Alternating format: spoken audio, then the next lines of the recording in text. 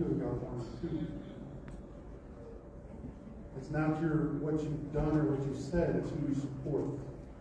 That's where the rules get enforced in government. And somebody said earlier that we're governed by a dictatorship. Well, unfortunately, the audience hasn't seen anything until you see this new set of rules that they're trying to pass. Oh, wow. The chair can immediately take the floor from you. If they feel like you are not being germane, you will lose your time immediately.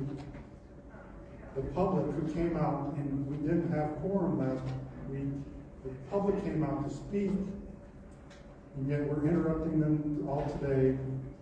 Well, the new rules, the public even get even less time to speak and address your elected officials. That's the new rules that they're going to put into effect tonight immediately. What? So, be prepared. We are in a complete dictatorship. This is not about helping the community. This is not about anything. This is about shutting you up and shutting up members or people of the audience, whether it be Mr. Mays or anybody else. If you are a opposing viewpoint, you will be shut up, arrested, whatever it may be. But that's the new rules that are coming before us. Thank you, Madam Chair. Thank you. Is there anyone else who wishes to speak? Oh, the chair recognizes the councilman in the third ward. Let me read 29.3. It says members of the public shall have no more than 3 minutes per speaker during public comment. Only one speaking opportunity per speaker. Number of speaker slips will be provided prior to the start of a meeting to those wishing to speak during this portion of the agenda. No additional speakers or slips will be accepted after the meeting begins. City council members may not speak as a member. Let me read that one more time. City council members may not speak as a member of the public at this time. Public speakers may not allocate or donate their allocated time to another person. This is the old rules, not the rules that we finna get ready to adopt, or if that's what we decide to do. This is the old rule. What I'm saying to my colleagues is, yes, this is our the people's chamber that voted for us, but there are some decent and order rules that we must follow when we come in this chamber. We give each public 3 minutes to speak. I'm hearing Councilman Mays, not a member of the public, Councilman Mays, that's still a councilman, that's still getting a paycheck, that still can do his daily duties outside of being able to vote here until the judge rule on whatever they need to do. But Councilman Mays is sitting in the audience and he's blurting out. He ain't at the podium speaking, he's blurting out, speaking. The chair heard it because I heard it. My colleague heard it, so we over here hearing him speak out. She asked him the first time, will you please not speak out? It ain't like she said, okay, you can't speak, and that's your warning. She asked him the first time, so would you not be speaking out? He continued. So if he continued and the public continued, we're going to have chaos up in here, and we're going to be What's your point? Can you please have Councilman Murphy watch his decorous voice is very threatening. Proceed. Thank you very much. If we continue to allow the public to just randomly speak out at the and I know they get frustrated because I was on that side before and I was out there getting frustrated at times. But if we continue to allow just the public to speak out at their seats, we won't have no order in here. So what y'all is saying is because this is the people's chamber, we should sit back and let them speak out in the audience, even though they still get to speak in the 3 minutes, and we shouldn't say nothing, but just shut up and don't do nothing and let them speak out. No, I would be voting to support the chair. Is there anyone else who would like to speak at this time? Anyone else who would like to speak? All right, with that said, I will take my time. As my colleagues have pointed out, I want to make sure we're honest, and even if we don't want to be honest, there are plenty of cameras that clock the interaction. I did indeed ask him to not yell out, in which the response was, he continued to yell out. That's when he got his warning. When the other gentleman yelled out, I asked him to stop yelling out. He did not yell out again. The warning came from not being called to order. We all saw, we're all clear on that. And all the whole, don't have a problem with them clapping. The issue was not with them clapping. They've clapped plenty of times. Nothing was said. The issue is with the yelling out. That is being disruptive. We're trying to conduct business. You cannot yell out. And so that's what this is right now. So, with that said, yes, overturns the ruling of the chair. No, upholds the ruling of the chair. Roll call, Madam Clerk.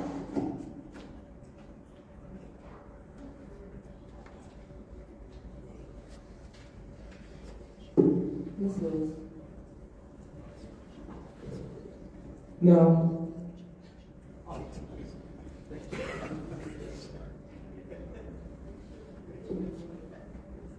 Mr. Murphy. No. Ms. Priestley. No. Ms. Ricardo.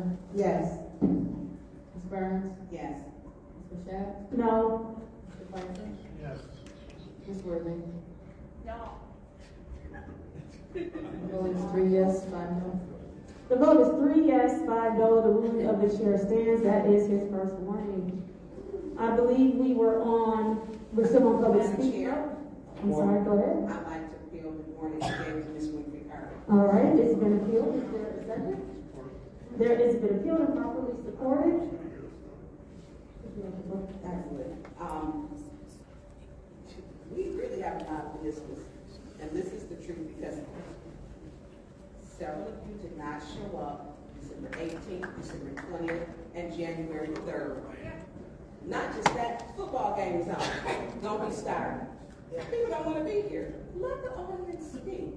Now, when Ms. Winfrey Carter's tone rose to a higher, her volume went up, you quickly invoked and gave her a warning.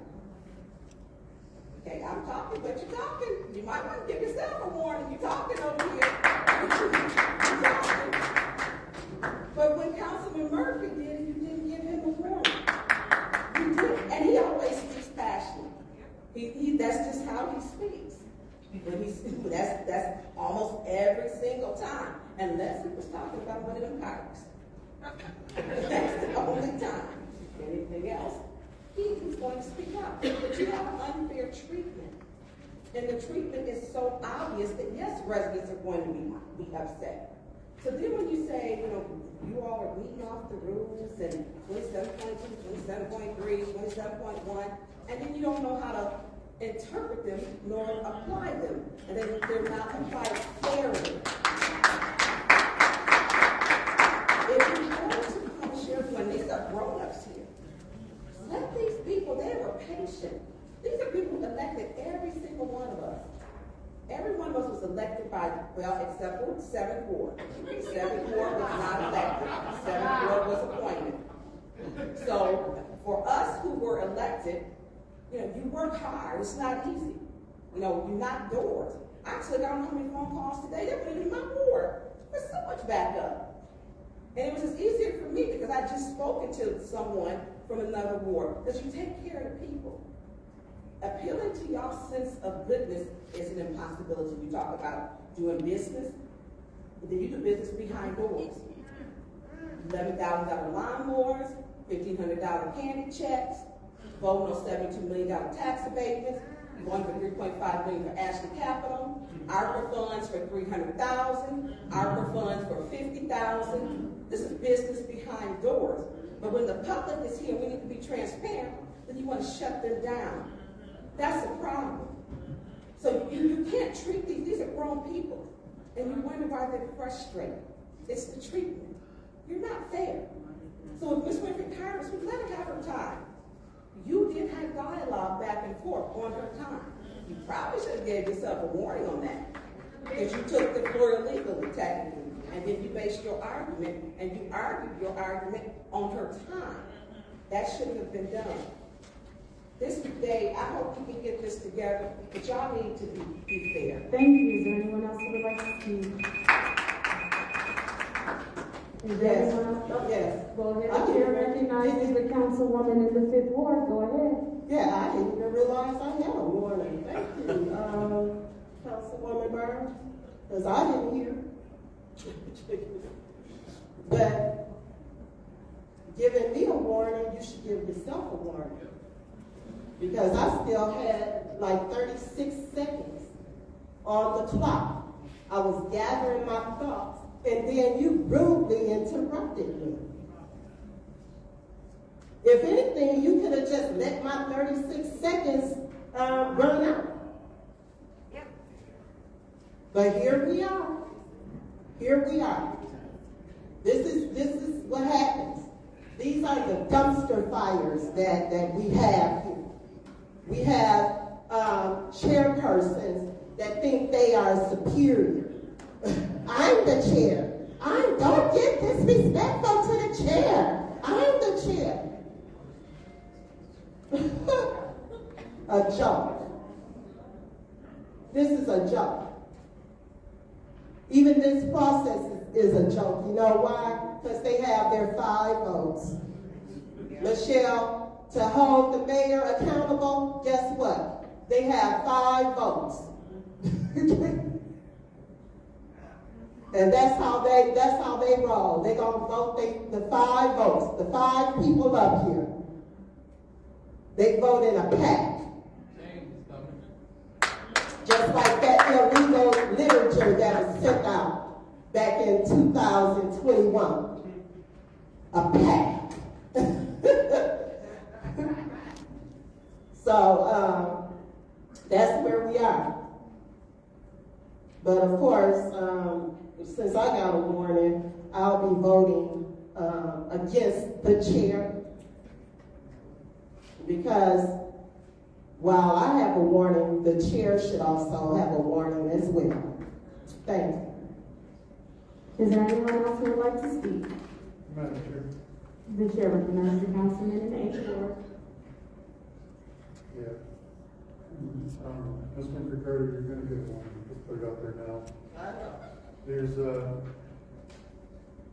Ms. Burns touched on it. You, the chair, illegally took the floor away from the member of the time. And I do it all the time. I do it more often now since I had a medical thing, but I stopped to gather my thoughts all the time. So now if you stop and try to think of your next thought, you're going to get the floor taken away from you. I mean, we are up here spitballing, talking from our hearts, whatever else. We don't have teleprompters up here. We don't have. So when a member wants to stop and gather their thoughts to make their next statement, they shouldn't be put into a position to lose their, or be interrupted in the floor taken away. And then when you say something to get your time back, you get a warning. If this was the council person in the 2nd Ward and they paused, would there have been an interruption? No. But there's a move to, as soon as you stop talking, if you're in the opposing view, get to the next person. It's to take the floor away from folks that they don't want to hear from immediately. The funny thing about the First Amendment is the First Amendment gives you the right to say something, but the First Amendment also says that I can say stuff that you don't like to hear.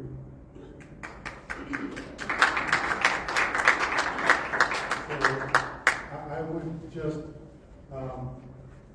hope that my colleagues would realize that the councilwoman in the 5th Ward had the floor, and none of this we would not be talking about this and wasting more time if we'd all take a breath and have a debate on the issues and not personality. Thank you. And I don't think that the council members will vote to remove the warning. So, you'll see again that there's a double standard. Because no other colleague will be interrupted that are part of the five that put together. And you'll see that throughout the meeting. Thank you, Madam Chair. Thank you. Is there anyone else who would like to speak on this appeal? Madam Chair. The chair recognizes the councilwoman in the second ward. Thank you. So going back to the rules that I read initially, it is up to the chair to maintain order. It happens when someone takes a long pause, you don't know if they're stopping or what, so you may assume they're stopping. However, it is the way that you say and do things, and the way that she lashed out at the chair was terrible. You don't go back and forth with the chair. The only thing that has to be said, and I heard my name, come in the second, or if it was her, you don't have to worry about it being me, because I don't do stuff like that. You don't have to worry about the councilwoman in the second ward being out of pocket and being disorderly. If I take a pause and the chair proceeds, I will kindly say, Madam Chair, I'm not finished. And then I will wait to reclaim my time. You don't have to go back and forth getting people told. That's not what we're here for.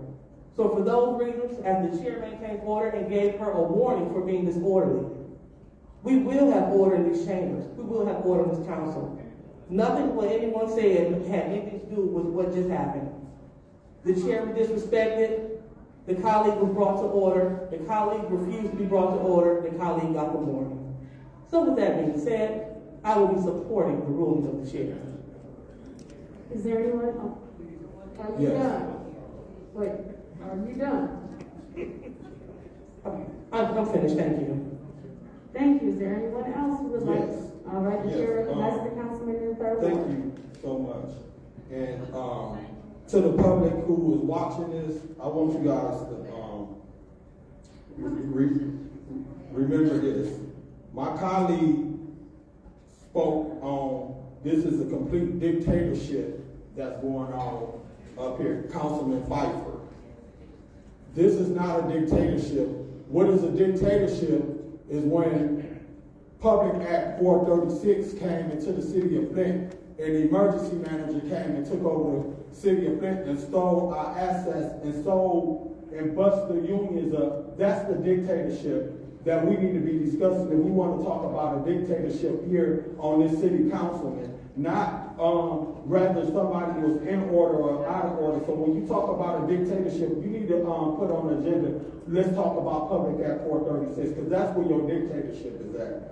When my colleague paused and the chair thought she was done, if she wasn't done, and I always say this, it ain't what you say, it's how you say it. And the way you went back at her, and then you started, not just the first time, but then you got the raising your voice, and when you're talking about me, I'm just talking in compassion in general. You were talking specifically to the chairperson. And then you got the raising your voice, just keep raising, and I always tell you this. It's not what you say, it's how you say what you say, and then you got the raising your voice, and you once you got there, it wasn't no bringing you back down. And I don't think that's appropriate to be talking to the chairperson like you talking to the chairperson. And then, while I close out, let me address this issue that my colleague Pfeiffer and I think a couple of more of my colleagues talked about with the 5 votes on council, and we vote 5. Quincy vote what I think is right. I'm not fearful of what the public that oppose me think. I'm not fearful of my colleagues that continue to say, I vote for, sometimes I vote in other ways. I vote for what I think is right. And I am not intimidated by y'all keep bringing up 5 votes, voting for 5 votes. You don't attend, so you keep talking about 5 votes. I'm gonna vote for what I think is right. I agree with you. Is there anyone else who would like to speak? Madam Chair. All right, the chair recognizes the councilwoman in the 4th Ward. I'm going to keep this brief because I don't have much of a voice. You're welcome. The last council meeting, I almost went home to get my shooting arrows because it got so loud. It was out of order. The volume that came out of some of our colleagues was awful. And I heard it again tonight, and I thought I should have run. So yes, my colleague was out of order, and we do need to keep respectful of each other. The audience, us to you and you to us. You might not like us. I might not like anybody, some of the people on this council, but I try to be respectful of them. And that's what we ask you to do. Thank you. Thank you. Is there anyone else who would like to speak on this bill? Anyone else? All right, with that said, I will take my time. Once again, we are going back and forth about things that are on camera, so we cannot lie about what happened. It was clear as day. I thought she was done, she paused. And when she said she wasn't done, when she screamed, I simply said to her, I'm sorry, I thought you were done. But when she said, no, I'm not, and she kept screaming, at which point in time I said, please do not speak to me like that. And then she goes, don't speak to me like that. Bottom line, all the back and forth and the rudeness, it's not necessary. I stated from the beginning, I was not clear that she was not done and that it was my bad. That did not matter. The tone continued, the yelling continued. We have to watch our tone. We keep getting told that these are dumpster fire meetings. I would urge my colleagues to quit pulling up in their dumpsters and starting the fires. You don't want a dumpster fire meeting, cut it out. Don't yell at people, be respectful.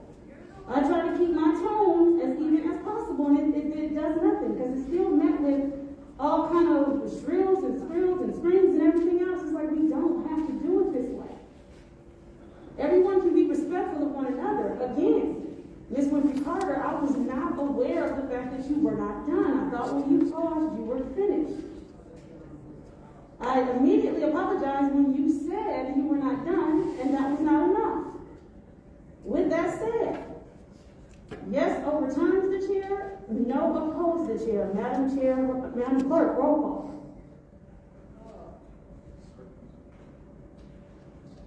Mr. Murphy. No. Ms. Priestley? No. Ms. Winfrey Carter? Yes. Ms. Burns? Yes. Ms. Machad? No. Mr. Piper? Yes. Ms. Worthing? No. Ms. Lewis? No. The vote is 3 yes, 5 no. The vote is 3 yes, 5 no. That is Ms. Winfrey Carter's first warning. Mr. Jones, would you please proceed? You're back in public speaking. How y'all doing? My name is Richard Jones, resident of the 2nd Ward, City of Flint. And I need like 5 minutes, man, because I want to contradict all of the BS that y'all said here. But I'm gonna start with the warning to the person that should have been sitting in his seat where he would have heard Councilwoman Lewis laughing at a resident. And if Mr. Murphy is sitting next to Liddell and he heard Councilman missing in his chair May say, you're laughing, then you should have heard Mr. Liddell Lewis laughing. If you heard missing from the first chair Councilman Mays sitting in the audience saying, why are you laughing? Then you should have gave her a warning for laughing at a resident. But you gave Eric Mays a warning. Before I came here today, I was talking to some people and I was like, it might be a good day. It might not have a lot of warning. Then I was like, fuck. Liddell Lewis might just start giving Tanya warning. I had no idea that you was going to be giving warning.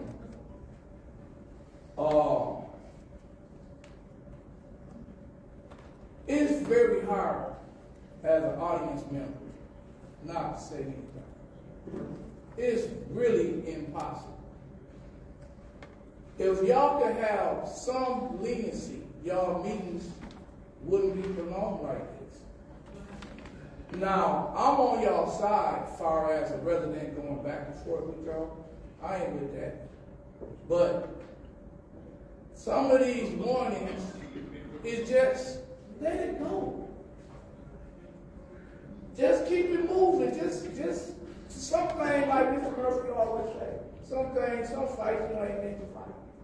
And some of these audience fights really ain't meant to fight. Just let them 4-5 seconds go by and keep it moving versus a 20-minute interval. And then basically, I done wasted my 3 minutes because I'm talking about this instead of what was on my mind. And what was on my mind is that if y'all can take $40 million and put it in the general fund, why y'all couldn't take $22 million and stabilize the water fund and take $15 million and help the residents with their house?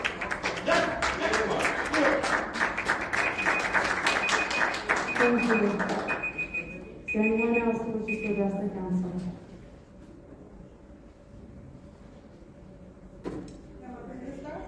I'm Tanya Jones, and I'm not a resident in Flint, but I'm here to say that everybody's watching. I have people that's in Liddell Williams Ward, and I have people that sign, a couple of them sign. And my concern is the people of Flint. Eric Mays, I can call him, I can call Tanya Burns, I have a grandmother, I have sisters, I have kids who live in the city of Flint, and it's about the people. It's not about everybody bigging it or whatever Eric Mays vote down or whatever. It's about a team. It's like playing basketball. If you don't like the person on the basketball team, guess what? We got to work together. If you work at General Motors, work at Lear, whatever, we got to work together to get it. It's about the people. So I'm only here, guess what? I don't have a horse in this race. But my main concern is the people. And with the way it's running all last year, I've been watching. You watch it on Facebook. I got people watching it today. You know what I'm saying? And it's like people holler.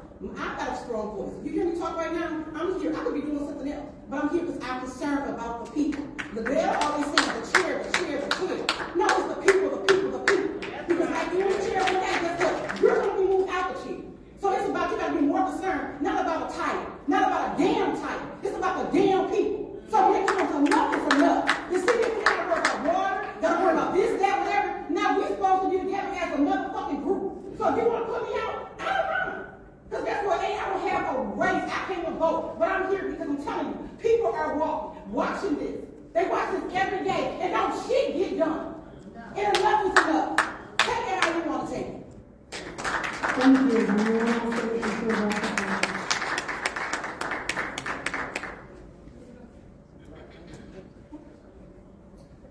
Tom Pedroni, Wayne State University. Thank you, Madam Chair. Through you to President Lewis. I feel for the residents who set aside time to come to last Wednesday's meeting, only to learn that coincidentally, the 4 people in your voting block were all absent. You want us to believe without your foreknowledge. You want us to believe without your foreknowledge. While the members you opposed were all here, coincidentally. The reason you're fighting the May 7th date for the charter mandate election for a 7th Ward council person is because you know, Madam President, that if Candace Mushat faces the voters of her ward, they will not elect her. You know that the 7th Ward will not elect her.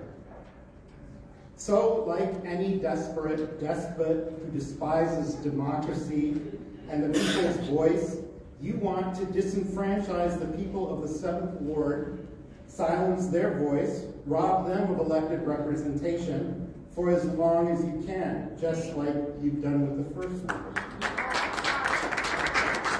Because the 7th Ward, as you know, would elect a candidate who would not serve the master that you serve.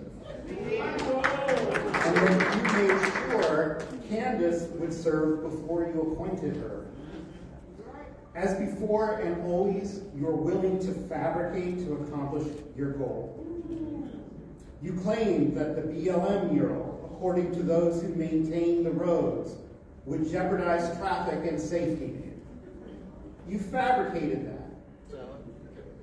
You claim that you didn't walk out just before the vote when the family members of the Mitchell boys were here. We have the video of you leaving. Your denial that you did this was a fabrication. Now you want us to believe that the reason you want to delay the 7th Ward vote is because you're concerned that potential 7th Ward candidates won't have enough time to gather signatures. Well, I've spent a good amount of time today speaking with multiple people in the 7th Ward, including potential candidates, and every single person I spoke with denied that there would be a problem gathering adequate signatures by the end of the year. So this, too, was a fabrication of yours in the interest of the master that you serve. Just to finish up, the charter is clear. The people of the 7th Ward are clear. You have an obligation to schedule the 7th Ward Council election at the first available opportunity, and that opportunity is May 7th.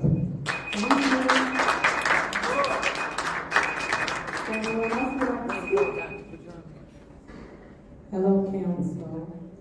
I want to piggyback on the person, Monica Galloway, 7th Ward.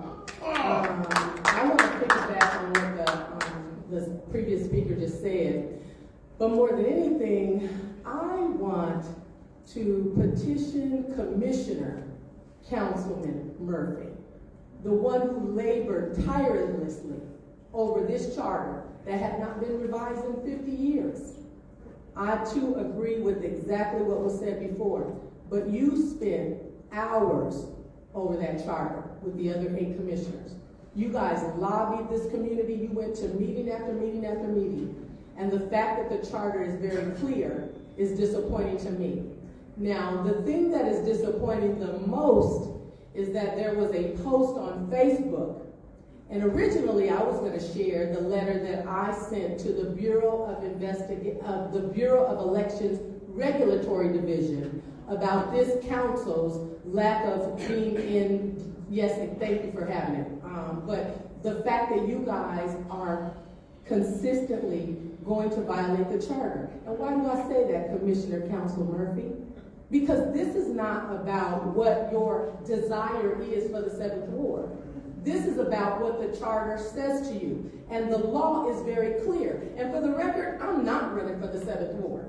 So I have no intentions whatsoever. But what I will say is the charter says as soon as possible. The president acknowledged that a soon as possible election would have been in February.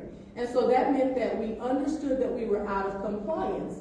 But the other thing that this council needs to think about is as soon as possible doesn't mean if you don't do it in May, you can do it in August.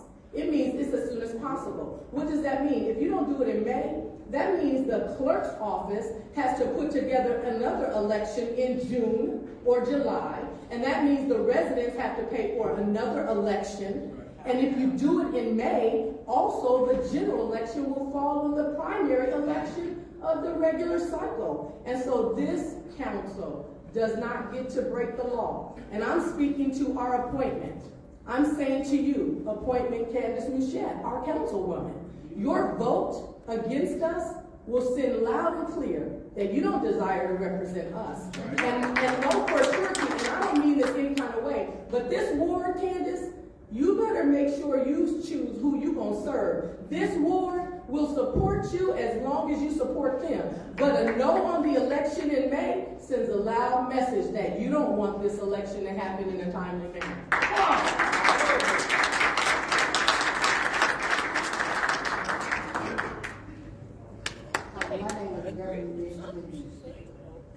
My name is Beverly Biggs Lee. Judy Priestley, you have always said if there was the money to put somewhere, all you had to do was tell us and we'll vote for it. But you agreed to send $40 million to the general funds. Make it make sense. I keep telling y'all, crackers don't always crack.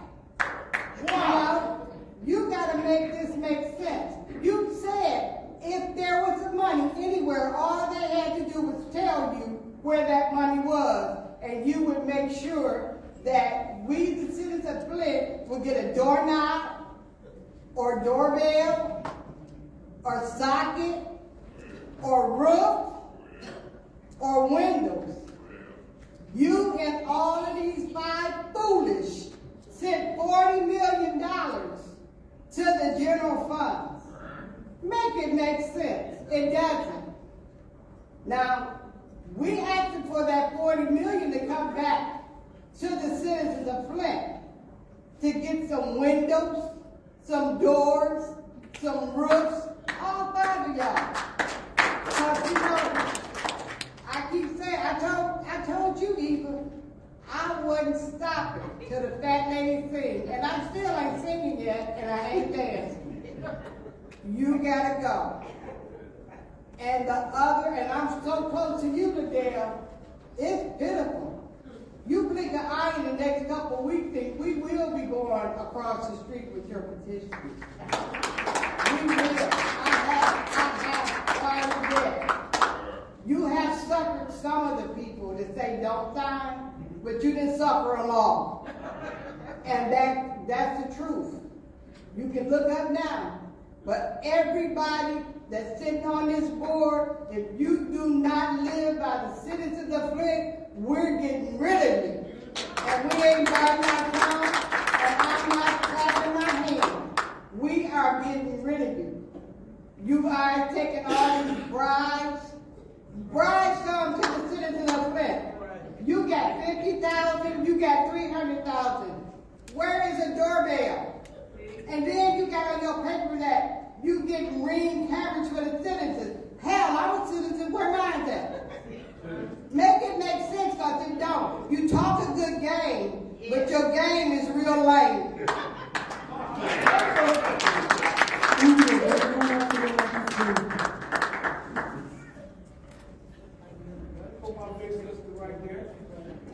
There go my big sister.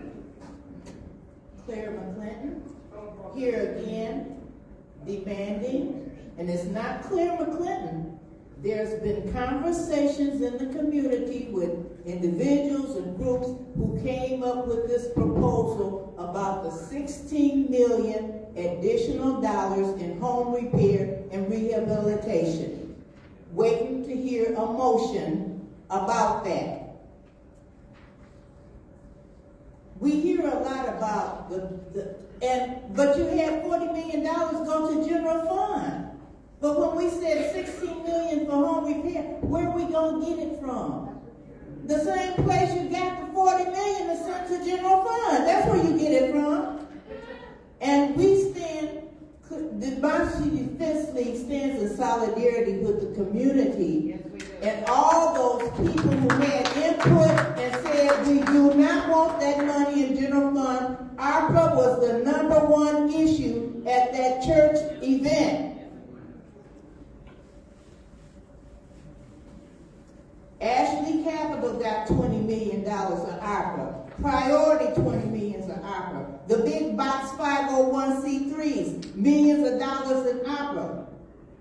Now, we know some of you don't hate each other. And you're talking about love and hate and all that kind of stuff. But the hate can't touch. What you have for each other can't match the hate that you have for this community. You hate this community because you don't lift a finger to put the money out here to allocate, which, by the way, we know that you have all this year to allocate. You're not fooling us. You have all 2024 to allocate the money. Why don't we have the money? Why isn't the tarps off the roofs? Tell us why.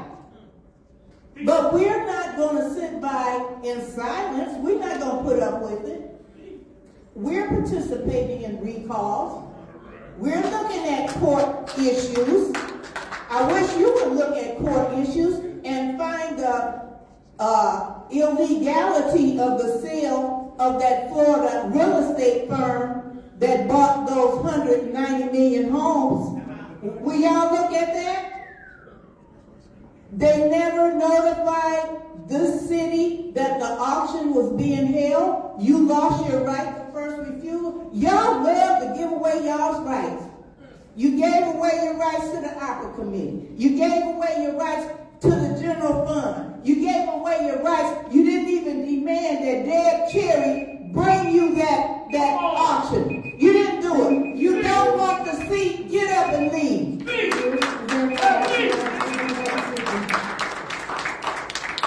Is there anyone else who would like to speak during public speaking? Absolutely. Jasmine McKinney, a proud member of the Fifth Ward. That's my councilperson right there. The two of them. Voted for her, and that's my councilperson. And I'll vote for her every time. So, I wasn't going to say anything because everybody said what needed to be said, but I'm here because I find it very ironic that we're quoting Dr. King. So I'm going to spend some time on Dr. King right now and his dream, and it wasn't you. So, you lied multiple times. The last time I was actually at this podium, I asked all of you to remove her from the meeting for touching me, a violation of my body, unwanted, unwarranted. Did she hurt me? No. But she touched me. And she has consistently lied to everyone up here and everyone that sits in these chairs about what occurred on that day.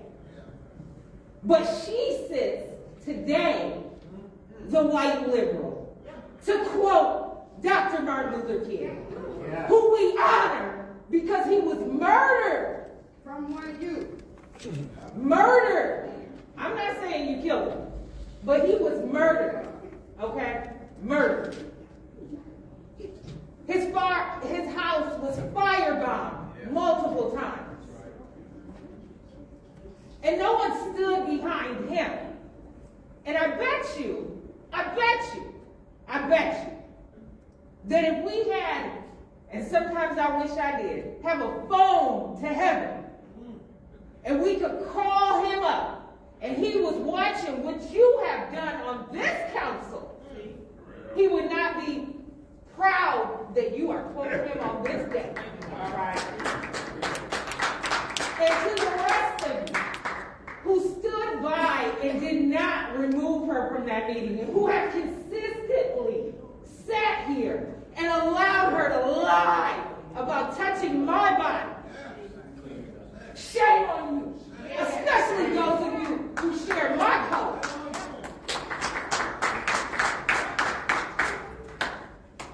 And those of you who don't, that look at me with disgust but came to my father's funeral to offer condolences, shame on you too. Shame on you all. Shame on the way you use the rules, the charter, with the help of this man right here that walked away. Shame on you. Shame. Yeah. You can do better. Do it.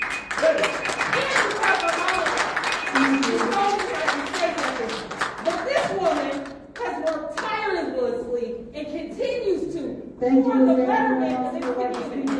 And you should never cut off your elders. And you won't cut me off because I'm cutting myself off. I am done. Thank you.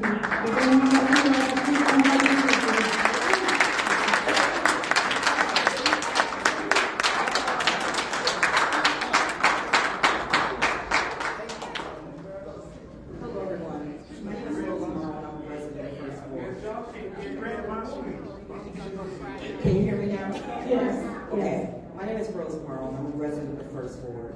First, I want to speak again about the first ward not having a council person. I feel like what was done to Eric Mays was totally unfair.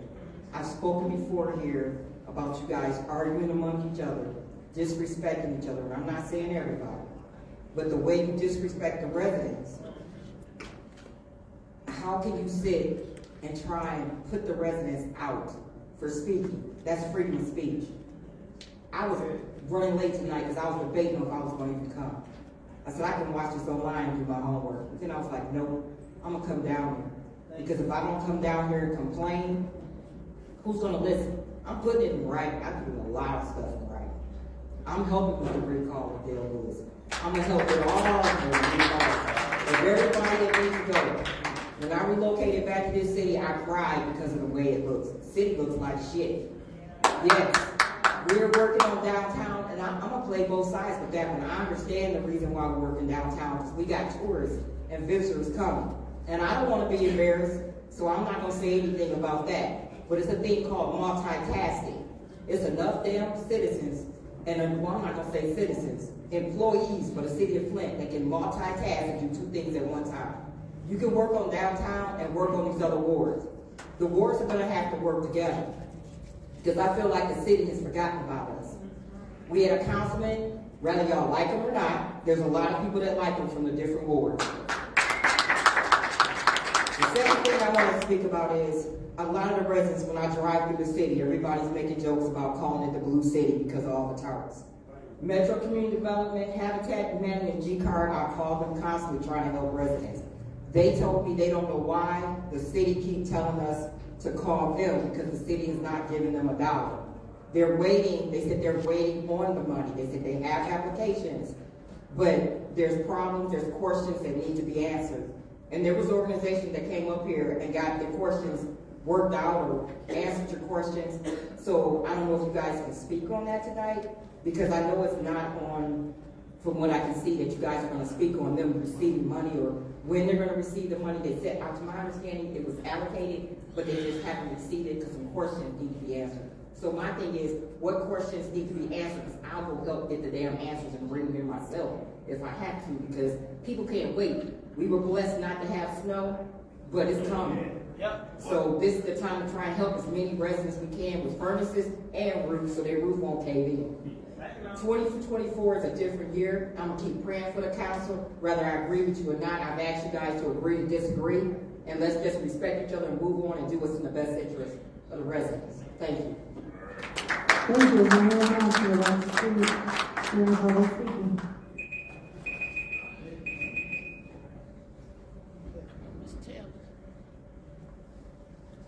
Good evening, City Council. I'm very frightened. Look at all the police that are here. Why are they here? Why are they here? Who's going to protect me if somebody up here is angry? Or if you say something, or I say something, if you say something that frightens me, and I react, will I be arrested? I'm 80 years old. I've just finished treatment for cancer. I had a CT test today, but I have to be here because money, $96 million, came into Flint for TARPs, and somebody on the council, the 5, they have benefited from that. How do we restore integrity when the city attorney calls the police on us and black women are arrested here? How do we come down here in the dark alone and feel safe when 5 people here threatens us? I'm practicing democracy by speaking and going into the streets and getting signatures. It is my responsibility, if I object to what you do according to democracy, is not be frightened that you won't attack me by having me from where you're sitting now, or have the police come and do whatever they want to do. Because the city attorney, of all people, call the police on us. What are we doing here? Restore Mr. Mays. Restore Mr. Mays. He's a council person. But we have been appreciating for the longest time because you don't like him and he's maybe smarter than some of you. That's right. You are angry with him, and that's how you treat. That's little children. We don't teach our children to do things like that. We want integrity restored. We want our city restored. We want all that ARPA money not to go to your not-for-profits that you just created. And we have to have tarps on our houses. Ms. Biggs asked for a doorknob. There's no money for a doorknob. I mean, it's absolutely insulting. And I leave you with the fear. How many more police are going to come tonight? Who's protecting us? Who's on our side? Will I be attacked for practicing democracy tonight from you or from the police? Thank you. Is there anyone else who would like to speak during public speaking? Is there anyone else who would like to speak? Thank you for sincere. I really do, because you're my counsel. Yes, ma'am, it is. Is there anyone else who would like to speak during public speaking? How y'all doing? Doing all right? I just want to know from each and every one in council, we got $96 million, and we ain't nothing got done. The old folks can't call the police. They're getting tied up. When y'all gonna do something? I just want to know when y'all gonna do something. I got these reports in my hand. Just left the police department. Me and Mr. Mays were talking about this almost 2.5 years. Nothing been done. I know who shot my house. I know who broke in my house. Got cameras. Nothing being done. Nothing being done. Where the police? We see more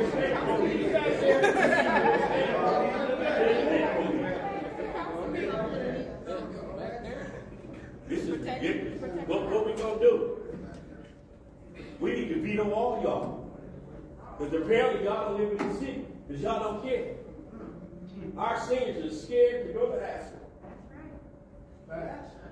They're scared to go to Haskell. Scared to go to Mr. B's. Scared to go to Walmart. I called the police 3 weeks ago. They came 5 hours later. I said, they don't even tear inside these people's house. 2 doors from on the Earth Street. Didn't do nothing. Then land bank gonna turn around. Well, we got a house for sale on the street. Y'all gonna hold it up. $10,000 the federal government paying land banks to maintain these houses. Get these houses up. Thank you. Get these houses up. Yeah, I know about that. That's wrong. That's why the neighborhood ain't nothing. Can't walk nowhere. You get your mother and father 80 years old, you can't even walk to the corner without listening to pat, pat, pat, pat, pat. It ain't New Year's. Me and the councilman was at the scene of a crime, a shooting. My boys from the state came. Flint walked up like it was a birthday party, y'all. Whoa! Am I right, Miss Lou? Yeah, that could have been my mother. Could have been my father. But it was somebody else that they got constantly broken in this lady's house. And ain't nothing getting done. That whole block. Whole block. Then y'all talking about doing stuff. Do something that matters. 96 million. And all y'all bought some charges. Y'all stealing from the city. Y'all gonna be caught. Thank you. Anyone else would like to speak during public speaking?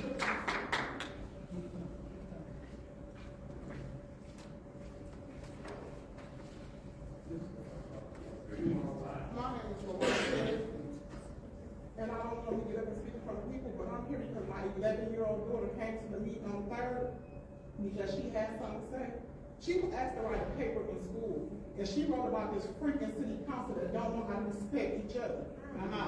The kids are in school arguing and fighting, and when they get in trouble, they say, well, the city council do it and don't let them have it. I think y'all need to understand. Right now, my daughter and 7 other kids is watching this live. And if y'all can't get together, what y'all expect these fucking kids in school to do? Calm down. Now, I don't get up and speak, but y'all mess with my child's life. And if y'all can't get together, I'm going to make sure it get done. One way or the other. Take your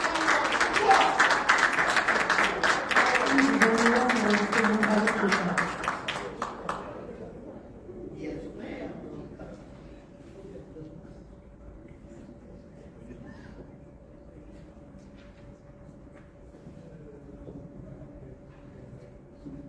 My name is A.C. Dumas, and I'm a lifelong resident of the city of Flint.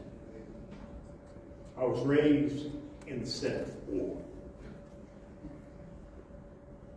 I own property in the 7th Ward. My mom's house, where she passed away a few years ago, in the 7th Ward. How dare Eva Worthy, who lips drip with the interpretation of nullification out of her mouth about the late Reverend Dr. Martin Luther King, Jr. Let me tell you some of the things that Martin did say. I'm glad you're looking at me because I can look at you too. Listen to what he said. Dr. King said, we shall overcome, because Carlisle is right. You don't even know who Carlisle is, so I won't give you a teacher in education right. I don't have that much time. He said, no lie can live forever. That's what Dr. Martin Luther King said in that portion. This is the one, his famous one. Truth crushed to the ground shall rise again. I'm sorry, Miss Precinct. But it don't matter what you do, Mr. Murphy, because truth crushed to the ground. You have crushed the truth of the people to the ground, but it shall rise again. And it doesn't matter who you are. When I say what I say what I say. And I mean what I say. I didn't vote for none of you up there. I'm in the 2nd Ward. See how disrespectful that is, Mr. Murphy? But anyway, I didn't vote for you, I voted for me. Hey. Now they wish they had voted for me. Ms. Lewis, I didn't vote for you. They forced me in your ward. You don't come down to the area where I live in the 2nd Ward. So I'm standing with the people because the people are standing on the truth.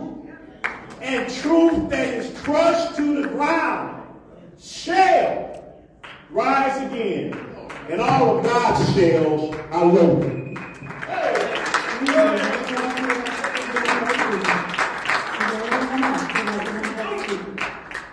All right, now it's time for council response. Is there anyone who would like to speak? The council recognizes the board councilor. Excuse me, chair recognizes the board councilman. Thank you, Madam Chair. First, I would like to thank all of the public speakers. Thank you for your input. Thank you for being engaged in the process. We shall overcome. We shall overcome.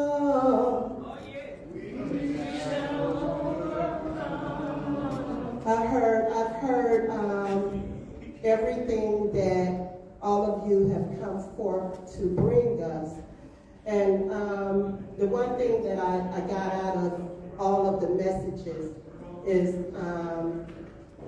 the ARPA funds. And that 40.5 million that went into the general fund. The ARPA funds, they were sent here for the community, for the people. Rescue the people. And the primary objective of the ARPA funds is to provide relief and support to individuals, to families, to businesses, and communities that have been adversely affected by the pandemic. One crucial aspect of the ARPA is focused on addressing disparities and meeting the needs of underserved communities such as Flint, Michigan. So when we think about that $40.5 million, we need to prioritize the residents. And I want to reconsider the motion. Thank you. Madam Clerk. Thank you. Is there anyone else who would like to speak? Madam Chair, I would like to... Yep, the chair recognizes the councilwoman in the sixth ward. I would like to reconsider the motion for the $40 million, resolution 230464.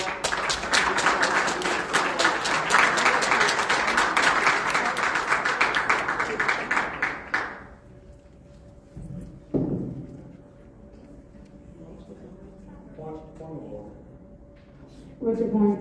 Are we in public response, and then we go into the business of the city of Flint? Mm-hmm. Madam Chair, can I get my 6 seconds back? Absolutely. Thank you. Okay.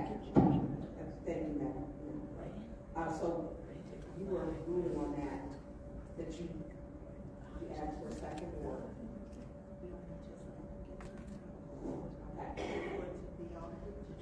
Okay. All right, thank you. We don't have a lot of time, so I want to be here to thank for all the speakers, and we cannot and we will not have enough time. But I want to be very clear for the Board 7. It's not what we want, in our opinion, to do for the election, for the appointments. It is what the city charter says. It's not our personal opinion. And to me, it is bypassing. This should have been done December 18th, December 20th, January 3rd, and then now today. This is ridiculous. This is a disenfranchisement of the voters of the 7th ward. But I'm going to tell you what, they got to keep each other in office. If we got resolutions up here, some of them got 300,000, 50,000, they need each other to vote to pass them. They got to be here and keep who they need to pass their resolutions for their own nonprofits that they originated in their names under their articles of incorporation. Residents ain't got a shingle put on the roof, more or less a furnace, but they taking care of each other. Notice Metcalf is not here. Why? Because the police has been weaponized against the residents and against the council. He has been removed from his duty from these council chambers because Councilwoman Lewis don't want him here, is what I was told. Wow. He is not no longer in these chambers. So what did we just have? 2 of the officers went out. We have more officers in here than we have in probably the north and the south side at one time. Whoa. So when we talk about what's going on in this council chambers, y'all stay woke, because it's serious up in here. And Jasmine, I'm sorry. She did hit you, and I saw it. And as Dr. King stated, it is those in our side and our friends that we need to remember them. Is there anyone else who would like to speak at this time? The chair recognizes the councilman in the 8th ward. I still have before that clock went off 6 seconds. I'm not talking to you. Excuse me. No one's talking to you. She stated that she would add it on afterwards. She said she would count it down on her head before you started talking. So she counted it down and then pressed her time. Councilman Piper. First and foremost, I want to thank all of you, the public speakers, and we say that a lot to thank the public speakers, but we had there was a lot of folks that came up here and put their heart in front of the microphone, and that's not an easy thing to do. So I commend you. I appreciate you coming down. I can't touch on everything. But a few meetings ago, I think Ms. McClinton, I made a comment to you about the ARPA, or about the ARPA funds already being gone. That was a true statement. The ARPA funds are gone. They are in the general fund, never see the light of day again. And nobody wants to hear that. I'm speaking the truth. The truth is hard to swallow. I knew it back then. And then some people wanted to, why did you vote for the $300 water bill credit?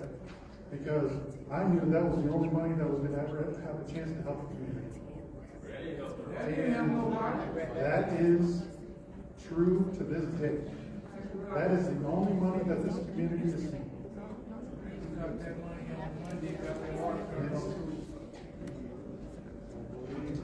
The ARPA funds, we can make reconsider motions and have that debate. There's not 6 that's going to vote for it. It's going to be 3 yes, 5 no. Just being honest. Rich Jones, the way that warnings are being put out, you in this room, you're going to get a warning for wearing orange. If you get seen, you're going to get a warning the way that they've given out warnings. That's the way that they roll. Thank you. The chair recognizes the councilwoman in the ninth ward. Thank you. I really don't have a lot to say, but I'm absolutely 100% going to once again state I've never touched Jasmine. And in fact, she hit me. Witnesses from administration. So, how disgusting that one would come in here and accuse me of something that did not happen. You a fucking liar. Well, that says everything right there. Thank you. Yeah, that you're a fucking liar. You lying ass bitch. You lying Rich, what I about? Jasmine, do not approach. Point of order. Do not approach. No, she ain't touched y'all and then lie and say you touched her. That's the epitome of white privilege.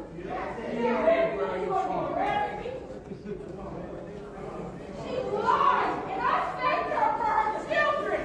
And I did not file a police report because you are a mother and I respect that. You are a liar.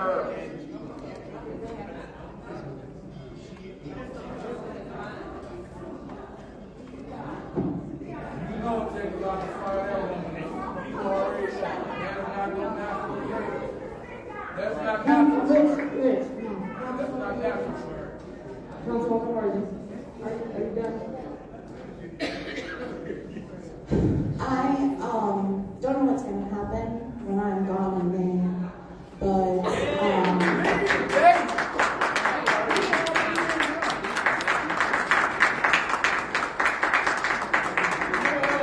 Janine, you need to start the clock back over at 1 minute.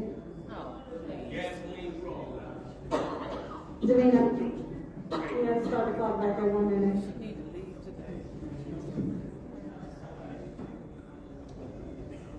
What? Was it gaslighters? Right. Mr. Mitchell, stop yelling out. Stop yelling out. Okay, go ahead, Ms. Worthy. But I honestly do not see the city moving forward if we do not have 5 votes of reason. And in that case, why stay and be here for this? This is not something that we as a city should be proud of. The screaming, the swearing, the insults. Intelligent people do not need to insult one another in order to get their point across. So, to insult anyone. I have no reason to. I didn't know who Jasmine was, had no clue. Would recognize her in a crowd. I don't know what happens there, but she's obviously angry. But I did nothing.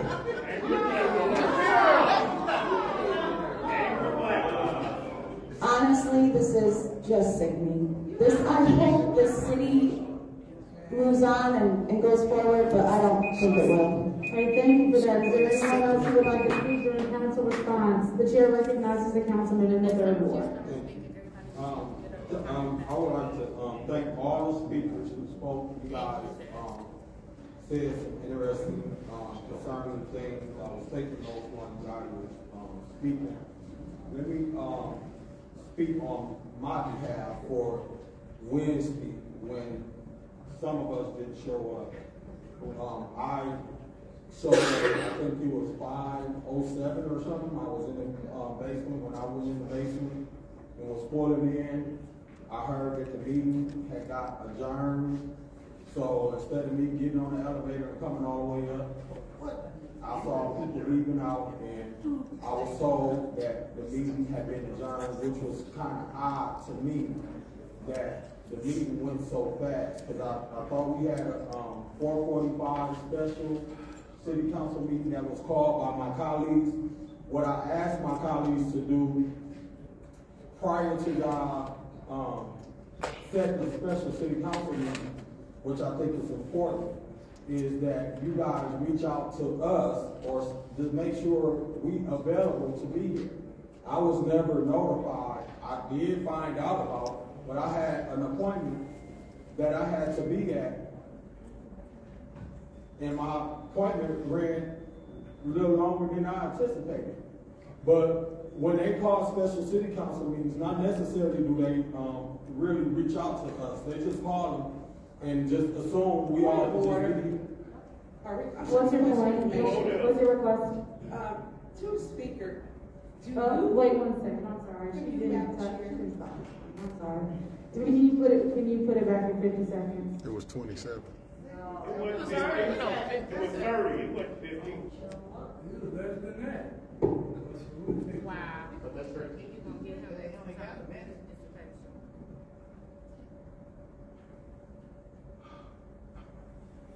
Oh. Wow. Somebody go get these. Davina. Okay. Can you put it back in 50 seconds? It wasn't 50. It was 30. Stand up. Done it again. Stand up, Davina. Stand up, Davina. It wasn't 50, man. Okay, go ahead with your request. Through you, Madam Chair, to the speaker, is it true that we don't get notice, but we show up for meetings that we don't get a notice for? That meeting was 5 days given notice, properly set, and given notice for. Proceed, Mr. Murphy. Thank you very much. And then I wanted to speak on Monica Galloway that talked about the city charter being violated. But once again, Monica Galloway, I'm not sure if you're still here. When you were city council, we got in section 7104 Revenue Estimation Commission that the commission was supposed to be appointed up under y'all leadership. So don't come and cherry pick what you think we are violating in the charter, because y'all was violating the charter when you was on city council too. And I don't mind setting a special election with that. But let's do some homework and let's talk about what y'all violated when you was on charter. And then let me talk about AC Newman that brought up my name. For over 30 years, over $1 billion that came into the city of Flint, and it's people that look like us been in position. And when you look at our community,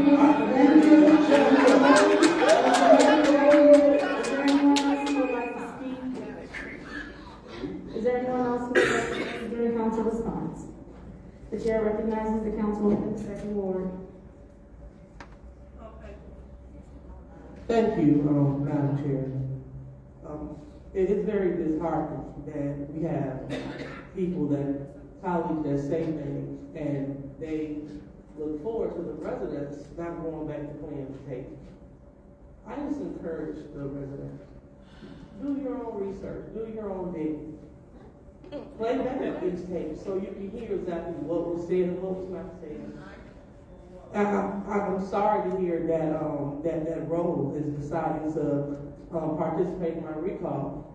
Well, after we, she wanted to work with me, and we had a conversation at Hasselbrink about the direction of the North Side, specifically the First Ward. So, but it is definitely her constitutional right, so I definitely wish her well. We need to make sure that we are staying focused on the main thing. And the main thing when we get here is to deal with these resolutions. We keep hearing council people go over the same untrue talking points. We hear council people saying, let people yell out. None of that is conducive to getting this business done. And I'm sorry that the young lady back there, that her daughter came and business didn't take place. Unfortunately, residents were sick. Not residents, but we had council people that were sick and went out of town on business. But it is our goal and my goal to be a role model to the youth. And that's why I go there to school. She's watching now. I'm out in the community, and we know one another. We do. And so, and I work definitely hard to make sure everyone is okay, and including you. So, I want to make sure that we're going to do the business. Thank you. Thank you. Is there anyone else that would like to respond during council response? Anyone else? No? All right, with that said, I will accept the motion to adopt the consent agenda. I move to adopt the consent adjournment resolution 230459, the purchase of 27 parcels of land bank, Flint Police and Fire Training Center, the resolution 230460, governmentjob.com, the human resources related software contract extension, resolution 240000, assistance to city of Flint residents foreclosure and possible eviction, and appointment 230467, reappointment for Human Relations Commission, Holly Wilson. Want any separation? Madam Chair. Yes. All right, it's been moved and properly supported. Roll call, Madam Clerk. I'm sorry. Any separations? Yes. The chair recognizes the person. Thank you. I would like to separate 240000, the assistance for the city of Flint residents foreclosure and possible eviction. Is that all? Yes. Okay. Are there any more separations? The chair recognizes the company. Separate 230460.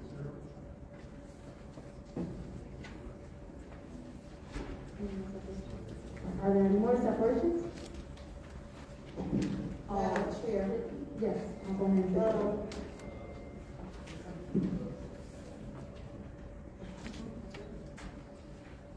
That's okay. I was thinking. Okay. All right. Are there any more separations?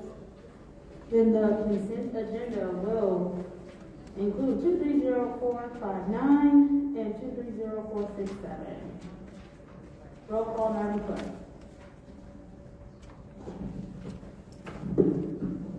Ms. Priestley? Yes. Ms. Carter? Yes. Ms. Burns? Yes. Ms. Shad? Oh, yes. Mr. Pfeiffer? Yes. Ms. Worthing? Yes. Ms. Lewis? Yes. Mr. Murphy? Yes. The vote is 8 yes, 0 no. The vote is 8 yes, 0 no. That consent agenda is moved. In regards to resolution 230460, is there a motion? Madam Chair, Councilman Burton? I make a motion to put that back. There's been a motion to put 230460 governmentjobs.com back in finance, and it has been moved and properly supported. Sure. Councilman Burton? Yes, I don't I think ultimately I will support this, but I think the resolution needs to be redrafted because the ARPA account no longer has money in it. And so I think the entirety of the resolution should be redrafted to state what account it is now coming out of. So that's why I want to go back there. And thank you. Anyone else who would like to speak on resolution 230460?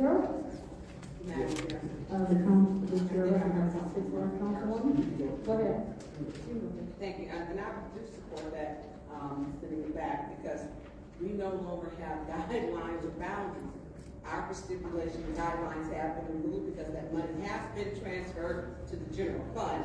And because we did not have council meetings, well, we did have council meetings which have been scheduled for over a year. The 18th, we didn't have a properly scheduled December 20th meeting, which I did attend. Then we had a January 3rd meeting, which I attended.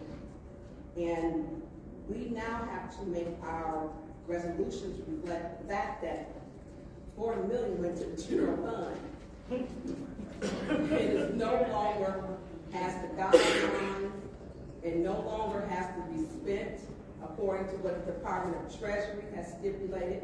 It's supposed to be this 45-day holding period or cycle. I don't trust it. I don't support it. It gives too much freedom to do what they want.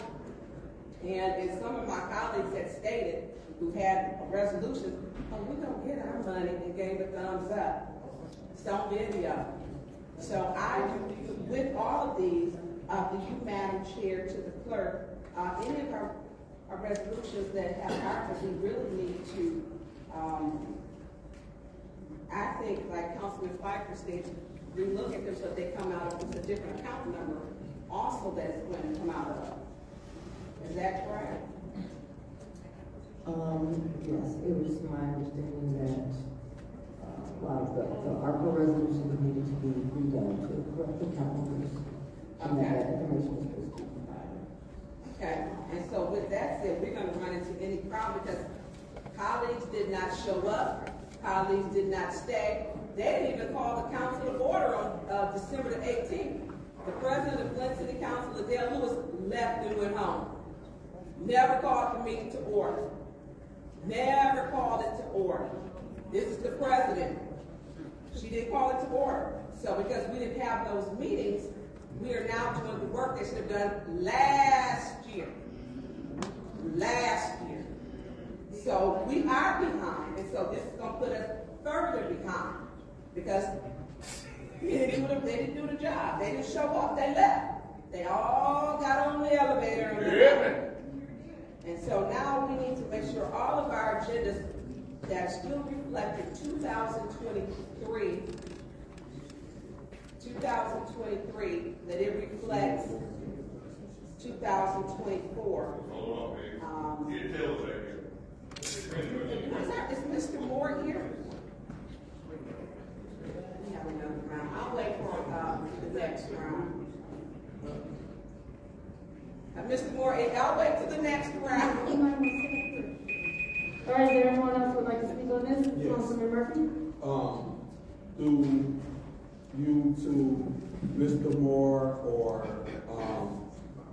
Emily Dorr or Clyde Edwards, I'm not sure who can answer this question. Because this money is coming out of ARPA funding, the revenue replacement. Is the account correct for us? Because I see an account wrong here. Is this account that's on this resolution, is this the correct account that draws the money from the ARPA funds that you guys are requesting correct on this resolution? That account number will be changing. I believe I just gave that to Say that again. I can't hardly hear you. I'm sorry. I just gave that account number to Councilmember Priestley. So we need to make an amendment to this resolution? That's correct. To put the correct account? Yes, sir. Yes. I would like to move. No. I would like to make an amendment to this resolution to add account number 01 -270-278-738 to replace account number 287-738.000. That's it. I would like to make Councilman Murphy, can you repeat the account number that you're asking? Okay, let me repeat it one more time. I would like to make an amended motion to this resolution to correct the account number. The new account number is 01-270-278-738. Also move. Support. All right, there is a motion on the floor to make the 230-460.1 and to change the account number so that it properly reflects the account in which the money will come out of, and it has been moved and properly supported. Any discussion? Mr. Frank.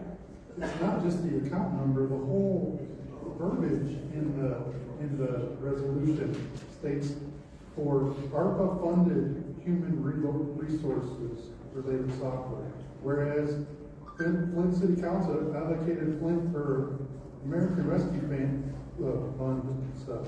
The whole resolution, resolution for the staff review states ARPA funding.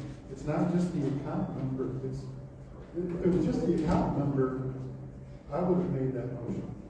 It's the whole writing of it. Through you, Madam Chair, to Mr. Moore. Mr. Moore?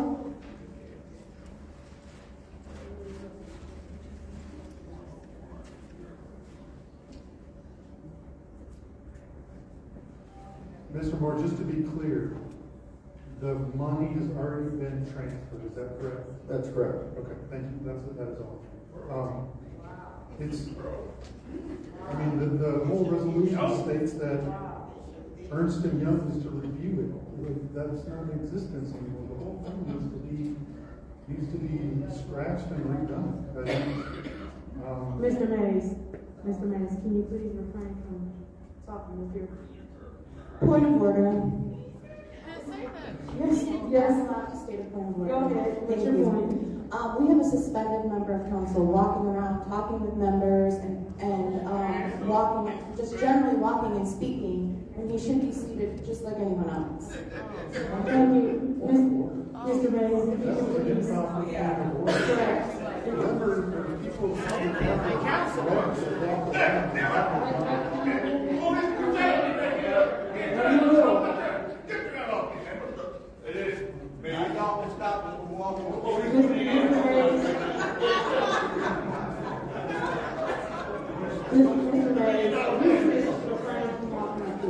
Thank you. All right, continue. Okay. Mr. Eddie Smith. Yeah, Mr. Smith? Oh my God, there he is. Kingfish. And just to be clear, Mr. Smith, you spoke about having human review HR software and implementing that. So I support this and what you're trying to do. I'm just saying that if we want to keep our I's dotted, T's crossed, this really should be thrown away. I mean, just being honest with you, this resolution doesn't outline anything of the, now that the ARPA dollars are gone. So that's my only thing, is I don't want to have to do something, just change the account number of the whole thing. States ARPA funded human relations resources related software. That's its own position. So it has nothing to do with, I support this, but I think just changing the account number, we're not really doing business in the city. So I will yield the rest of my time to my colleagues, but at this point, I won't support just doing the amended motion. Is there anyone else who would like to speak on this amended motion? Yeah, Madam Chair. Please recognize the councilwoman in the board. Yeah, and this is to, Mr. Moore. Mr. Moore. Yeah. Mr. Moore, I'm gonna talk while you're walking. And I see here that this is, revenue replacement in which that $40.5 million was transferred into the general fund. My question to you, and I want that to be reconsidered. But can you tell us, have you guys already started moving that money? And I'm seeing by this resolution, you're trying to move some of that money.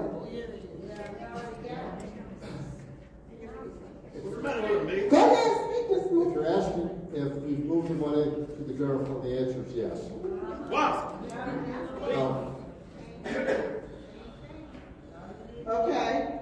And you started, what about, did you already apply for the funds?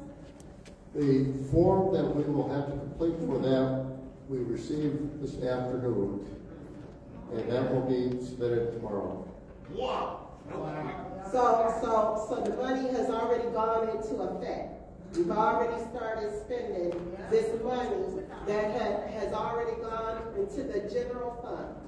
We have not spent any of the money since we required city council permission and authorization to spend it. But we have moved the funds to the general fund. Up to 75,000. But this resolution right here, I'm talking. I don't need you sitting there huffing and puffing. This is my time. So this resolution here is intended for that money, right? That we'll be using the funds that we've transferred from the ARPA to the general fund to fund that. Oh, okay. All right. And I just wanted you to say that on the record. Okay. So to the residents, that $40.5 million that was transferred into the general fund, this is what's happening. They're trying to spend it right now. They're trying to spend it. Disregarding what the residents need. Wow. I will not be voting for this at all. I'll be voting no to whatever this is. Because, you know what? I didn't even vote yes to move that money. Because we needed to put more money into home improvement for the residents.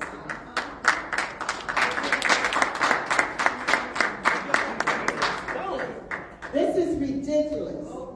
So now you want to move some of that money. See, this is why I voted no.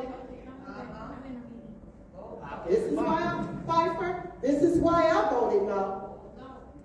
For that $40.5 million. This is exactly. Thank you, Mr. Moore. I'm done. Is there anyone else who would like to speak? Okay. The chair recognizes Councilman in the third ward. You said Councilman who? In the third ward? Oh, that's not you? Oh, third ward. So, to the residents that's listening to this that's taking place, when we move the money to the ARPA funding to the general funds, the money is, we put restrictions on the ARPA funds that it can only be used for ARPA activities. Please, can you pause the time? I'm going to ask the audience to please stay in order. Please stop yelling out. Go ahead, Mr. Murphy. Thank you. So this resolution to those start the clock. Those who are critical thinkers that really understand policy know that when they get moved to general funds, it still got to come before city council. So even though it's moved to general funds, regardless of what people think, it got to come before city council to be approved. The mayor's office and administration always had revenue replacement funds earmarked to help offset revenue replacement. So there was always going to be a time that the mayor and administration was going to come before council to ask for money to help with administration and general operational through the revenue replacement. And based on my colleague, we got $13 million left in revenue replacement. So this revenue replacement that was already earmarked in the ARPA funds is coming before city council. So I wouldn't take the American Rescue Plan off, because some of our colleagues is putting an optic out there to make people believe that the ARPA funds is gone because we moved it to general funds, and that's not true. That's not accurate. So please start the time.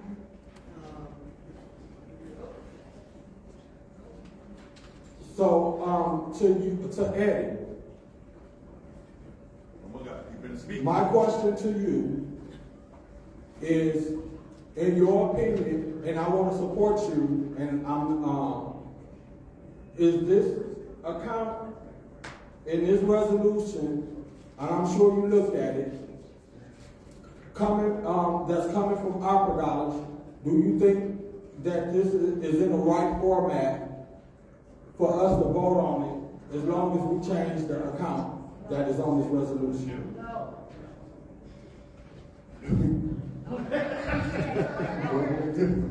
I didn't get the information about what the funds are going to be used for.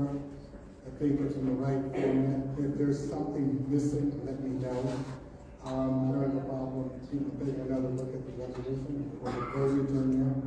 But the main point here is that the funds are aimed at supporting a program for updating our complete HRIS system and complete our onboarding process, that whole process, figuring out and consent. What we're talking about here is a funding issue, and I think you asked the right person, Mr. Moore, not myself. But I can tell you that the funds for this, regardless of where it comes from, in the end, this is designed to help our program that brings us up into not only our onboarding, our payroll system, our complete human resource process for the next 3 years. Wow. And that's what it's designed to do. I'm not, and you guys know this, I don't have a blow smoke if you're telling me stories. I am not a mathematician, nor am I a finance person, but I know the program itself is solid. And the program itself, we got the best deal for a My Deal program that we could possibly get. It's a program used by Detroit City, Grand Rapids, and 6,000 other municipalities and educational systems, because it's the best program that will take us way into the future. It'll get us out of processing papers, pencil, pen, and that's what we're doing. It'll help us with our recruitment process, our retention process, our employee period. Okay, thank you, because I only got 30 seconds left.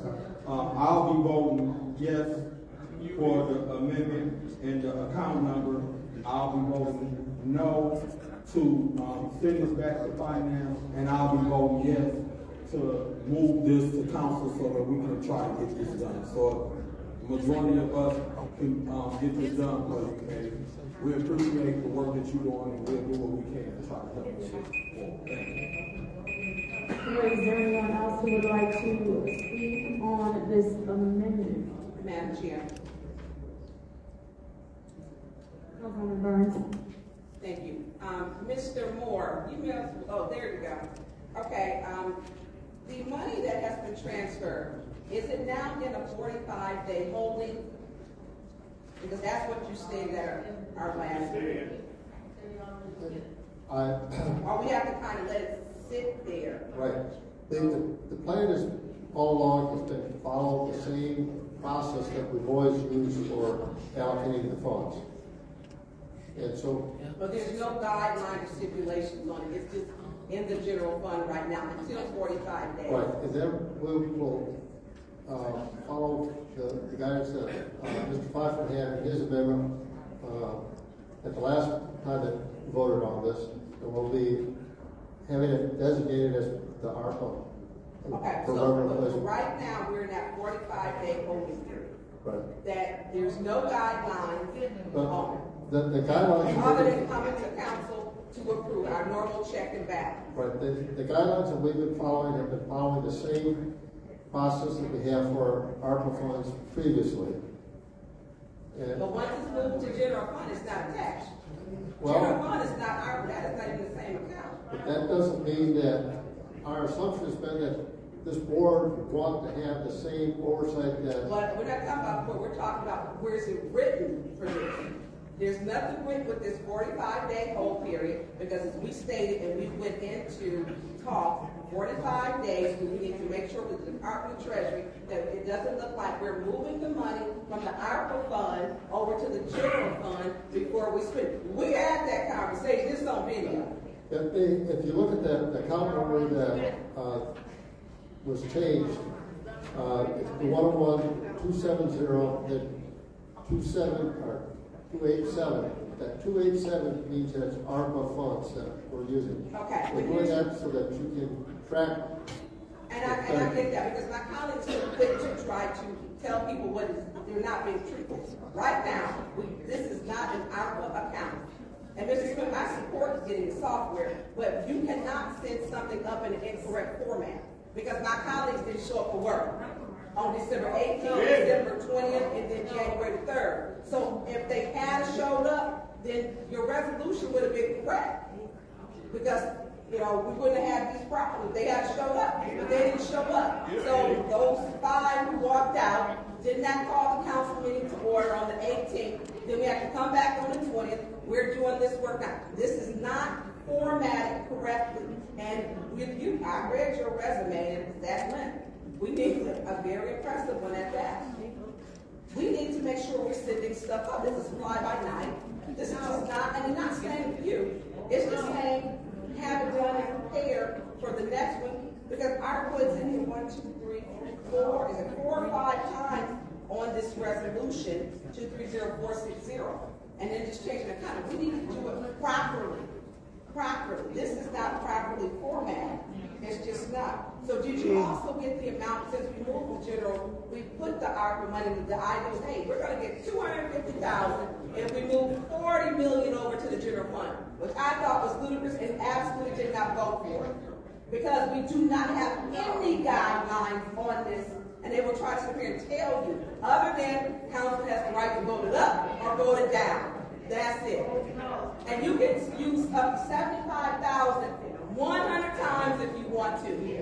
They can do $75,000 or $74,999 20 times, 30 times, and it don't have to come to council for approval.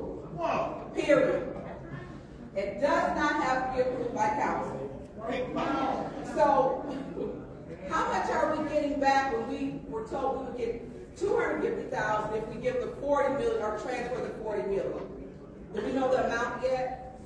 The amount of the bonus, we don't know what that is yet. We still don't know. No. And they still quick to move all this money. But you got two people up here who got resolutions that they're affiliated with from ARPA. How that's going to come back up? 50,000, 300,000, another 50,000. So I don't know how that's going to come back up. How that? I can tell you what. Blight is under, that budget was moved underneath the mayor's, and we had a lot of blight resolutions. Blight is under the mayor's budget. It was moved, I believe, in 2020. And a lot of these are coming up under blight as they are coming up. This, I would vote no, because this needs to be formatted correctly. All right, thank you. Is there anyone else who would like to speak to this round? Anyone else who would like to speak to this round? The chair recognizes the councilwoman in the fourth ward. Through you to the city attorney, can you tell me with the change of the account numbers, does the resolution still need to be sent back for a further amending, or is just changing the account numbers okay? Let me look at the resolution again really quickly.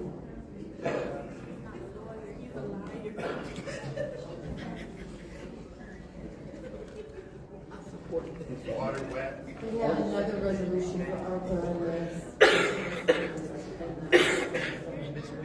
Yeah, in this resolution for the ARPA software, for this funded software. It's 230460.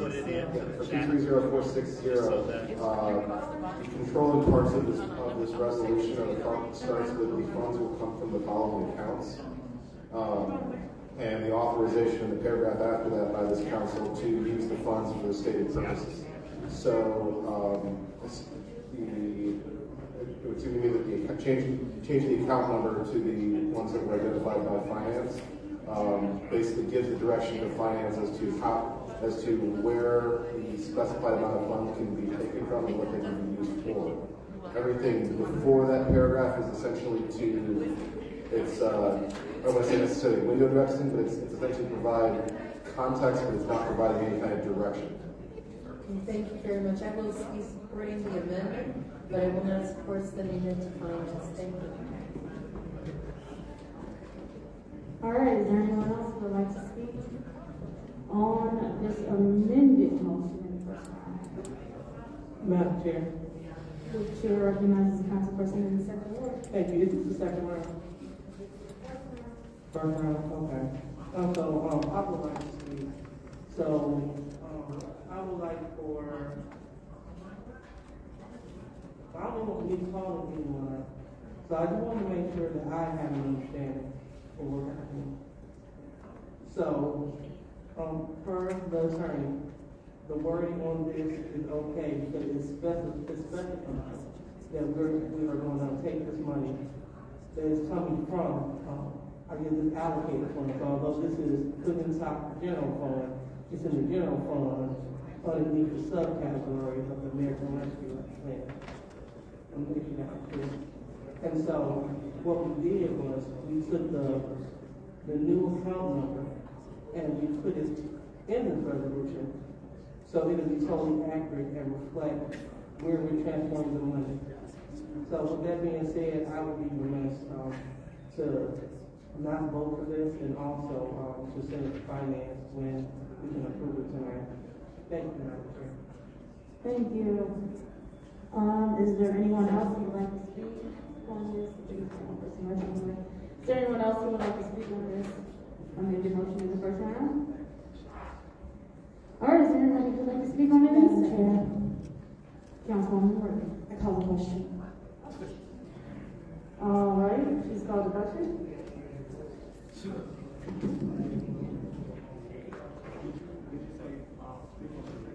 She called the question.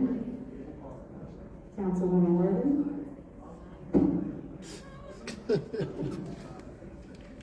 The question has been called. Is there any support? Dies for lack of a second. Madam Chair.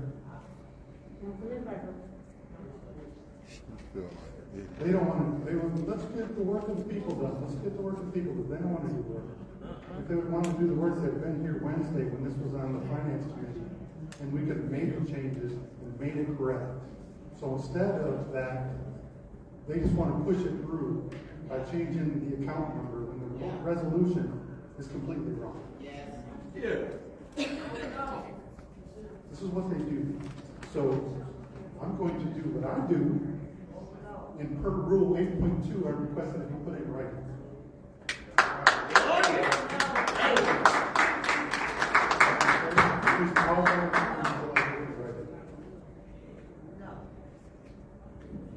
Pause your time until you get it right.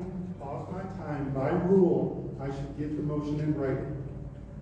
And I'm requesting it in writing. Don't run now, big brother. Come on back out. City Attorney? Point of order. Yes. The resolution is in writing. The only thing that's not, that's different from this resolution is the account number that is changed. Just only the number. Nothing else in the resolution is being changed. The motion on the floor that you are.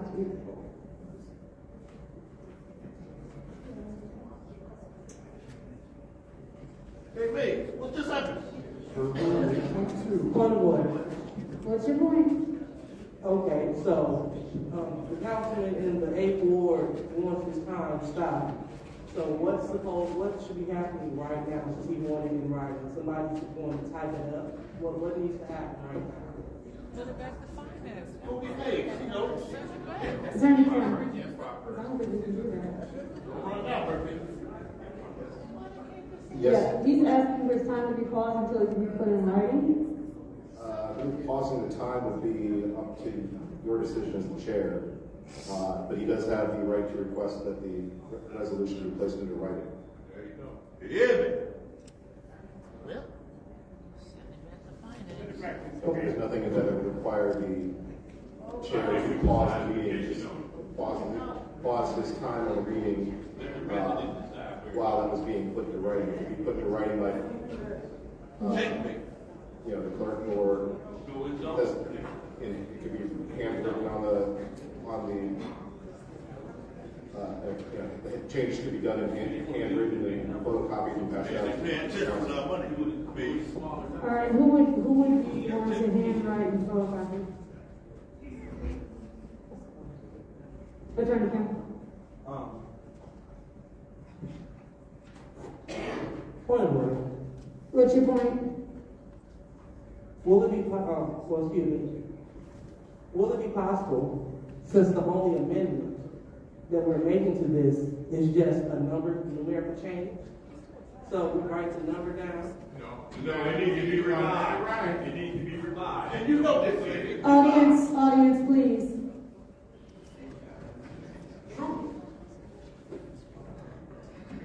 Okay, so is it possible to table resolution number? It's possible to table resolution number 220-460 until it is amended? It is, but you don't have the floor. It is, but we can't take that. I'm sorry, not that he has the floor. You said we have the floor? Okay, if we're not stopping time, that's not. Well, that is time. All right, hold on. So, Mr. Proctor, what we will do is we will get that in writing for you, but we will not stop the time. There is an option for them to table until you get it in there. If you want to make that motion.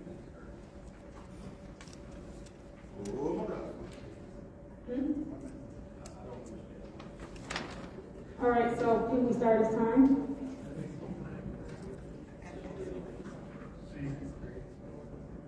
We're going to start my time, and they're going to call the questions, and they're going to second it. My request.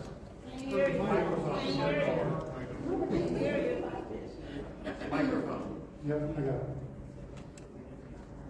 They don't want to stop the clock and give me what I asked for. They want to continue on so that the rules can be bypassed. Right. Because we shouldn't even be debating it until we get it in writing. That's the rule. That's the rule. Because if this was something that they were for and they wanted it in writing, I promise you that clock would be at 5 minutes, 4:59 and pause. And like I said before, I am for this, but I'm not going to take a shortcut because council people don't want to show up and be lazy. And that's what this is. What's your request for information? Okay. All right, continue, Mr. Parker. When we want to push through things, just to push through it, to say that we're getting the business of the city done.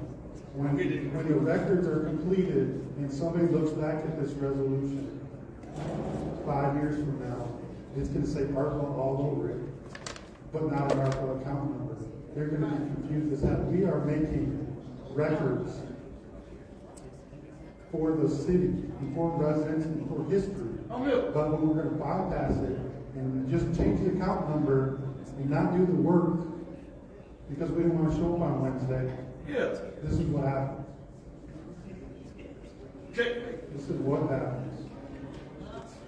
The staff review says the financial implications. Still says ARPA.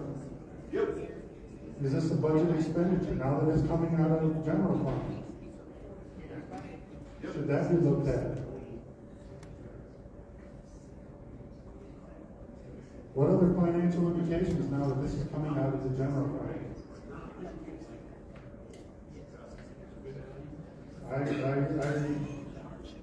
If this general fund on it, we wouldn't even be here. It would have been passed already. It would probably been in the consent agenda. But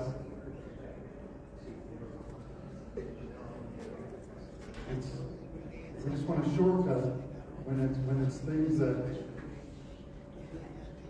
to be frankly honest with you, it's because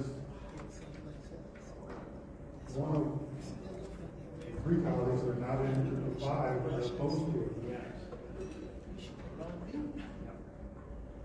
If somebody else would have made this exact same motion, they would have passed it already. So we're going to call the question and shut down debate and take videos of people. Like school teachers. That's like Martin Luther King.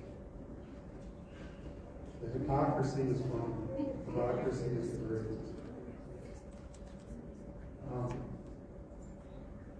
And then you give us a 270278 number. I thought that you transferred all of this stuff into the general fund, and that's not the fund that we transfer the money to. So how can we transfer and pay this from an account that we didn't? This isn't the account that we transferred the ARPA money to. Well, we're going to just take shortcuts all day today. Make shit up as we go along. And I see that our Genesee County Clerk is here this evening. Thanks for joining us for a very important resolution with you. Thank you. Is there anyone else who would like to, Mr. Piper? You don't have the floor. Is there anyone else who would like to share? Councilwoman Morgan. I hear my colleague questioning the motives of other members. I wouldn't appreciate that. When you had a stroke, were you being lazy when you wouldn't come to meetings? Oh my God. Oh my God.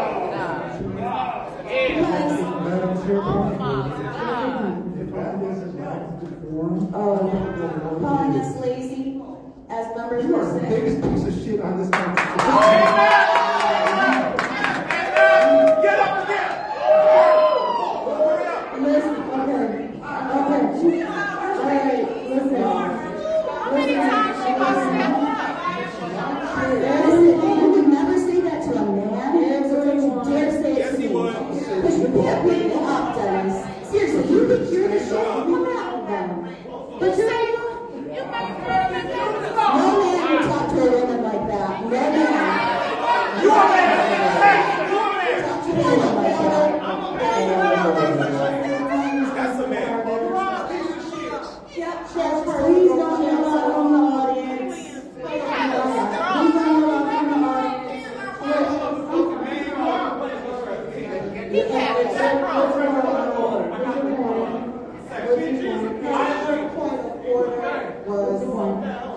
Point of order, whatever she called.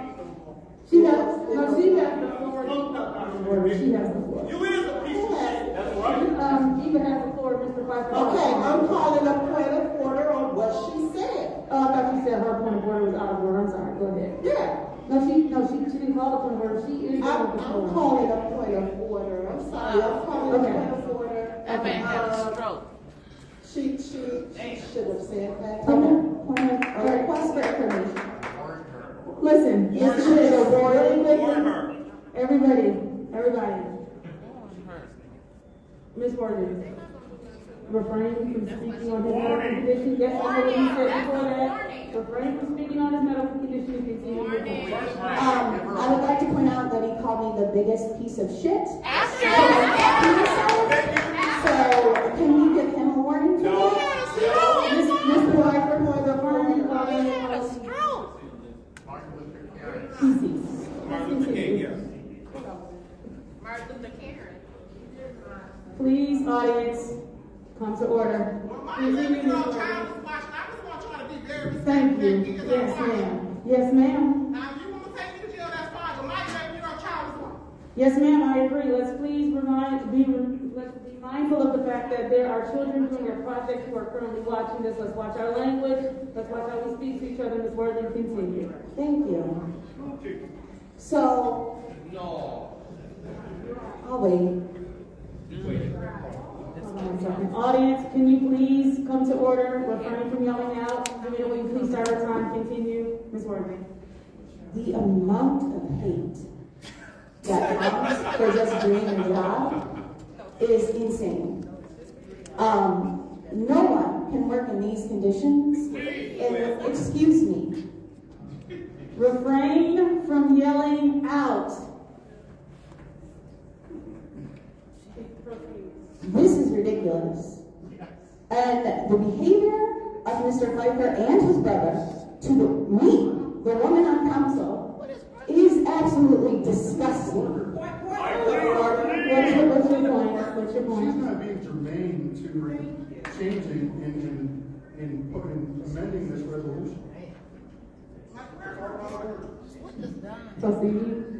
And even for you, Go ahead. Rule on it. Is she being germane? So, Mr. Pfeiffer, at the end of your speech, you were not germane either, and I did not say anything to you. Wow. Point of order. You would have had to. Nobody called me to order. I'm calling her to order. Ms. Worthing, please remain germane. Point of order, Madam Chair. What's your point? She should not. Councilwoman in the sixth ward, what's your point? She should not be bringing up John Pfeiffer. He is not a member of this council, nor is he here in this chamber. She should not be bringing him up. Thank you. Proceed, Ms. Worthing. Thank you. And neither should Jasmine, who is not a member of this Point of council. order. Come on, man. Point of What's order. your point, Councilwoman in the fifth ward? Madam Chair, please give her a warning. She should not even be bringing up Ashley. She's not she's not relevant. Proceed, Ms. Thank Worthing, you. state your name. Hypocrisy. Mr. Pfeiffer likes to use that word a lot, but he is the king of hypocrisy. Just delaying the business of the city. It's sad. Those who were ill and stayed home were not lazy. So shame on you for calling people who were ill. That includes myself, Ms. Priestley, and Mr. Murphy, and calling us lazy. Shame on you. And I really hope that you and your brother take lessons on how to treat women. Thank you. She's done or not. You give her a warning, and I'm going to make a motion to remove you.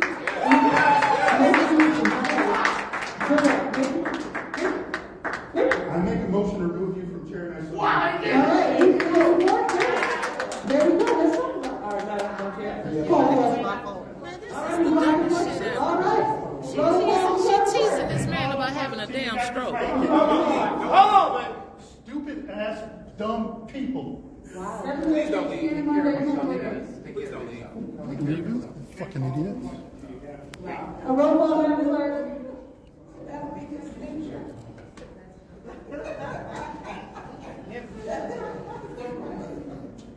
I said she wasn't going to do nothing but cause chaos for the... She called the question. I supported it. Come to the council.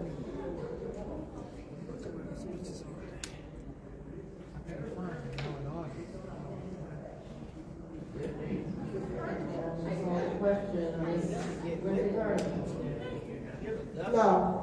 She teased that man about having a stroke. Yes.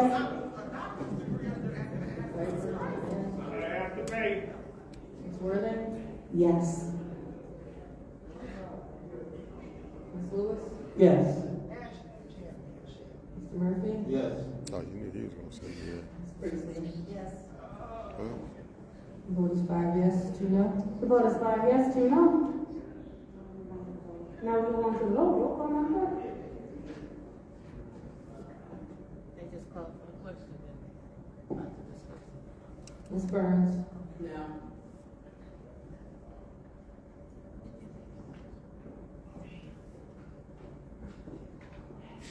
Ms. Michelle? No. Ms. Worthing? No. Ms. Lewis? No. boy, they're trying to steal this money. No. Ms. Priestley? No. No. I'm up here missing the fucking game. The vote is 0 yes. 0 yes, 7 no. Now we move back into the second round of discussion on this amended motion. Councilman Murphy. You have Thank the you so much. I'm missing the motherfucking game. I would like to call the question on amending this resolution. We got the new resolution with the right account, so I'd like to call the question. Support. Boy, they holler. All right, the question has been called and properly supported by Me or Judy? by the councilperson in the fourth ward. Roll call, Madam Clerk.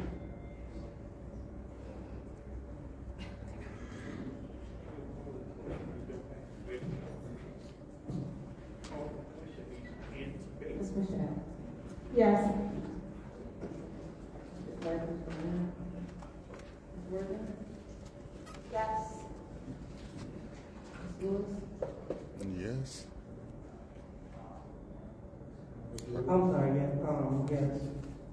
Mr. Murphy? Yes. Ms. Priestley? Yes. Ms. Murphy Carter? No. Ms. Burns? No. The vote is 5 yes, 2 no. The vote is 5 yes, 2 no. Roll call, Madam Clerk, to amend. I'm sorry, go ahead. Yes, could you, when you go to the next resolution, could you, reiterate the resolution that we voted on instead of just going to the next resolution? So that the, public and some of our colleagues, we got a lot going on here. Will do, Mr. Murphy, thank you. All right, thank you. All right, and so now we are voting to move 230460.1 that was the amendment to make 230460.1 to change the account. So we're now, is there a motion for 2304? Yes. Okay. Point of order. Go ahead. This resolution is only for the amendment, so we only voting for the amendment. We voted to- not to move it to Right. council yet. So now we're voting to Yeah. amend 230460.1, which simply changes the account number. Roll call, Madam Clerk. Mr. Piper is not in. Ms. Worthing? Yes. Ms. Lewis? Yes. Mr. Murphy? Yes. Ms. Priestley? Yes. Ms. Murphy Carter? No. Ms. Burns? I abstain because this is not it's not still properly formatted, and this resolution still has an article on it. So I abstain because it's not done correctly. Ms. Michelle? Yes. The vote is 5 yes, 1 no, 1 abstention. The vote is 5 yes, 1 no, 1 abstention. Madam Chair, Councilman Murphy? I would like to move 230460.1 to council. There's been a motion put on the floor to move to. Is that appropriate motion for this time? Because we have a motion on the floor to send this to finance. Oh. Right. Are you making an amended Thank you. motion? I would like to call for a question for the motion to move this to finance. Support. It's been moved and properly supported by the councilperson in the fourth ward. Roll call, Madam Clerk.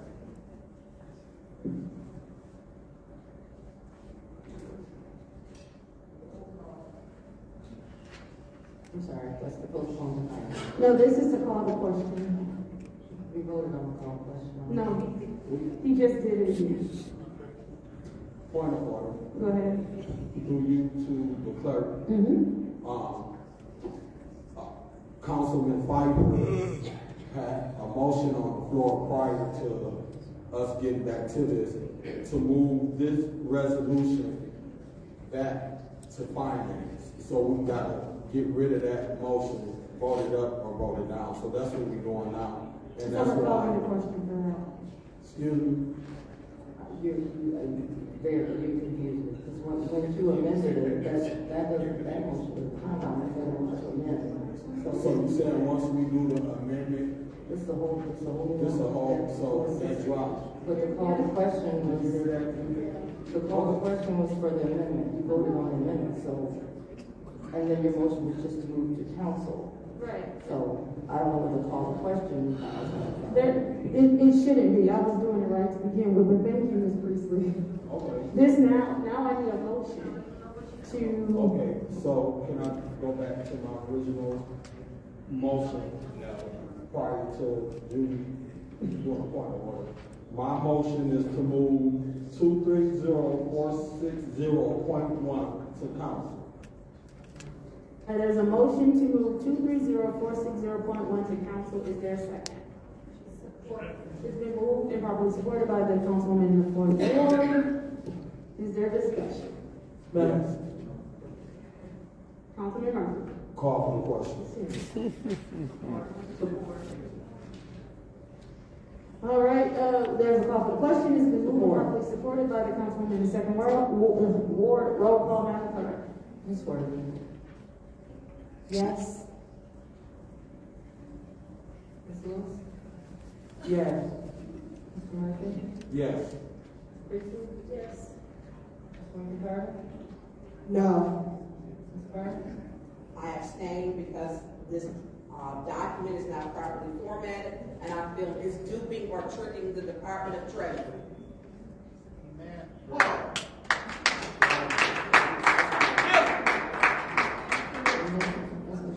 Yes. Mr. Black, the vote is 5 yes, 1 no, 1 abstention. The vote is 5 yes, 1 no, 1 abstention. This has been moved to council. That was the call to question. I'm sorry, that's a call to question. All right, roll call for to move to council. Ms. Lewis? Yes. Quincy, yes. Yes. Judy Priestley, yes. Mr. Carter? No. Ms. Burns? I abstain. Again, I want to put it on record. The account number is having to be written in, the document is not properly formatted, and still states ARPA on it, and this is the one that Attorney Kim just did. Boy, that is stealing. They stealing. Ms. Worthy? Yes. The vote is 5 yes, 1 no, 1 abstention.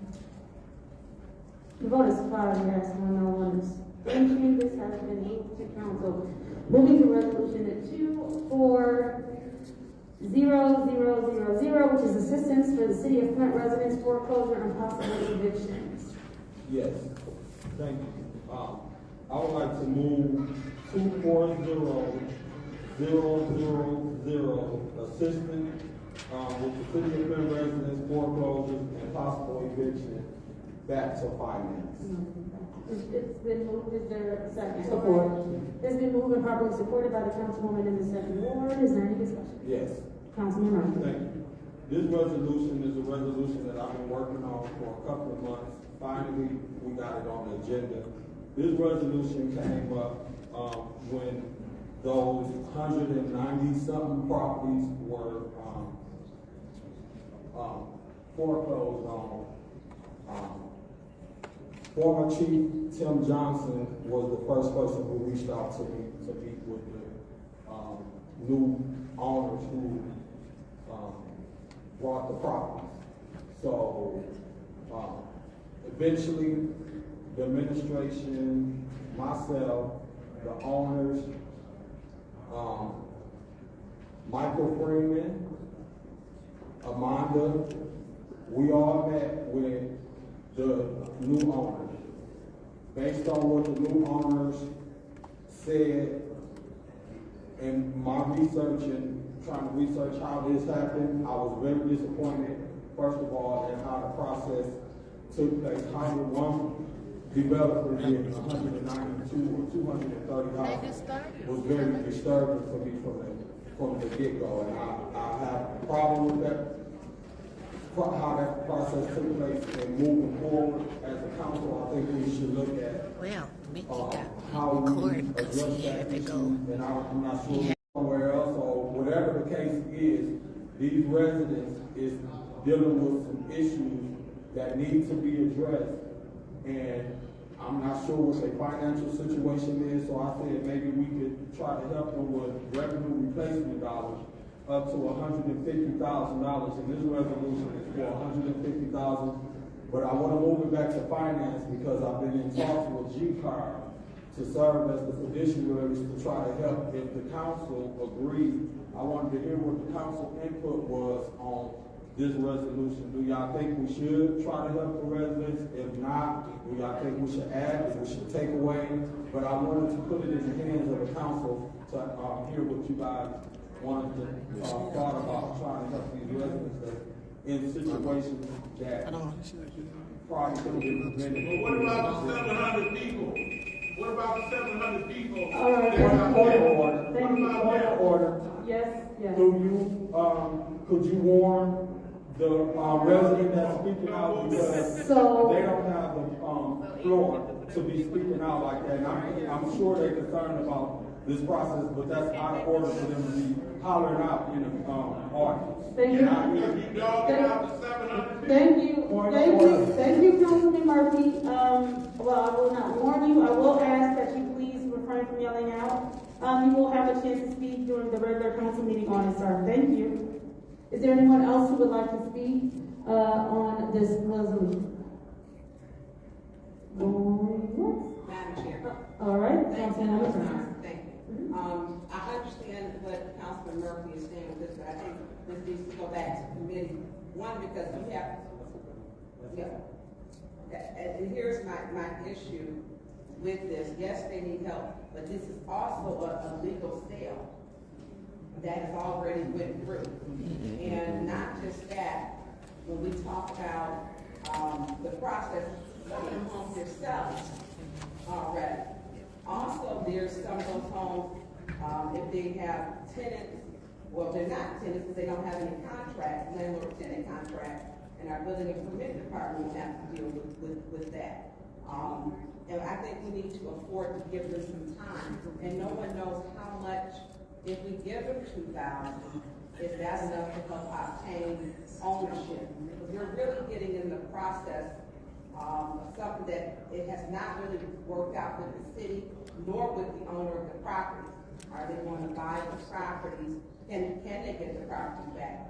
And building and permit, I believe, has asked to have those properties all inspected, which means if they have a tenant in them, that means they're going to have to give each property a rental license, an inspection fee, so that's $475, and then once they go into those homes, they're going to inspect, and then they'll be flagged for everything in those homes.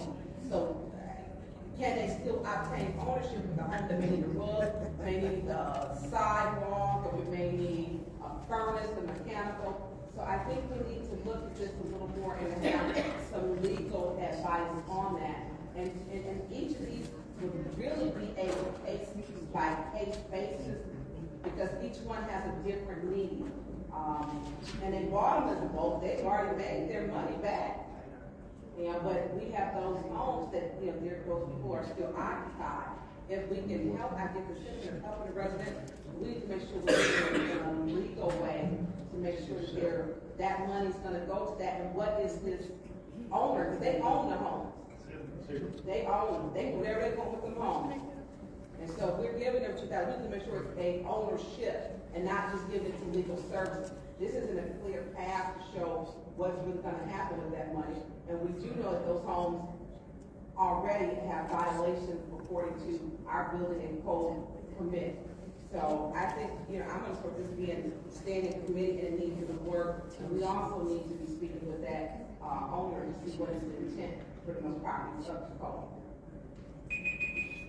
Thank you, Councilwoman Burns. Is there anyone else who would like to speak? Yes, Madam Chair. Chair recognizes Councilwoman in the 5th Ward. Yeah, I said from the beginning when we first got this resolution, I said that we really need to work on this resolution. And I'm just not sure that we should be sending money to legal services of Eastern Michigan. Our residents need help. They would need What's your request? Through you to the speaker, are you aware that they just told. Yeah, they just scored. That's why I was right there. Yes, it is. It says, this resolution says work with legal services of Eastern Michigan to help with, yeah. Oh, okay. I'm glad you pointed that out. Thank you. Yeah, remember we talked about this. And so my thing with this is that our residents need financial help. They need the financial help. And so I would be supporting sending this back to committee.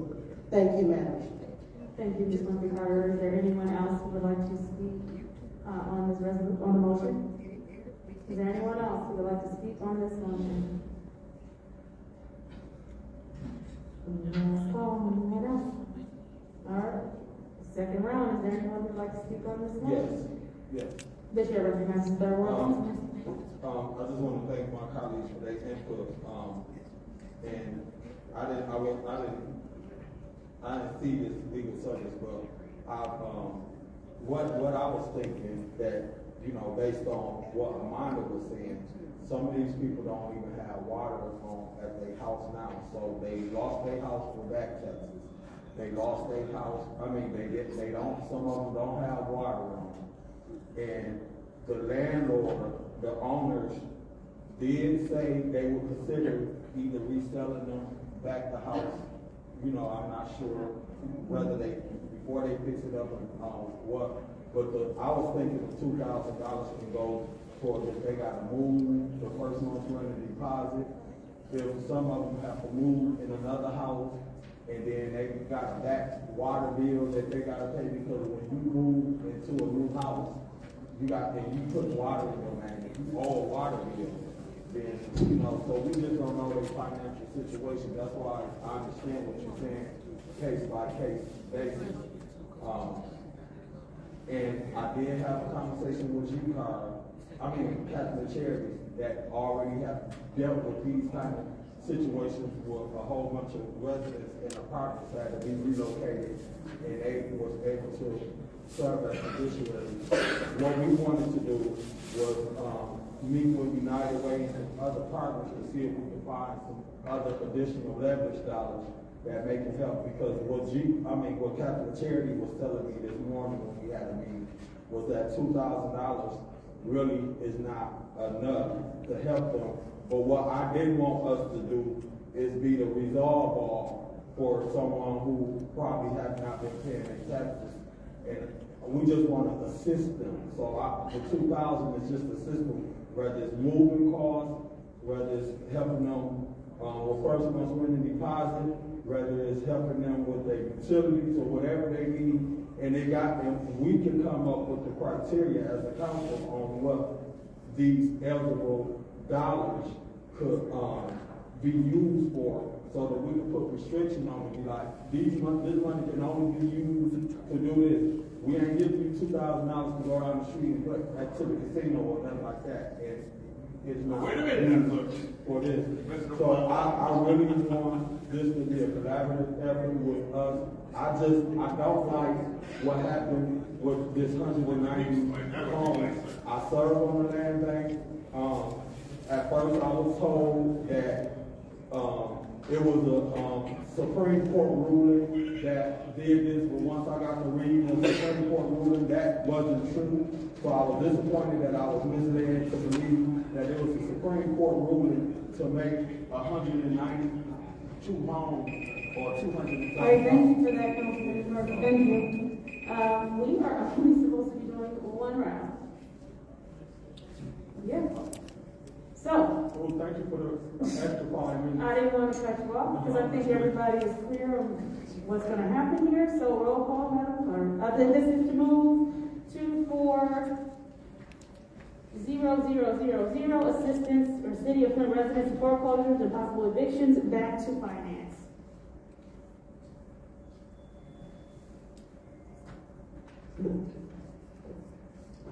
Mr. Murray? Yes. Yes. Senator Carter? Yes. Mr. Burns? Yes. Michelle? Yes. Ms. Warden? Yes. Ms. Lewis? Yes. Vote is 7 yes, 0 no. The vote is 7 yes, 0 no. Resolution 240000, assistance for City of Flint residents, foreclosures and possible evictions have been moved back to finance.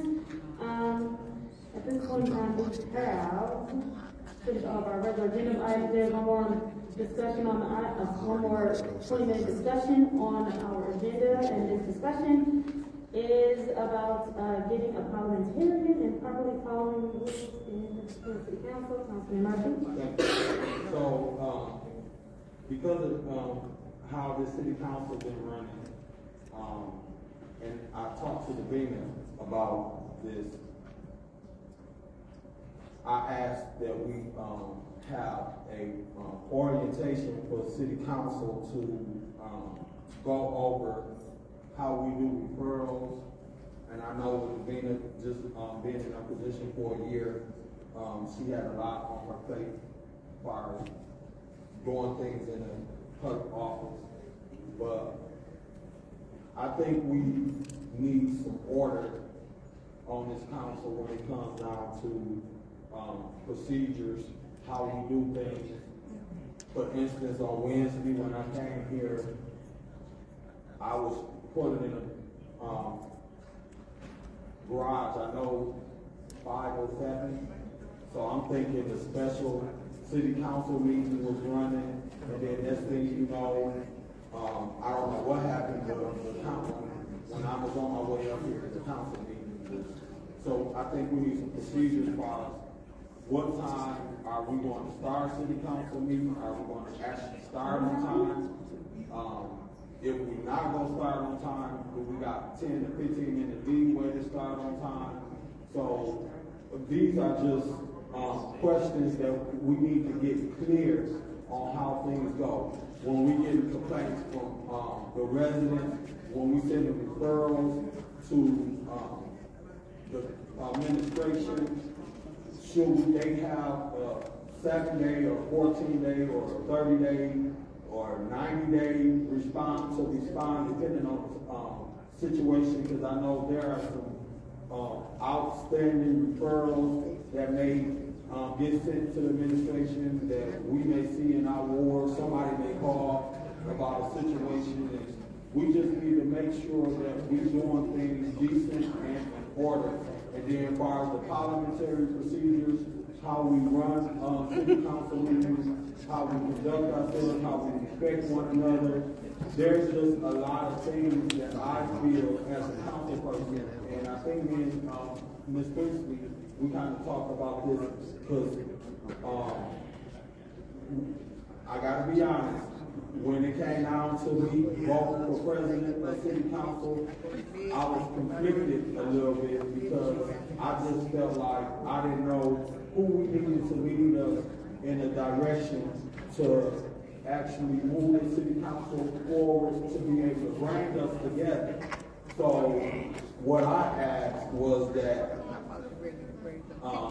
the business either send us to some training or do some training. I know we did one with Inez Brown at my college, and it just did not go in a way that my takeaway from that meeting wasn't to show me how to be a better council person as far as how I do referrals.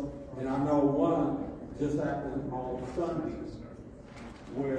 Saturday, where me and the same council person and bless her heart, Dr. Lewis, we sent a resolution to a funeral, and one was from Liddell and one was from me, when we should probably be talking to each other and not one of two council people sending resolutions when we might put it in. We done done it. Get to the point.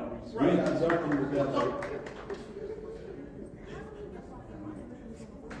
We have done them collectively together, and I just think it was a lack of communication that we both didn't know that we were sending the same resolution on behalf of the city council. And another thing that I think we should be looking at, when do we send a group resolution on behalf of all of us versus just one council person sending a resolution on, if somebody loses a loved one, how do we distinguish when do we do a group thing, and do we need permission from all of our colleagues before we do that, or can we just do that and the colleague don't mind? It's just a lot of things that we need to get together because people are looking at us. The residents looking at us. You see when they come to the podium how frustrated they be with us on some of the votes that we make, just how we conduct ourselves with each other.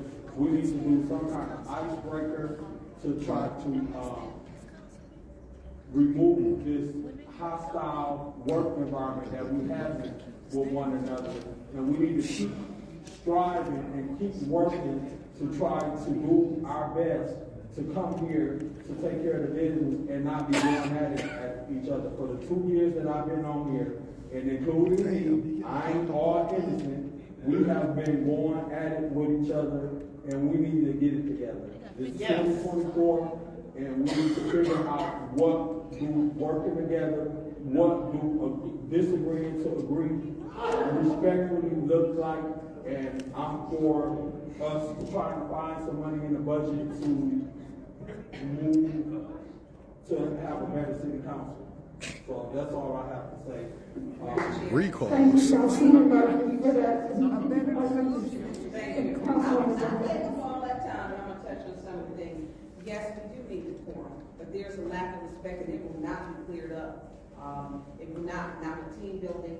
Ms. Brown did send us to training, and I did get something out of that because we attend a lot of professional trainings and we understand how the process goes.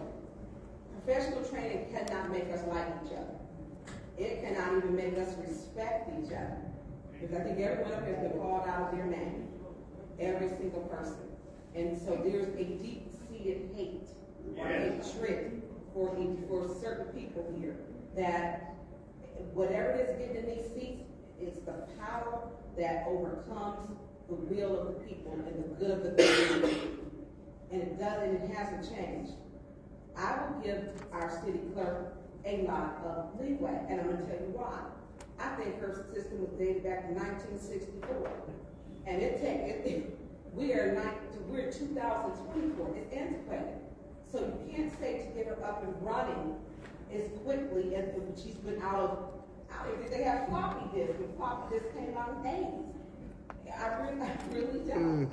So we have to allow leeway for change, because there not only is her department of staff, the police department, the DPW department, we have a hiring problem here at the city of Flint. So we cannot, and I will give her leeway and allow her that, because she stepped into something that she had to bring this entire council into the whatever century we're in now. And then along with our 9 different complex personalities. That's not easy. She gets walk-on information at the last minute, and we have to be fair. Because we up here aren't doing our job, so how can we expect her to do hers? To do it proficiently. We cannot do that. We have to allow leeway and time.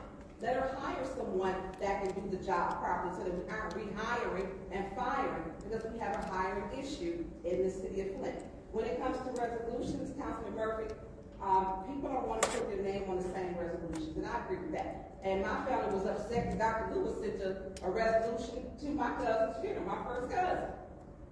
So when we look at those, we don't communicate.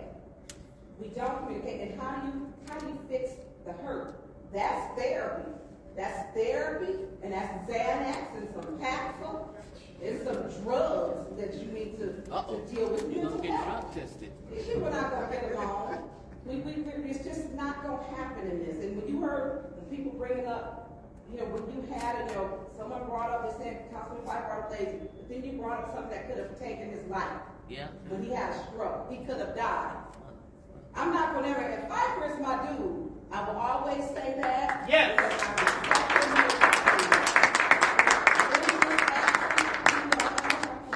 And I would do the same for any of y'all. And I do it. But when he wasn't here, all I wanted him to do was to get better. That was all I wanted, to be with his family. Yes. That was all I cared about. And whatever he couldn't do, I called the council office, I would do it. Because we're supposed to be a team. I took everyone. I didn't take my call. I took calls from wards today. Not my ward. But we don't respect each other. You can't call somebody a BITCH and then think you cool the next day. Because people hybrid, you can't call people a-holes or narcissistic and think that it's okay. You can't do it. You can't run up on people and think it's okay and want to fight the next day. You can't misquote Dr. King, who was a black man, and to me as a black woman, and think it's okay. You can't do it. It's hypocritical. When you understand the skin I'm in, you are offended, me as a black woman, when you want to attack me, when you call my race ghetto, when you call black people a coat, when you call them the Amen choir, and Dr. King was a preacher, a reverend. You got to know where he came from to know what you're going when you misquote him. We talk about this, we got too much that we got to do. And I feel sorry for Jasmine because what she had to endure again was to number one, go back to the same anger, but she was hit that night. Yeah. Mr. Davis is sitting right here. He was there that night. B.B. Nolan was here, and he called me over. She was hit. That's the truth. Strap a lie detector to me, and let's see who passed, me or her. Moving forward, I'm going to put this time up. Councilman Murphy, we need more of this parliamentarian training. Because people don't understand rules. And they don't care. All right, thank you. I want to remind my colleagues we don't have chair. Now she's going to talk about the mix. The chair recognizes the councilwoman in the fourth ward. I have actually reached out to Parliamentarian, had a long conversation with one who's over the Chelsea County. He told me he was willing to do it on city council, but he was willing to do that. And then he started talking and listening and watched a couple of our meetings. And he says, it doesn't matter if we have a parliamentarian in there. He says, no, even if you defer to the parliamentarian, there'd still be motion to object to over. I'm sorry, I can't get it. Okay. But, so they appealed the ruling of the church, sorry. So that's why he felt that it was worthless for us to have it. I think that any training that we get is beneficial to this body and to this city. However, I am concerned about a lot of the animosity, and I don't think that's going to go away. But it's the way that we deal with it when we're in public, or even when we're in private, that we need to deal with, that we need to learn how to handle. Because the public animosity, even on the discussion as getting along, becomes unbearable to either side. And I'm just...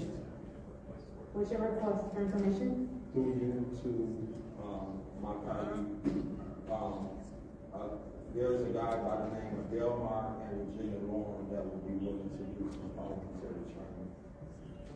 So I was actually talking about having a parliamentarian here at our meetings rather than parliamentarian hearings. And just for the record, I wasn't lazy last Wednesday. I was sick, in case you can't tell. I still don't have a voice.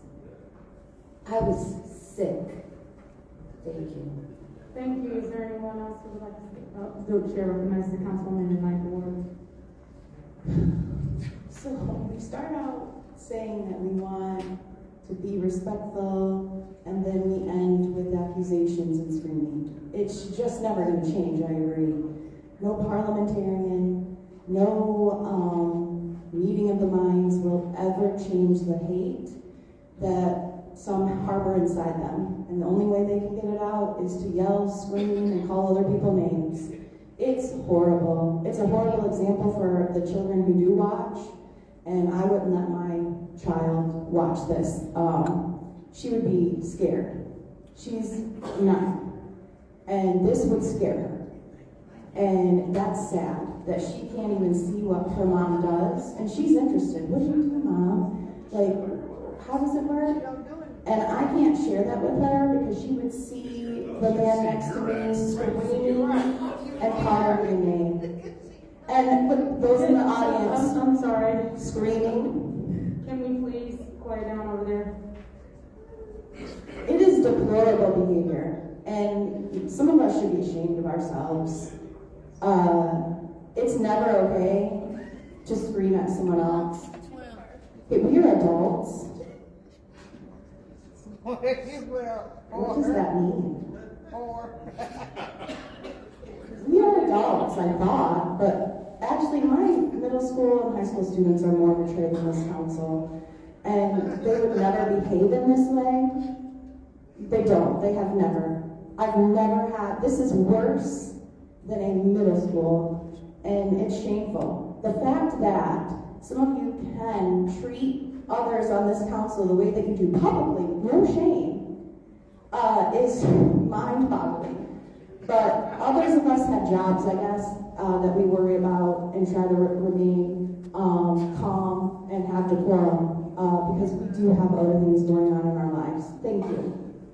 Thank you. Is there anyone else who would like to speak on this discussion item? Thank you. Oh, here comes You Saban. recognize the councilwoman in the second ward. Thank you, Madam Chair. Show enough. Yeah, 6 of us voted in favor of these parliamentary trainings. And no, I'm not trying, excuse me, let me just fall back. I don't want to be a liar. We voted in favor of having a parliamentarian come to our meeting. 6 of us did that. And the 6 of us are Councilman Worthy, Councilman Pfeiffer, Councilwoman Michelle, Councilman Priestley, Councilman Murphy, and also myself. When they do that? We voted to get that done. And so, we're going to get it done. So I would like to put a motion on the floor to have a discussion and put this on the agenda for the next government house meeting. And I so move. There's been a motion on the floor to discuss bringing in a parliamentary. You want to rediscuss this?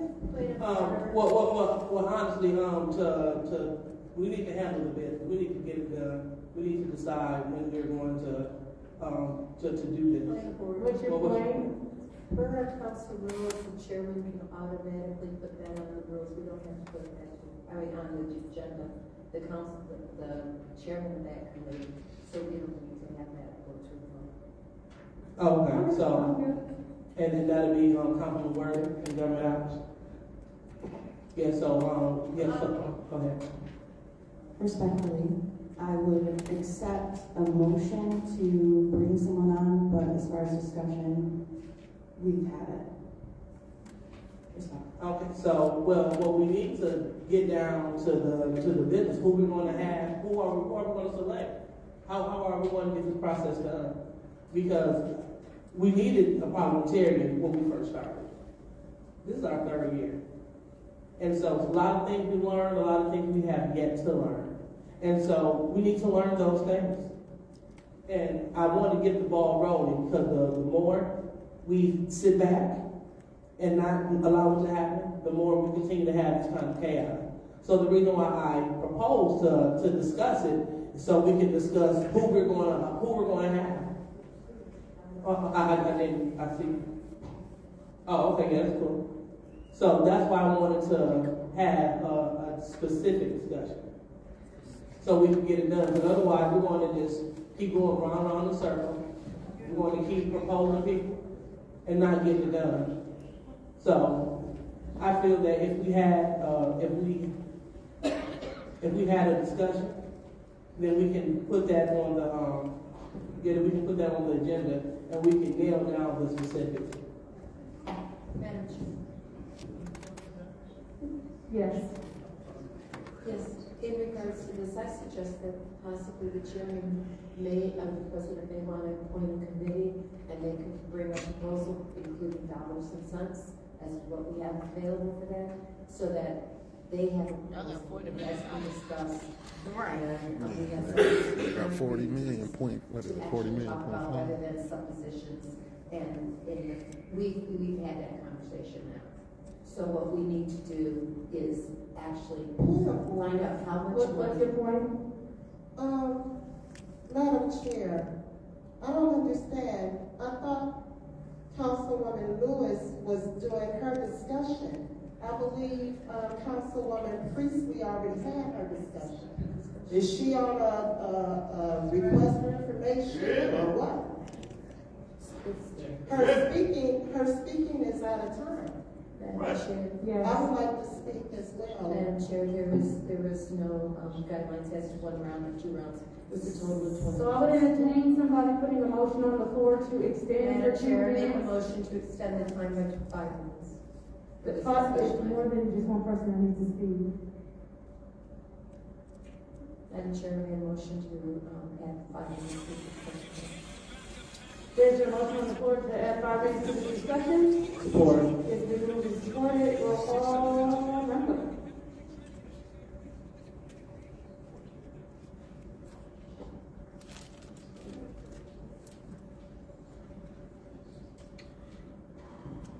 Mr. Murphy. Yes. I'm sorry. Yes. No, sorry. It was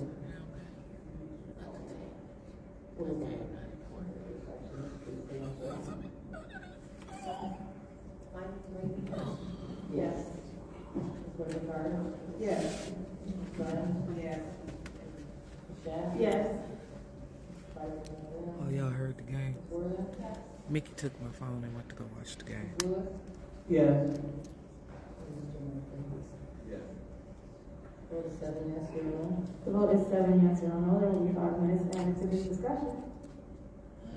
I believe Councilwoman in the second ward is wrapping up her Roll vote. his eyes at me. I don't give a damn about that damn game. Yeah, so, I feel that we should take the time to solidify the details. I guess I should. He looking at me wrong. To have an effective resolution, because this is just to bring it back up. Mickey actually took my damn phone to go watch the game. Solidify it so we can get the motion. Look at that. He back there talking with the ops about the game. Thank you, Madam Chair. And took my shit. If you all have already voted on this, right? I thought that the next step would have been, didn't this resolution, it's been approved, didn't this go through human resources already? I thought it already, Madam Chair, for you to clerk that here. And took my phone. Council approved the resolution to have the clerk start the process. And I did ask the president, it wasn't present, vice president, we had a discussion item sometime back in November or December, because when I did approach parliamentarians, one of their first questions was, have you guys, I had been trained already, procedure. They want. Yeah, no more predator stick. So I wanted to discuss with council to be more specific of what it is that you expect from the parliamentarian, to budget for it, because we can't just say so many meetings, so many hours, we have to say how much money, we only have so much money in professional services. And so it does need to be discussed, to say what it is you expect that person to do. And then Mr. Murphy is talking about a broader thing as well. You did have a limitation that would go into oversight. So for the parliamentarian, you have to get more specific about what it is you want them to do. Camera can't focus in on that new wig she got. Okay, thank you, Madam Clerk. And I thought that it was already in the process, but I would be willing to vote to have further discussion and to sit down and talk about what we are looking for as far as a parliamentarian.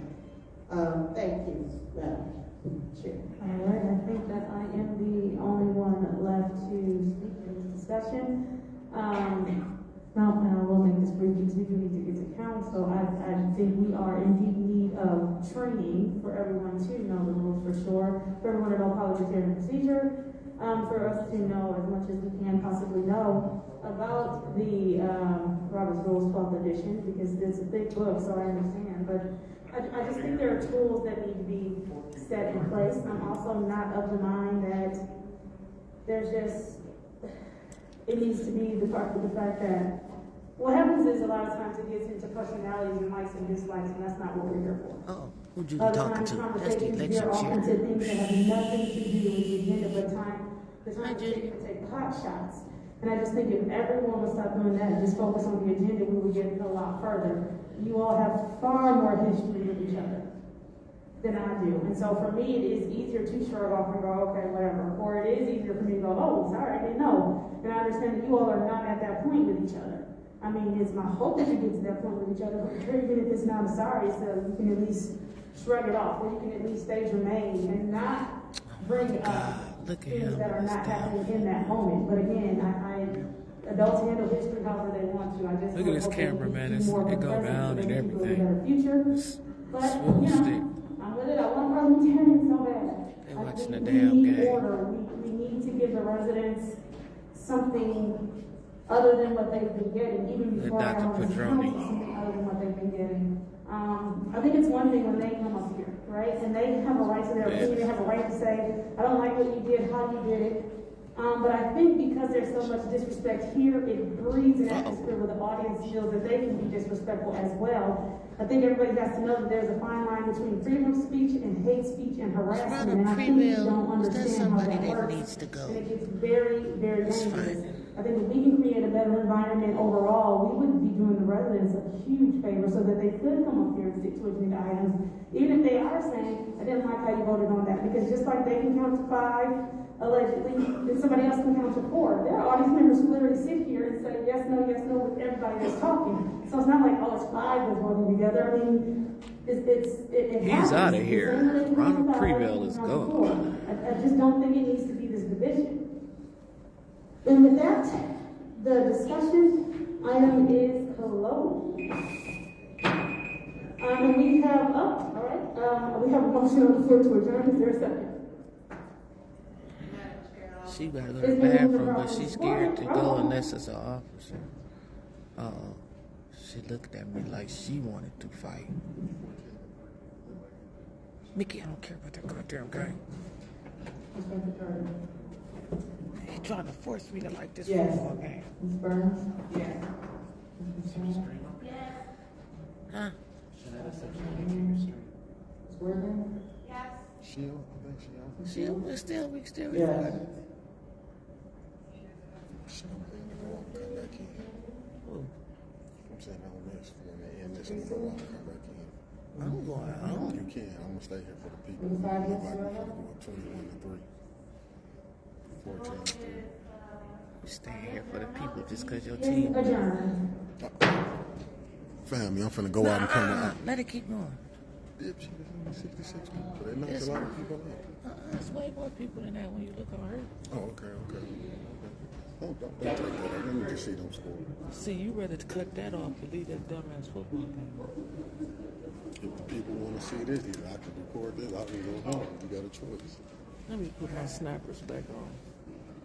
Put it on the Fearless Dummies over there. I waited 30 years for my boys to get this championship. Is you crazy? I ain't gonna wait 30 more until they I don't know win. if I'm gonna be here with this type of council. Well, I'll be getting stressed out. Oh, look at, she getting us ready for Black History Month. You need to cut that shit. Tonight she told us that we came over on ships. I ain't never seen a scalp like that. It looked like a tomahawk went to the back of his motherfucking head. It's time to cut it. It's time to cut that shit. Don't go out here. You need to take somewhere 100,000 and get it fixed. You know, you can buy your patch now. They got that little black powder they can sprinkle back in the back of his head. Some thousand, just take 20,000 by. You see all the entertainers getting here. Right. And it don't look like her BBL work. Sometimes they have failures. every time the doctor can't work on everything. What is Dr. Pedroni doing? Oh, he's taking the box up there to the arena. He's being nice today, helping us out. Look where we at. We almost went to. We need to go. Mickey really got. Hold it. Mickey is really watching this game. I'm putting this on like what? That's okay, because my camera can move down. Uh-oh. She got to get an escort out.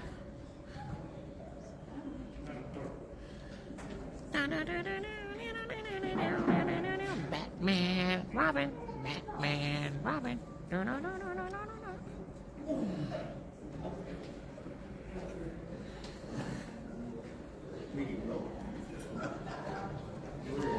Lady tells you what to do. Oh, that's what it is. She's gonna make your seat. She's gonna tell you what. Come on, but I mean, you gotta make sure this man right here is okay. This the man right here. He held a lot of composure tonight. No, I didn't.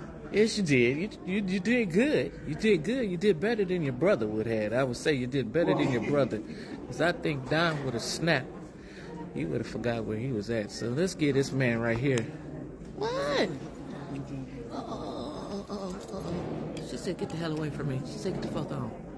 Look, so she told her, get the hell on. She said, get the hell on. Get the hell on, dog. She said, get the hell on. That's what Miss Jan Marie told her, get the hell on. They on one tonight. What? Oh, yeah. Oh, yeah. We got that. She had to get Liddell because she got to go to the bathroom. She had to get some protection. Man, I like this damn new swivel stick that Chris Caleb got us. This, he go up and down and swing around and everything. It do stuff to the You see how she was harassing Jan Marie? And she was telling her to leave her alone? Yeah, Jan Marie said go. She was saying shoot. Shoot, fly, shoot. Uh-oh. Look at that. Mr. Joe King. We get to see him tomorrow in the Ethics and Accountability Board. Absolutely nothing gonna happen. Absolutely damn nothing. You are correct. Look at them two. They gotta go to. I gotta go to the bathroom. Can you go with me? Sure, I'll go with you. Cause we came over on the ships together. Well, that's what she said, Dr. Pedroni. She did say. She said we came over on ships together.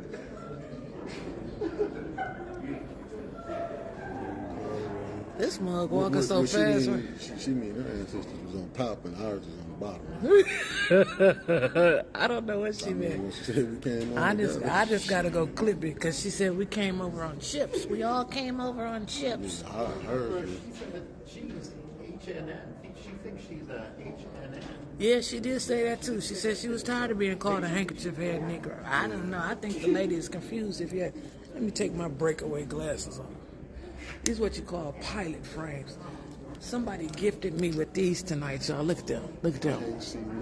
Breakaways. Yeah. I got all kind of gifts down here tonight. Breakaway glasses.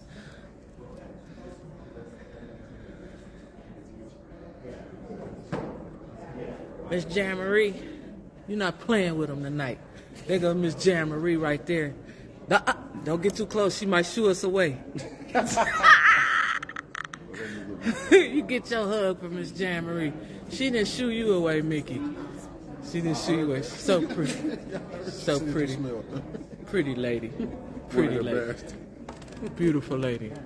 We live, Miss Jan Marie. Don't go. We live. Don't get the tripping on here. Don't get the tripping, Miss Jan Marie. Oh, Miss Joanne, Miss Jan Marie. Miss Joanne Rowley said, give her a call. Yeah.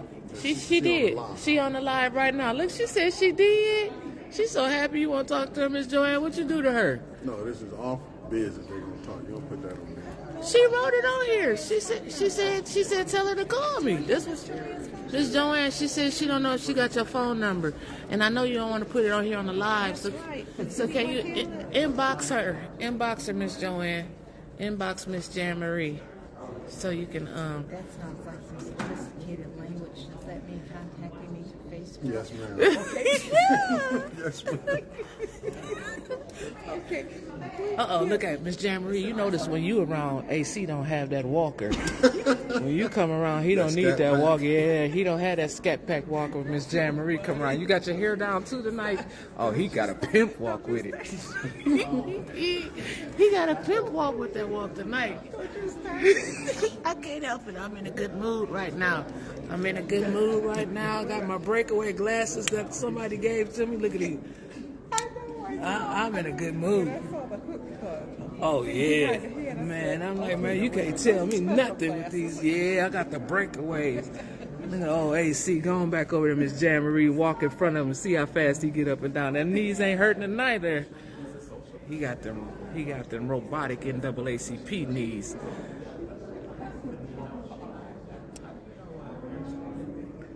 Uh-oh. Is he Mickey? I'm watching that. That's Doug Matthews. Oh, he just moved. I just wanted to make sure he was okay. The man hadn't moved or nothing. Making sure he was alive. Okay, we got it in 17-3. Mickey still talking about that game. Damn right. That Dominique Clemens over here from the county. He's over here checking on things to see if he got to make up any new ballots. I don't think he do.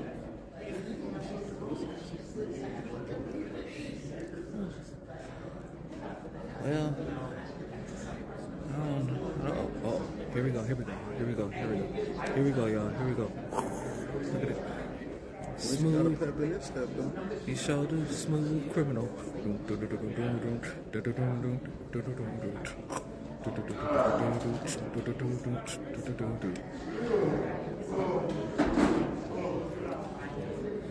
You've been hit by a smooth criminal. There you go again. He keep walking, man, as long as he see. Look at it. AC ain't never moved that damn fast in his whole life. He trying to show off in that black Casanova two-piece outfit he got on for Miss Jammarie. That's what he trying to do.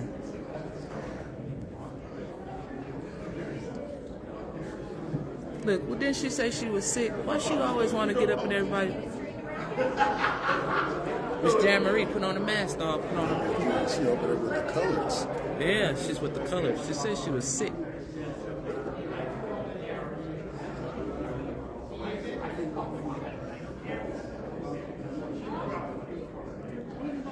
I don't know which one is what's the best. Look at the battle of the minds back here in the back. Man, I love this smooth thing right here. This smooth thing. Where's Mays left? Mays left. I don't know when. Mays left at some point. I don't know what point that was, but he left. Oh, Eva back there. There she go back there. Hide. I don't see her bed. I don't see her sitting back there. Who is that? What the hell is that red jacket? I don't see nobody with a red jacket. You're talking about that big tall man standing next to the other man.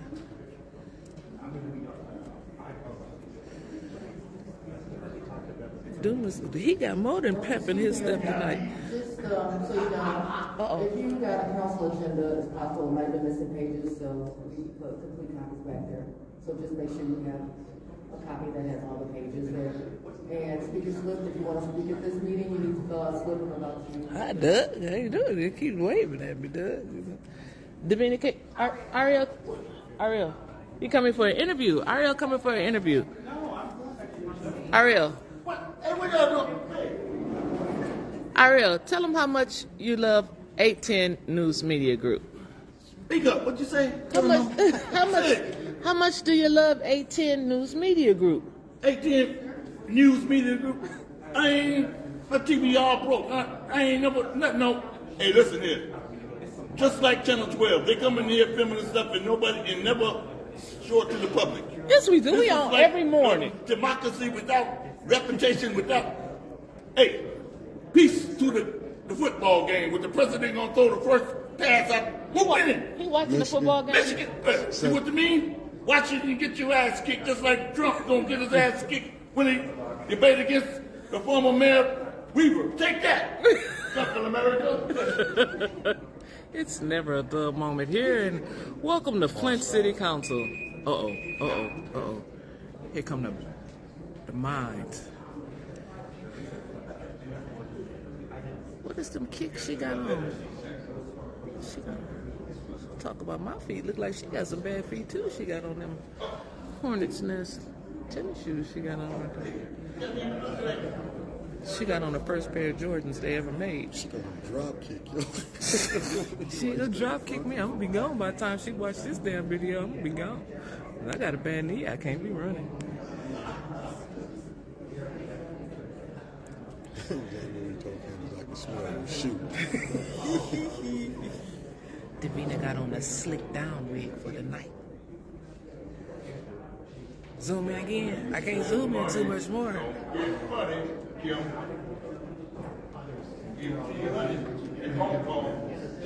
He said gift to Hong Kong. He tripping.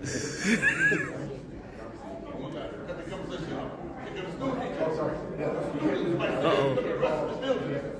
Oh, shit. Get about the football game. You got to protect the teacher. Go blue. Very good way. Teacher, go to the room. Kick up, work out. Get voted on. Feel it.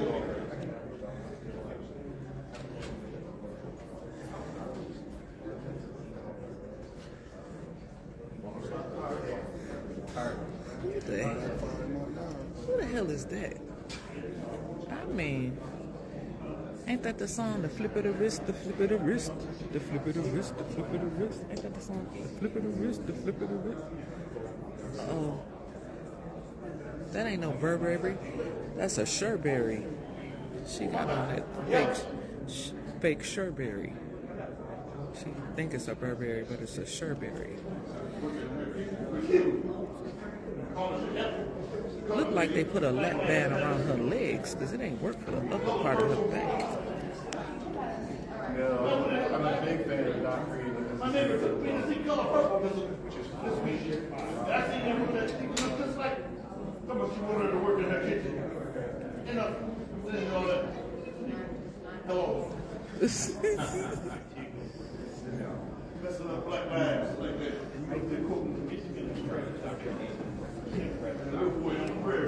Big back. And she's a linebacker. Skims ain't gonna work.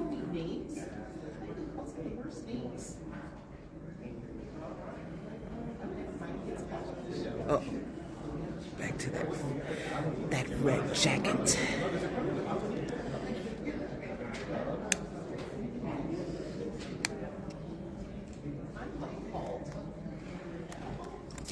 That red jackets. Missed it. Can you go give me a thing? I'm scared to go back there. Council agenda.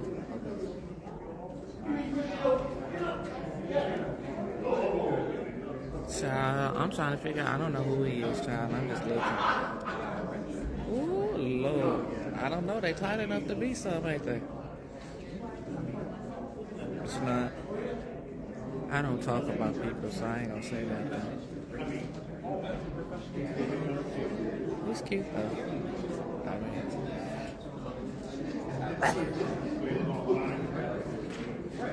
okay. I'm gonna stop.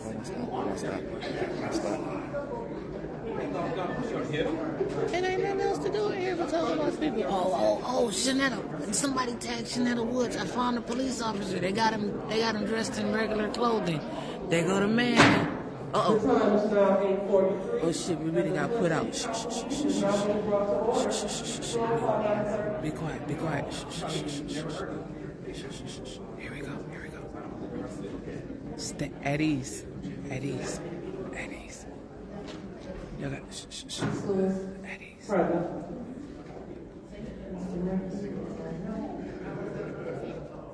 Ms. Priestley? Present. Ms. Carter? Present. Ms. Burns? Present. Ms. Smith? Present. Ms. Pfeiffer? Present. Ms. Worthing? Present. We have 7 members present. We have 7 members present. Now it's time for the pledge of allegiance. It looked like that damn thing on Martin got a hold to the back of his head. Oh, thank you. Pledge allegiance to the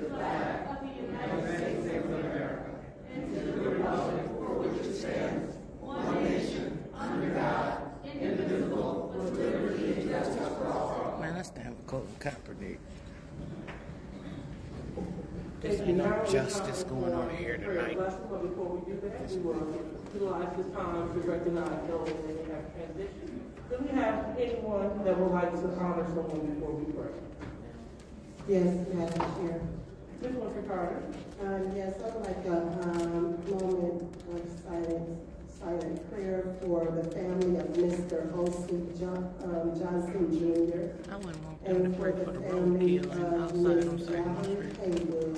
They couldn't pray for And for the family of Mother Ethelene Clark, and for all of the bereaved families throughout the city.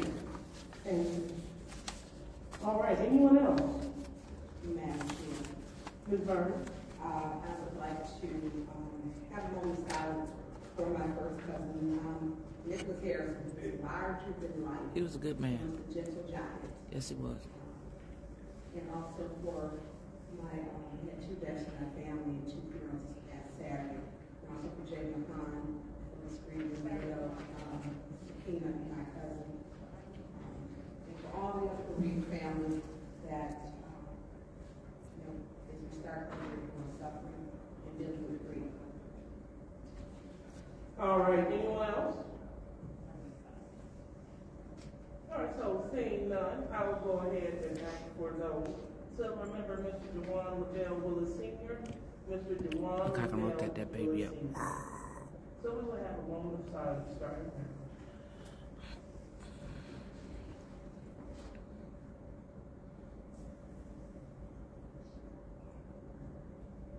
All righty. So now we will be led in a prayer by Councilwoman Priestley. Oh, shit. Heavenly Father, we ask your blessing on tonight's council meeting and on our fair city. Lord, only with you are all things possible. Mama said you don't have So we everybody ask pray you for to you. soften our hearts, Buddy, take harden that our prayer away. ears, Take that prayer so that we away. can get your work done and be successful. Nope. And our city be successful. Amen. No. All right. So now the reading of the disorderly person city code subsection. Any person that persists in disrupting this meeting will be in violation of Flint City Code section 3110. Disorderly conduct, assault and battery, and disorderly person. That's and right. will be subject to arrest for misdemeanor. Miss Hanifa, Any person who prevents the I peaceful and rebuke orderly that. conduct You of ain't any meeting lying, will be ain't you? given one warning. If they persist in disrupting the meeting, that individual will be subject to arrest. Violators shall be removed from meetings. We know you put them Now, out. are there any requests for changes or additions to the agenda? Madam Chair. Mr. Pfeiffer. Yeah, you may. Oh, you did, Casey. I didn't see that. County clerk here, I would like 230475 moved before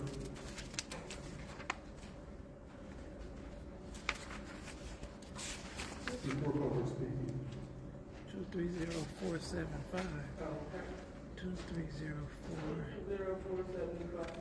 230475. Oh, that's Candace. They about to break quorum. That's Candace.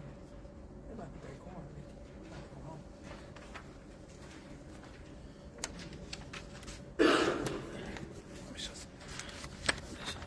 Let me show the people. 230475. All right, any more? Madam Chair. Special primary general election, 7th Ward. They sure ain't. Thank you.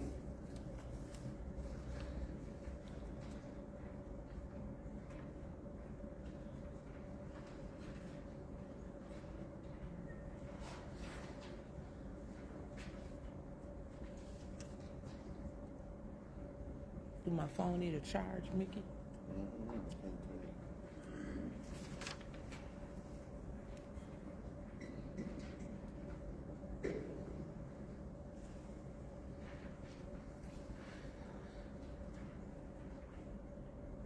All right, is that all?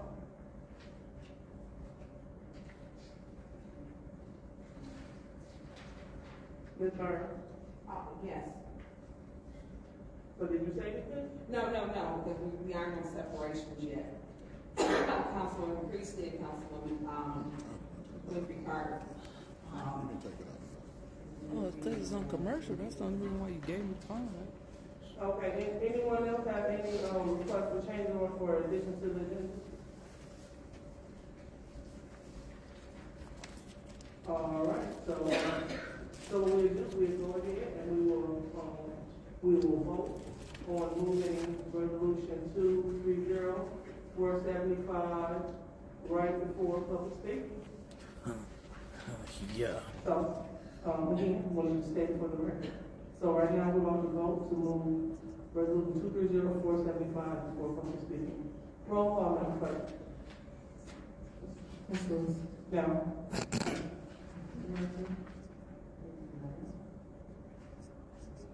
Ms. Priestley? Yes. Ms. Winfrey Carter? Yes. Ms. Burns? Yes. Ms. Shabb?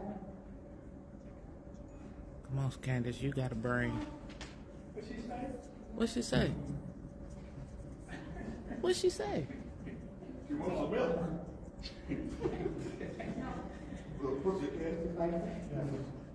Worthing? Oh, she didn't. 5 yes, 2 no? Hi. The vote is 5 yes, 2 no. Resolution 230-475 will be right before public speak. That's what you would get for texting. So, right now, She it's messed time up. to go into resolution 230-475. She was texting. I make a motion to approve 230-475. I did the motion on the floor to approve resolution 230-475. Any support? Supported by Mr. Pfeiffer. Any discussion? Madam Chair. Go ahead, Ms. Burns. I think maybe to the North Councilman Pfeiffer because he wants to speak to the clerk. I just wanted to. No, go ahead. No. Go ahead, Ms. Burns. Dang. Hold, Madam Chair. Hold on. Let me have my time. I will let Councilman Pfeiffer go. Sure enough. That was actually his motion. So you made the motion. He actually asked to have it to be put first. So both of you did. So for the record, there is no rule that says. And it's just to respect. Again, there's no rule. So Ms. Burns, you ask for the floor and your time is ticking. Dang. Okay, yeah, because it was a courtesy to let him go. Yeah, they mad because Eva was texting and fucked up the our vote. precedents have been to normally have it to be pushed up. So I know what Councilman Pfeiffer is going to ask, so we tried voting on this resolution. Per the Flint City Charter, we are not in compliance with the charter, which states that we are supposed to have an election as soon as possible or within 90 days. This council has failed to do that. So we are not in compliance. Look at Candace hiding back behind that thing. You can't even look at the top of Candace's head. It's a schedule, section B, schedule a primary election as soon as Look at possible Candace. to be followed by a special Look, you can election see her head to moving. fill the office for the balance of the unexpired term. She hiding so I think damn it is tough. fair to make sure that I don't want to choose who represents the 7th ward. That should be the voters. That is the voters who should be deciding who sits in that seat. But I'm disappointed that you have the interim person who voted no to even have it on here tonight. Wow. She voted, voted no to approve to move it. And didn't show up to vote on January 3rd. Love your family. This ain't my damn family. And on the 20th, when this arose or it was placed on our agenda. 7th Ward has the responsibility and have the right. The voters, they choose, it's our democracy, who they want for that seat. Like all the other 8 seats, the voters chose, or they should have the right to choose. I think by us, this evading this and breaking, they broke quorum and left, didn't show up, didn't even call our last council meeting of the year to finish the business to order. We had the person who wants to fill that seat. Yeah, pretty much she did. That's disappointing. We're still doing that work today, which is Monday, January 8th. We should have all this done last January 18th. Instead, because the quorum was broke, council meeting wasn't called, we had to have a special meeting for the 20th. It still wasn't done. Then we had the meeting on January the 3rd. It still wasn't done. How can you want to sit in the seat and you don't show up to follow the term? You take an oath. The oath tells us to uphold the Constitution, and we should be upholding also the charter. The charter doesn't state, as Councilwoman Lewis did post, that she wanted to have the legislature on social media to give opportunity for people to have more time for the 7th ward. That's not her responsibility to dictate what the 7th ward with the charter. The charter is very clear. It's not ambiguous. There's no ambiguity. It's very clear. 90 days or as soon as possible. It was unfortunate, Councilwoman Lewis has a right to her opinion. Was stated having the election as soon as possible would have been in February. Having an election in May isn't in the best interest of the 7th ward. The 2nd ward councilperson should not be telling the 7th ward what's in the best interest of the 7th ward. She should not be doing that. What she should be doing as the president of the city council is These people hate my family. The charter is very clear. Yes, the election should have been in February. It should be a fair process, and it wasn't. Then she went on to say that because they will only have until January 23rd to submit signatures, until January 26th to withdraw their name on the ballot. That should not be the concern. The concern should be following the charter. You can get 75 signatures in a day. You get out there and hustle those signatures. I've done it. You knock on those doors, you talk to the people, you can get it done. That's not for the 2nd ward person to try to sway, in my opinion, the election. As she said, an August election would allow interested 7th ward residents to gather their signatures, withdraw their name for candidates. If you put in, why would you immediately withdraw? Why are we speculating what may happen? Now, then she went, I hope my colleagues will share the same sentiment. No, this colleague wants there to be a fair election. Let the 7th ward choose who they want. I don't want to bear that responsibility. Miss Brain, he got my phone. That's why he back here hollering. And I thought somebody had got it. He's talking about the football. 3 meetings, we're in meeting number 4, and we're still working on this. This is not democracy. It's not. We have a responsibility to follow the charter, to put this election up and let the 7th ward people vote who they want to represent them. All right. Anyone else would like to speak first round? Madam Chair. Who's that? She comes up. Sorry. Oh, that wasn't her. Yes, I am going to vote in favor of this resolution. I never was going to vote against it. I don't know where ideas came from that I was. I think if we weren't already having a primary in May, that might have been a different story.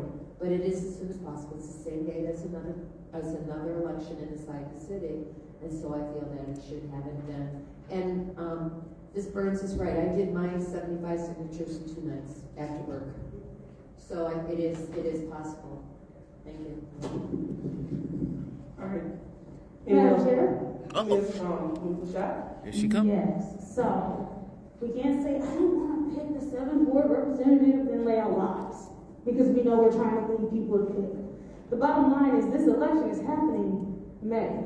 It was always happening May. I was never against when it was going to happen.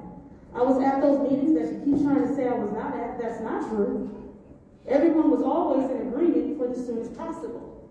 But because I don't like being argumentative and I don't want to keep doing the yapping and the answering to lies, I just let stuff go. And so, Ms. Burns, you don't have the floor. Proceed, And so here we are, once again, with the misleading and the lies. I'm not ducking anything. I said the same day that I was appointed that the appointment process is not necessarily fair to democracy, but I understood why it had to happen.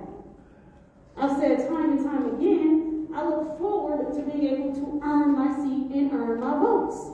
So while we're going back and forth about all this stuff, when for the past few months, my colleague in the 2nd ward is correct, this should have been done in February. But for the past few months, the very colleague that's claiming somebody is ducking something has broken quorum thousands of times because somebody from the audience told her to. Worry about the 6th ward. Because the 7th ward is going to do what they're going to do, and I'm going to be fine with their decision either way. It's democracy. And why do you think someone wants to duck democracy? I don't know. But you do more subversion of democracy than anybody up here. So let's just go. Put the vote out there. It was always going to be made. We were never not going to do it in May. So try again. All of this other stuff is just lies to try and clean up picture that's just not even accurate. You can go back and review every tape I've ever said anything about democracy. Instead, you go back to when we were trying to be appointed, we were being interviewed, and I said, I get why the appointment process is such a problem for people, and I look forward to running when it is time. Mad as hell, that red lipstick going all over that mirror tonight. With appointments. But the thing that I am very clear on is appointed time is also anointed time. So I'm not sure. We're going to do what we're going to do, and it's going to go however it's going to go. Feel however you want to feel. It's fine. All of the sides and everything else for people who don't even live in Flint, let alone the 7th Ward, don't move me either. Let's go for the May election and keep it moving. Candyman, Candyman, Anyone else Candyman. in the first round? Okay, seeing none. All right, so seeing none, I'll go ahead. Yep, there we go, Johnny. That red lipstick all over the mirror. Unfortunately, instead of my colleagues speaking What's my name? truth to power, Showing up. I hear my post being read about the colleague in the 2nd Ward. Well, it's kind of ironic for my colleague in the 6th Ward to tell the 7th Ward what they need, and the 2nd Ward can't give her perspective without it being a Lord, problem. here they go with See, that's social the media. problem. You have too much attacking on this council. This resolution has nothing to do with the colleague in the 6th Ward, so therefore, I have nothing else to say about her. Okay. This is exclusively about democracy in the 7th Ward. And as our colleagues talk about who broke quorum and who didn't come, the tape will definitely show. On the 18th, when we had pandemonium, when we had our 6th Ward council person arguing with the 9th person about the 9th person not getting any sex. We had a whole lot of chaos going on. What the hell this got to do? Councilwoman in the 2nd Ward hit the gavel to bring things to order and to call the meeting. People just looked at me like I didn't call the meeting. And the trajectory of that meeting was going in a negative way per that meeting. So yes, so what the chair did, so since no one wanted to get in their seat and call the meeting, the chair went ahead and gathered her belongings to go. So let's not act like the meeting was not called to order. The calling of the order was not respected by individuals on this body. And so then we had a special meeting and we brought the same resolution back to the floor on the 20th. Unfortunately, we had colleagues break quorum because Member Pfeiffer, he received his 2nd warning. So, and this tape is there. So please feel free to go back and play it. One thing I don't do democracy. As we have people utilizing our chambers to talk about recalling me on something fictitious. That's fine. You know, that's totally fine. This ain't got nothing to do with you. But I'm not going to speak out. I'm not going to tell I got nasty. When people were weight shaming and etc., I don't say anything. Because I allow you to have hate speech. And I allow you to utilize your freedom of speech. I allow you to go to people's house and tell them untruth. Because the fact of the matter is, when people sign their recall for me, they should already know that they're signing this because I was not at a meeting on May the 20th. And I was not at the meeting on May the 20th was because I'm a member of the League of Women Voters. And I was at a conference doing my due diligence. So when people start making up lies, you don't live in the 2nd Ward, things of that nature, that's what they're going around saying. But guess what? It's your right to go around to people and lie. And I'm allowing you to do so. That's called democracy. And so democracy is taking place tonight right here with the 7th Ward. It is, Miss Deborah. If they want it, they'll I don't know vote for what the it. hell If she's not, talking they about. won't. But let's not try to say that the 2nd Ward was obstructing this election. That is the furthest thing from truth. Because it's going to be what it's going to be. Well, vote. Either she's doing the work or she's not.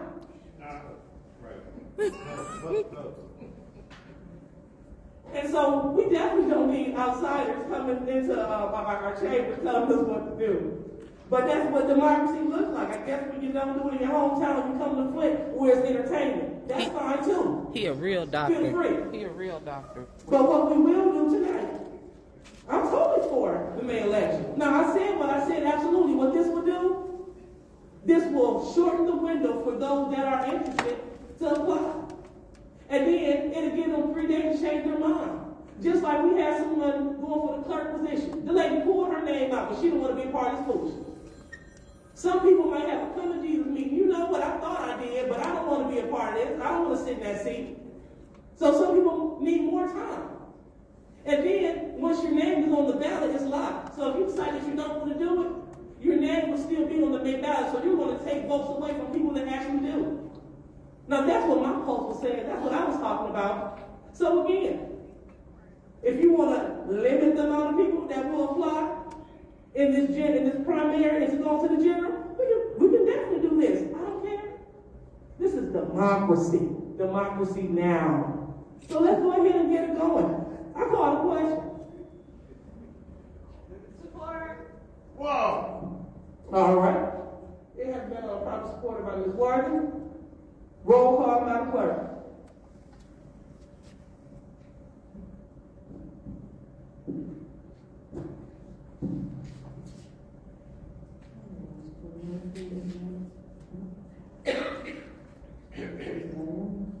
Ms. Priestley?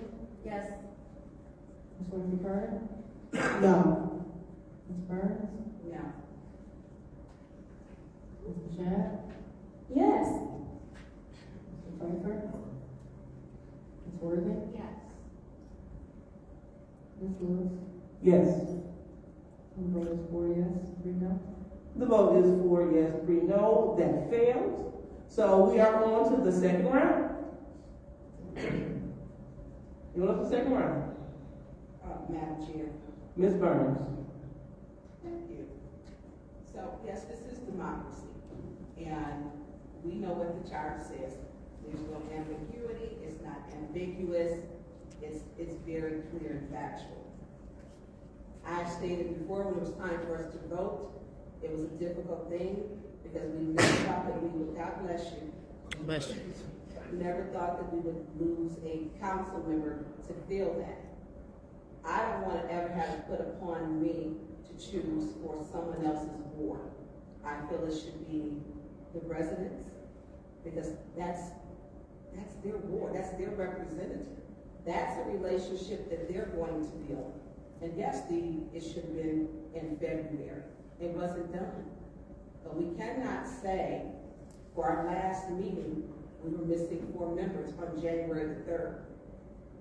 That's a fact. We cannot say for December the 18th that city council, we had special affairs, we had 3 meetings that day.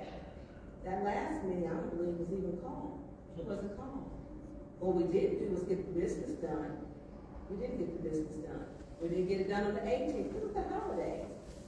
The 18th, it wasn't done. So they say, I had someone telling me, I have never left my seat for anyone but Tanya Burns. Tanya Burns' ideas, what I vote is the will of my ward. I vote the way my ward wants me to vote all day. And I'll continue to do that. My demographic is very different. I clearly understand it. I am engaged in my ward. I'm the only ward that has 6 associations. And I attend those meetings, unless generally if I'm sick or if I have a meeting here. And then I do give my support meetings. So I'm very present. And that's why when you're engaged, I don't ever want to have my hands on picking who the 7th ward. I don't. 7th ward is very unique. And the voters need to choose. Because if you get a person in the 7th ward that they're not happy with, and we're elected them, I don't want to keep kicking that can down the road. The election should have been in February, for whatever reason, it was not done. As far as putting on we have the May 7th election now, we can't afford to do another election. The you, Madam Chair, to the clerk, how much does it cost for an election? Approximately. I really couldn't tell you that. It just depends on, like this wouldn't cost as much, obviously, because it's just for one ward. But it just depends on how many employees they need and everything else. Well, it could be a cost. They say we need training. You know, we need a parliamentarian. I don't know if we need a parliamentarian for this council or a warden. But we need to be conscious that this election needs to be held. No one should be sitting in that seat longer than the charter specifies you should be in that seat, period. That doesn't change. Kicking the can down the road, we have no business, no right doing that. I mean, if the voters like you, they'll vote you in. Elections are hard. You talk to a lot of people. You have to be present. But the charter is very clear. 90 days or as soon as possible. I believe Allie, before she left, let us know she was vacating her seat. Maybe in July 1st it was vacated. So we've had more than enough time to have this. This should have been done a long time ago. There's no reason we should even be talking about this right now, because it should be a fair selection process. There are many people who want to run. Let 7th Ward choose who they want for 7th Ward. Let that person be elected, not someone that's appointed. It should be a fair democratic process. And I'm not going to change that. I'm going to stick with that. It should be a fair democratic process. And my only opinion is make sure we follow the charter for the election. I don't have any other opinions. If they put their name on, take it off, do what you have to do. And as far as printing ballots, I know that you did, and I respect you to our Genesee County clerk. I adore him dearly. I think he does a fantastic job. He's transparent, he's fair, and he's open, and I appreciate having that. And even when we're talking to our clerk, but then my question came when Attorney Kim said we're going to have it in August. That wasn't the charter. And I don't think our city attorney should have been suggesting when we have an election. It would have been in August and then November. Our charter is very clear. There's no ambiguity at all. I'm done, Madam Chair. Anyone else in the second round? Madam Chair. Yeah, I find it interesting that the votes are here to do this, but we have to go to 2 rounds of discussion. Why? Why can't we just vote on it and be done? Thank you. Anyone else in the second round? Yes, Madam Chair. Ms. Winfrey Carter. Thank you. Because people have things to say, questions to ask. That's why we're doing a second round. Madam Chair, through you to Clerk Donahue. Clerk, so when we vote on this, if it gets approved tonight, okay, when will individuals have to have their 75 signatures in? What is the date? They would have to have everything into the city clerk's office by the 23rd of January. Correct. Okay. And, we have until the 29th. I need to get it to the town. Okay. Okay. I just wanted that to be on the record for those who are planning to collect signatures to be on the ballot. Thank you, Madam Chair. Anyone else in the second round? Anyone else in the second round? Okay, well, I will go ahead and utilize my time. Because again, we have to make sure that we're being actual and factual. What's happening here is no one is taking away by recommending that the election is held in August. No one is taking away the 7th Ward voice. We're trying to amplify the 7th Ward voice, because right now it'll be due January 23rd. Right now it's January the 8th. So what, give you maybe 2.5 weeks maybe? And then you have to, like we said before, you have to decide whether you are in it by the 26th. Now, if you change your mind between then and May, your name is still going to be on the ballot, and you're going to split votes. You're going to take votes away from people. And so the point is, we want to make sure that those that are signing up for this commitment here, that they have enough time to be lucid in their thinking and to make the right decision, because it just doesn't affect you. This affects your family. So someone's grandmother might be up here. Well, if your grandmother getting attacked, called handkerchief head Negroes and dumb crackers and stuff, then you got to make sure that grandma is able to handle stuff like that. Point of order. You have to be willing to make sure that somebody's willing to get up here and talk about Grandma Wig. You got to make sure. Because this is Madam Chair is very germane. Madam Chair is very germane. And that's not germane. Madam Chair is very germane. So, point of order denied, that's what I'm talking about. People must make sure that this is what they want to take on. So that's why I said it would be in the best interest to have it in August, because then the due date will be April. You will have until April to get everything set, to talk over with your family, get your signatures, make sure that this is what you want. 1 o'clock. Because once you're up here, I mean, you can always resign, but no one wants to put in the work and this effort to be in vain, and nobody wants to wait ballots, wait till you vote on ballot. That's just plain and simple. However, if democracy looks like... Right. Excuse me, who? All right, thank you, Ms. Donahue. Thanks for starting the clock. Thank you. Man, she didn't talk for a minute. Absolutely. So, what we need to have, we just need people to think. No one's trying to rig or take anything. We're trying to make sure that you or your loved one that may choose to serve here, that this is what they want to do, and that we are not wasting valuable 7th Ward votes on individuals that might change their mind. That's all we're trying to do. So as my colleagues giggle, hope my tires aren't getting slashed. We're going to go ahead and That was a damn. So now we're about to vote on resolution 230475, and this is that was unbecoming. To hold a May election. Roll call, Madam Clerk.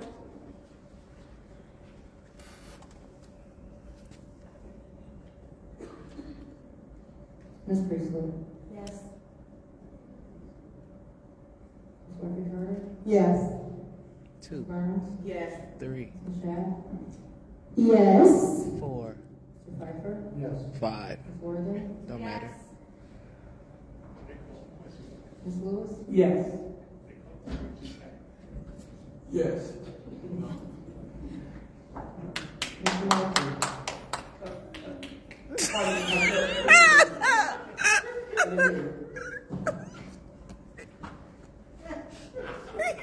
Said no before fucking clap. Madam Clerk, did you call the vote?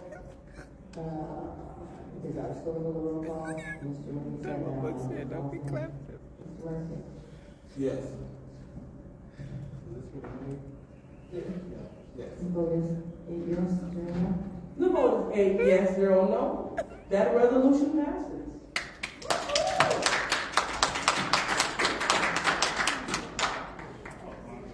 Now it's time for public speaking. First speaker, Madam Clerk. She mad tonight. Somebody about to get put out. Mickey, stay up and watch the game. First speaker is R.L. Mitchell. Hello, Council. I'm R.L. Mitchell. And for the record, to Madam Chair, to Mr. Murphy, 3rd Ward Councilman. Mr. Murphy, about them 195 package deals of houses, and I'm glad you put it back on the record to be reconsidered, because my house was one of them things. I believe that's how you got me out of my house. You tore it down the time you got it out. I've been in the house for 15 years on 3512 Milton Street.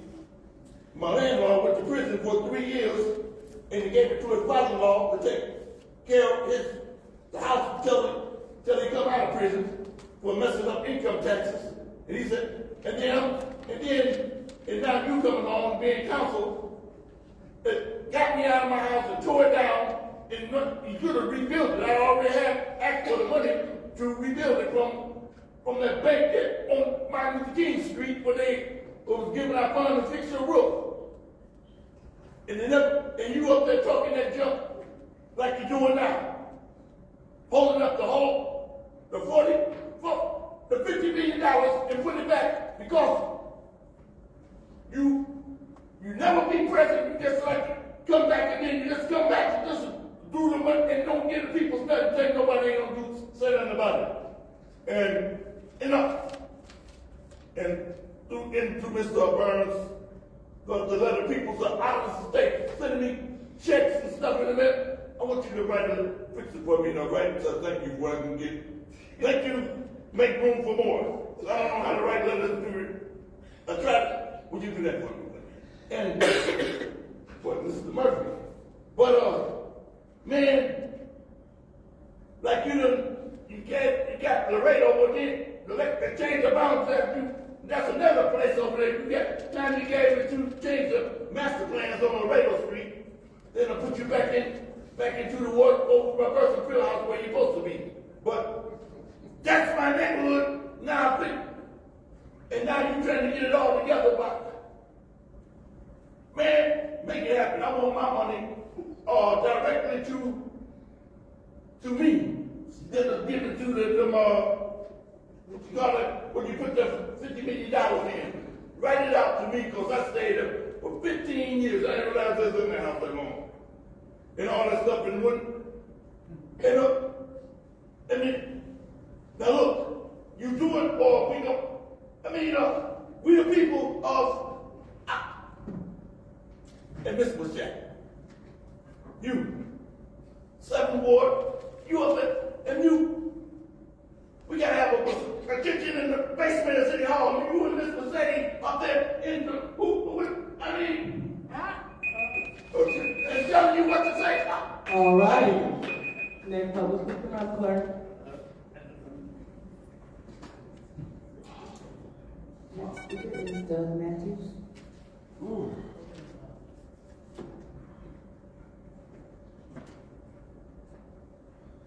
Okay, hello again. I'm Doug Matthews, retired social worker from the 7th Ward, and I will be voting for my councilwoman in May. I'd like to share my perspective on Mayor Neely's pay raise. When I migrated to New Zealand and later became a citizen in 2008, I occasionally encountered what the Kiwis call tau poppy syndrome, a tendency to discredit or criticize those who stand out, who strive for excellence. Mayor Neely may also face a bit of this from some council members and some members of the public. In my view, and in my experience, he's a gracious man, a person of integrity, and a capable leader who has not only achieved politically, but has also brought tangible benefits to our residents. Speaking of graciousness, he spent more than 5 minutes at the beginning of his recent State of the City speech naming and commending his administration's partners, including this council. Mayor Neely has a record. He has worked tirelessly in partnership with various stakeholders, demonstrating the importance of collaboration for community development. Let's not ignore Mayor Neely's excellent relations with officials and politicians at the federal, state, and local levels. These relationships have not only garnered support for our city, but they have resulted in tangible outcomes. With local and state political leaders, Mayor Neely secured funding from the state, rescuing city worker pensions that are the lifelines of many in our community. This money also addressed Flint's structural deficit and will help ensure financial sustainability into the future. This year, Mayor Neely and the city were able to ensure historic raises for all the hardworking men and women of the city of Flint, rectifying historical oversights and acknowledging the contribution of labor. Additionally, the city, in collaboration with Genesee County and the Land Bank, dedicated $16 million from the ARPA funds to address structural blight. This partnership resulted in a total investment of $40 million, with the aim of demolishing 2,200 structures in our community by the end of this year. This is not halting progress. This is full steam ahead. In addition to the above gains, Mayor Neely, again collaborating with others, made further strides in economic investments, community development, housing initiatives, and infrastructure improvements, including our clean water system. Let's not succumb to the tall poppy syndrome. Mayor Neely gave raises to his employees and officials. Let's give him a raise. All right, next public speaker.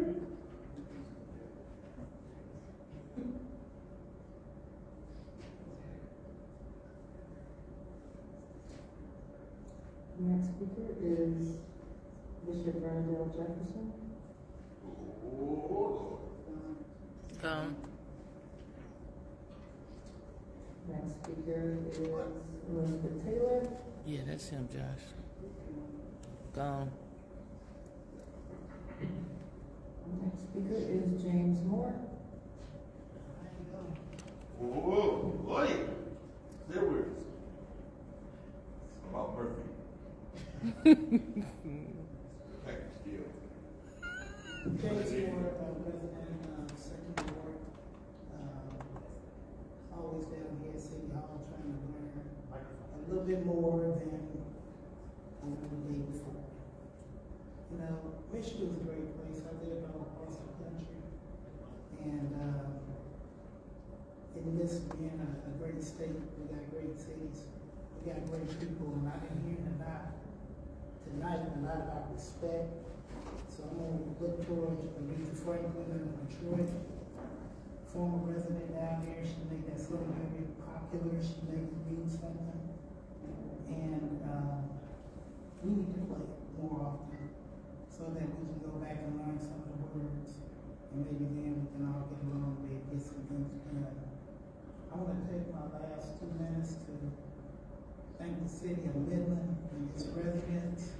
I seen it up there on the news how you guys are working on your voter registration, your voters ID, just being neighbors and learning to shake hands and make telephone calls. They're doing cookie giveaways and donuts just to encourage that when the day comes to vote, they will know where to go and vote. And I had the good fortune in high school playing against them up there, and they always came with their A game. And I see that they have not dropped the ball, because when they come down for the 8th district, Midland's going to show up, and Flint, we're going to still be wondering where do we go and vote at. We better wake up. We better wake up, because the vote's coming. We dealing with the little thing in May or whatever the case may be with the 7th ward. But we got business at hand, and we got to start taking care of business, because if we don't, they're going to show us up there in Midland. They can. All right, next public speaker.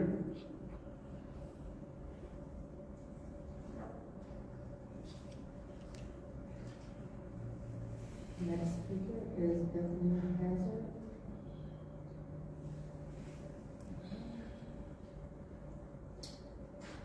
Next speaker is Rich Jones.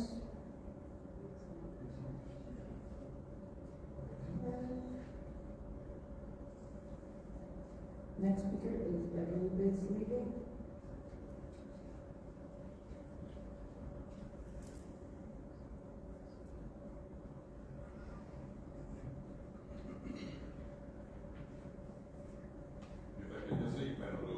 My name is Beverly Biggs Levy. I'm in the 3rd ward.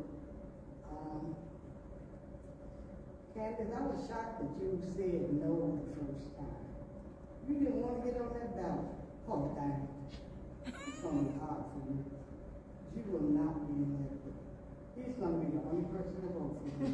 That's sad. It's kind of hard to know that you guys, it's 2 on the ballot now. But if we work at it, it's going to be 3 on the ballot. It's going to be a pitiful sight to see. Quincy, you probably gonna need some money for your rent. I wonder if she's gonna give you some of that $50,000 once you lose that job for being on here and on slick leave, not sick, slick. You know, it's gonna be hard for you. I hope she gets you pennies. And like I say, we need to do a better job. You guys gave $40 million to the general funds. We don't have a doorknob. I guess you feel good with that. Especially you, Quincy. You've been raised up poor all your life.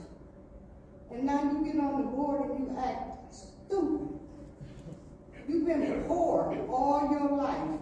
Now something coming into the 3rd ward that you represent, and you will lose everything to stick with what Liddell and them is doing and you know it's wrong. I don't, you know, they, like Liddell say, if you know better, you do better, but you guys know better, and you don't do better. It's bad. This, you know, it's happy to know that the 7th ward gonna be put to the side, and the 9th ward don't look, she's saying she ain't coming back, but I don't believe it until May. When May come, I bet her name be on that ballot. How much you guys want to bet? So y'all better get ready, because she's not going anywhere, because she think ain't nobody gonna take that seat. We got a lot of folks to clear that seat right there. And we don't have to hear these racial comments about how we act ignorant, but we act truthfully, like you do, like you tried to say Martin Luther King. You don't even know nothing about Martin Luther King. If you go to sleep tonight, you won't know about Martin Luther other King. Have a good day. All right, next public speaker, please.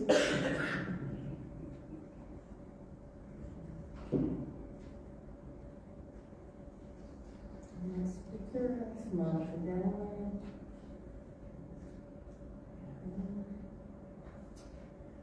January ARPA.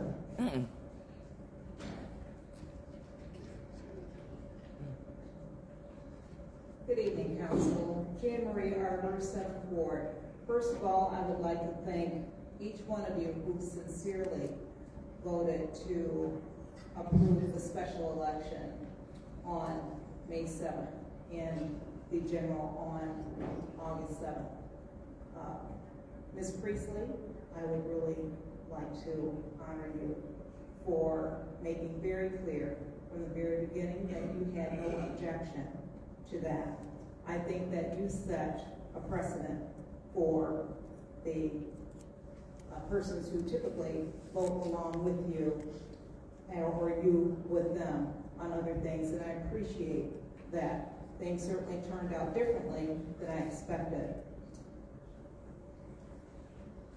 William Shakespeare's Hamlet made a statement to his mother Gertrude. It goes something like, "Methinks the lady protests too much." What does that mean? Her excessive protestations about infidelity were questionable. And that's how I'm left to feel about both Ms. Lewis and Ms. Mushat. Your ardent protestations against moving the election forward for the 7th Ward by your absence from meetings, your breaking of quorum, and it's okay to, object to what I'm saying, but I do object to what you did. And it's very revealing because it causes others to question your true motivations. We know that you're expecting 50,000 because you said you're going to get it, and you need a certain number of people in order for you to get it, and that's for you as well as Ms. Mushat. You need one another to continue your grip. Your disingenuous statements this evening regarding the 7th Ward, Ms. Lewis and Ms. Mushat, are clearly indicative of your lack of character. Furthermore, I would like to speak to the character of Ms. Mushat as it relates to her poorly contrived conversation with Ms. Ricks for allowing me to speak about the 7th Ward meeting on January 3rd. She objected to the fact that I said that she consciously made efforts to delay the meeting. I can't go any further as my time is nearly up. But Candace, I once called you a liar. I stand by that. You are a liar, and that's how many within the 7th Ward regard you. Next speaker, Madam Clerk.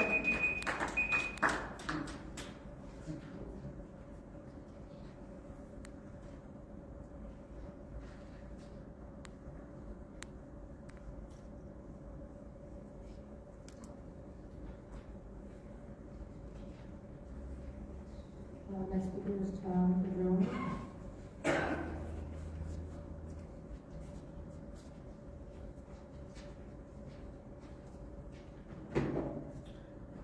Tom Pedroni, Wayne State University.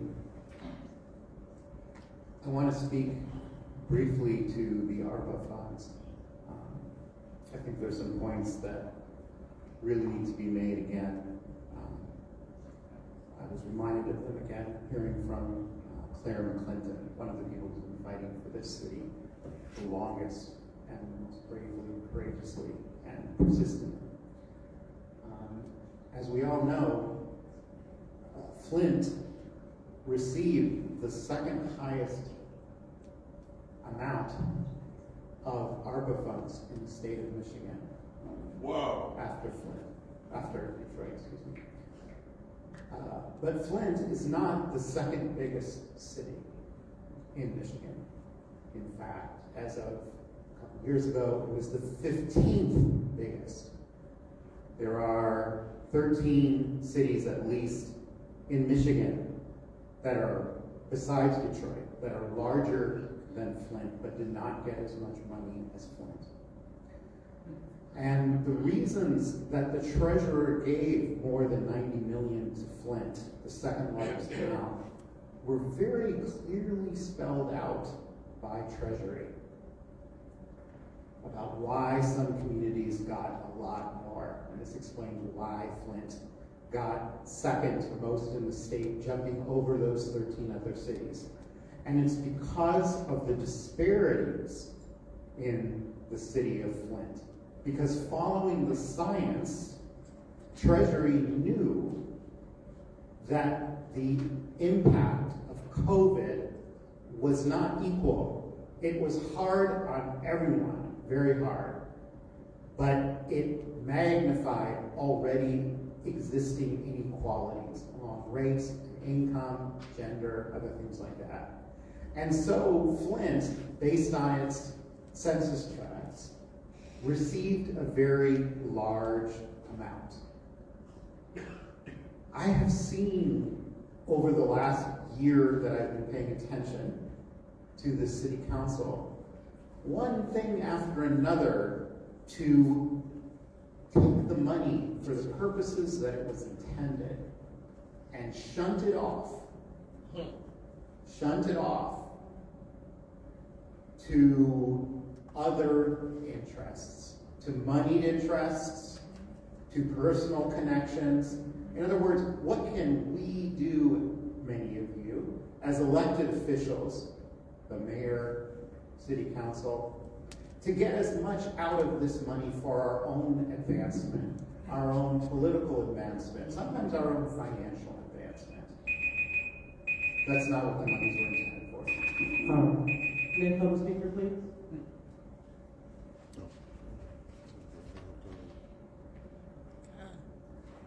Next speaker is Stacy Dennis. Go ahead. Wow. See what you done to Mr. Jim's birthday? Put me in Ward 2. That was our last speaker. All right, so seeing that's our last speaker, public speaking is now officially closed. Now it's time for council response. Anyone from council like to respond to the public? Yeah, right here. Mr. Murray. Thank you so much. I want to respond to Beverly Biggs, the comment she made.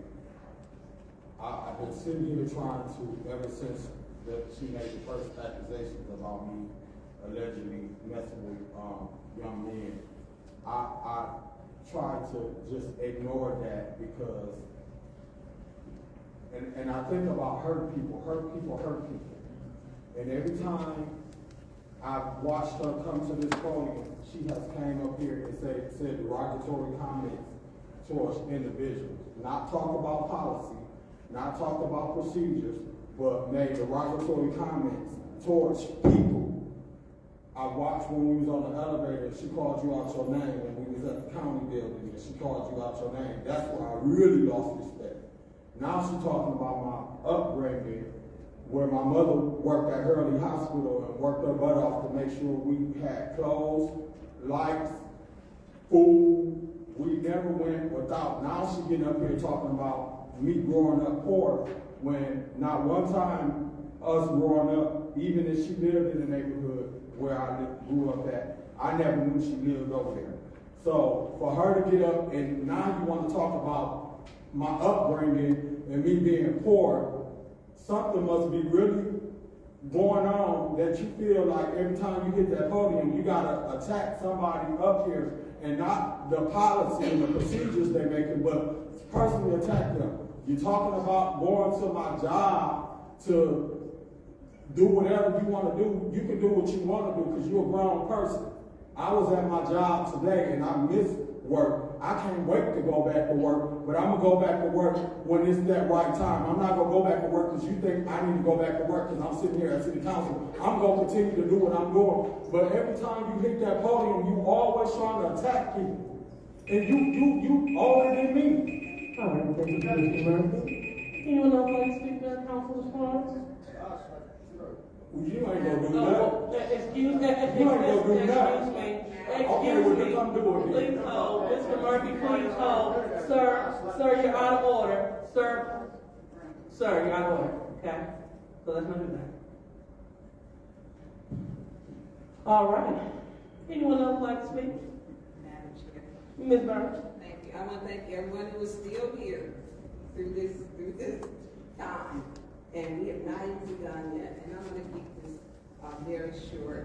Mr. Matthews, I do want to touch on the employee's pension, because that has been a concern, because Flint was funded at 26%, and we were supposed to get $220 million. 2 infusions, one of 170, the other one of 50 million. We only received the 170. Flint was actually one of the most underfunded through our pension system, so retirees are still concerned.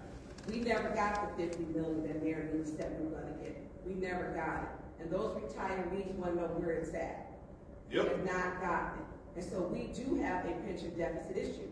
Because if we hadn't gotten the supposedly 220, Flint's pension payment would be for the next 10 years, $40 million.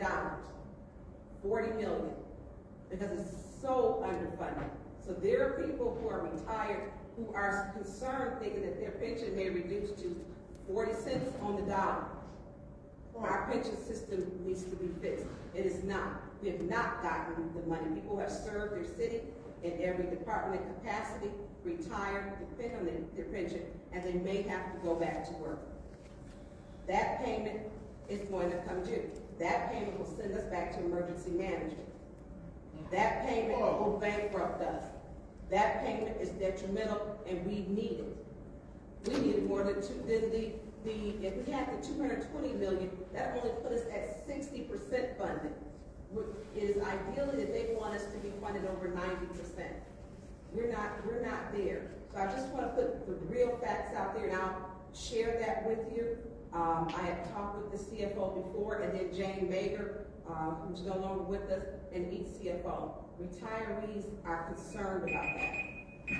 Yeah. All right. Anyone else would like to speak in council response?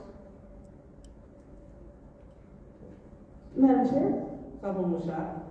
Yes, so thank you to everyone who stayed. I know it was a bit of a long night, so thank you everyone who stayed, everyone who's an opportunity to speak. I just think it's unfortunate that we do get called names and it's completely baseless and people call you a liar with no lies being told. But I understand that happens. I understand people have disagreements. I look forward to a May 7th election. Mr. Matthews, thank you for your support. I mean, you and I will be the best votes ever. Thank you. All right, anyone else would like to speak their council response? All right. So seeing that we have no one else that will speak, I'll go ahead and be the last one to close out. It's definitely a new day on this body, and we're looking forward to getting some of the great work done. And I challenge my colleagues, because we have colleagues that continue to say repetitive things that are not true. But as we talk about the mayor bringing $220 on pension, let's work on solutions. We have a lot of people pointing false fingers. But okay, let's work on solutions. Let's not have conversation and dialogue about people. Let's talk about solutions. So if the pension fund is short, let's go ahead and come up with strategic ways to how we can beef it up. We have so many municipalities throughout the entire nation. You trying to tell me that you can't reach out to one, study some to see how they're doing it, so how we can make a difference here? We're charged with this. We are here for that. We're not here to demean people. We're not here to tell people how much we don't like them. We're not here for any of that. Personalities are what they are. But when you're grown, you're a professional, you work with your colleagues, whether you quote unquote care for them or not. You're not here to care for them, you're here to care for the community. So as we care for the community, let's go ahead and work on solutions. So okay, what can we do to beef up the pension system? What are other municipalities doing to do so? I tell my colleagues to figure that out. How can we beef up the general fund? How can we do more things to benefit the residents instead of being, malicious? Instead of stating things over and over again that are not true, but the more you do, people believe you. Let's go ahead and work on something positive. Because what we're doing isn't working. Ask the people. Ask the pension fund. So with that being said, we're going to go ahead and move on to Madam Chair. go ahead and Ms. Priestley. I can make a motion to approve consent agenda. All right, there's a motion to approve the consent agenda. Support. Supported by Councilwoman in the 7th Ward. Madam Chair. Ms. Priestley. I'd like to separate 230362. 230362. Yes, and 230471. 471. Yes. I think that is all we have to do.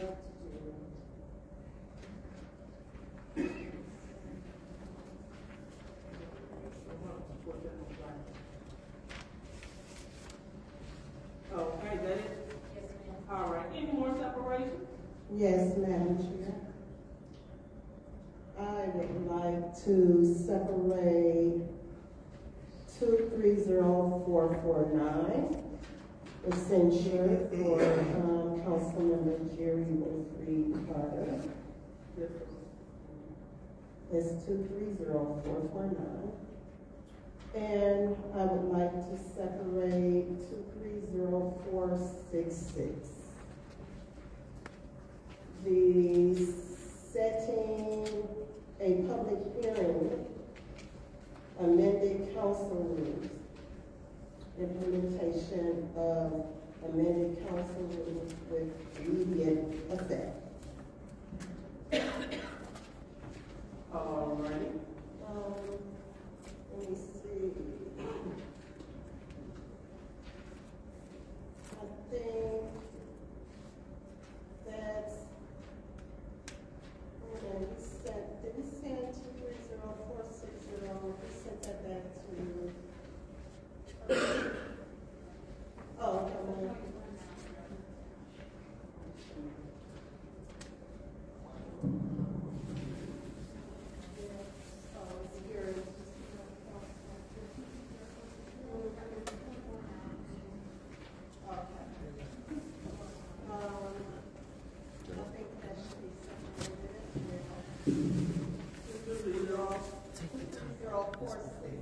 How you take the top off?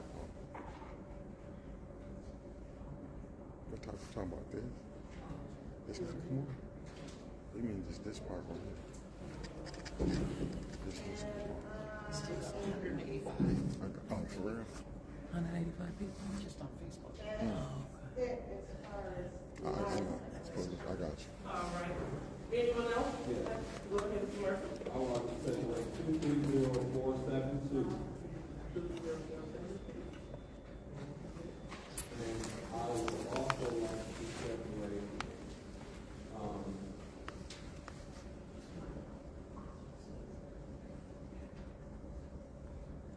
230472.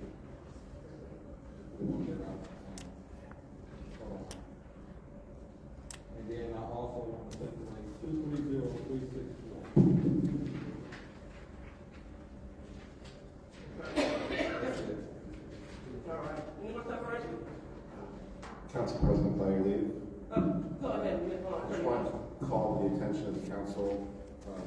resolution 230476 to set a public hearing date because this has been delayed from when it was originally submitted.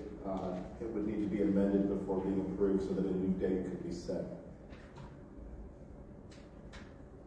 Madam Chair, I'd like to step on 230476.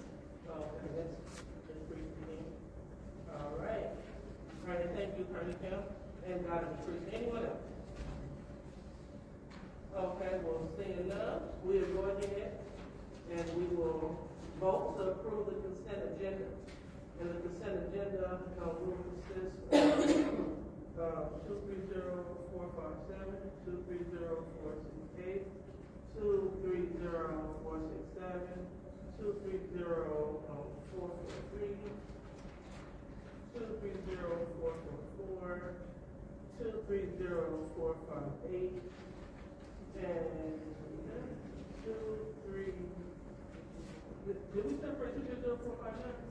Yep. And 230459. I need the consent agenda. So roll call, Madam Clerk. 23046011.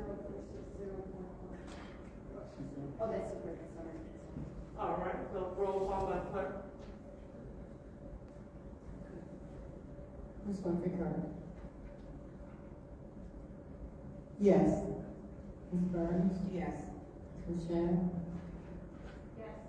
Ms. Pfeiffer? Yes. Ms. Worthing? Yes. Ms. Lewis? Yes. Mr. Murphy? Yes.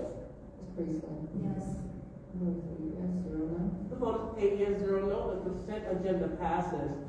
So now we'll move on to the resolution. So resolution 230362. Madam Chair, I'll make a motion to table indefinitely 230362. 230362. Table indefinitely? Yes. All right, is there any support? Any support?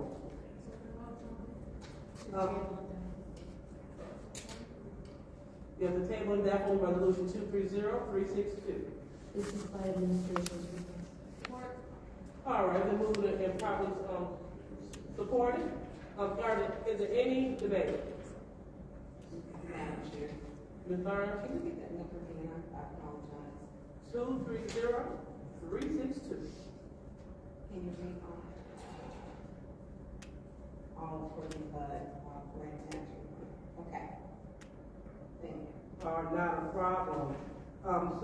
Is there any debate? First one, or the home run? Okay, seeing that we have none, we're going to go ahead and move to the table indefinitely. Resolution 230362. Roll call, Madam Clerk. Ms. Burns? Yes. Ms. Shan? Yes.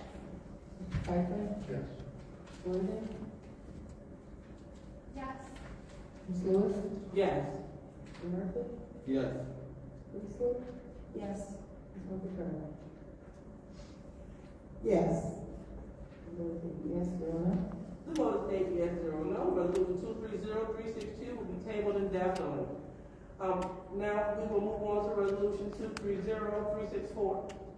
I move to approve resolution 230364. All right, it is moved and supported by Councilwoman Priestley. Any debate? Yes. Go ahead, Mr. Murphy. Yes. Through you to the city attorney. This resolution was for the sale of alcohol and liquor, I believe, on Sundays before 12.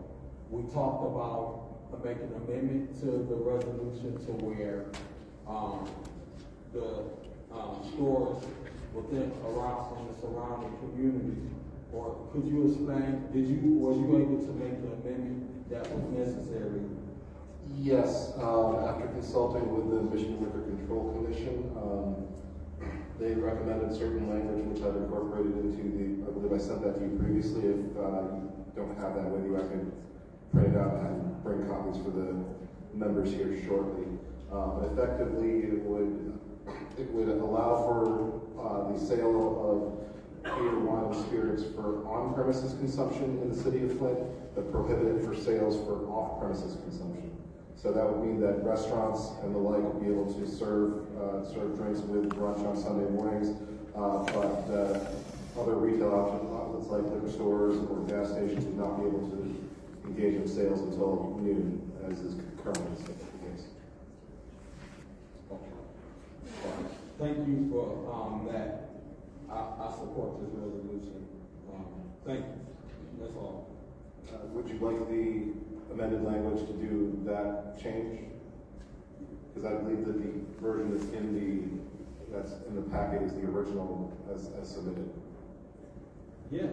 Okay, so absolutely. I'll bring that to you shortly. Do we need to do a 230364.1 to amend this, Dan? Yes, I believe that would be. I'll make a motion to amend this resolution to 230364.1, but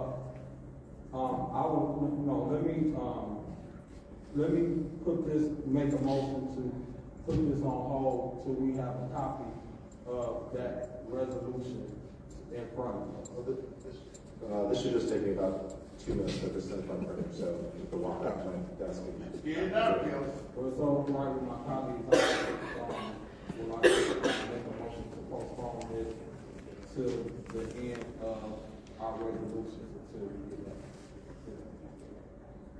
Or how y'all want to do it? More time, Dan. Request for information. Yes. What's your request?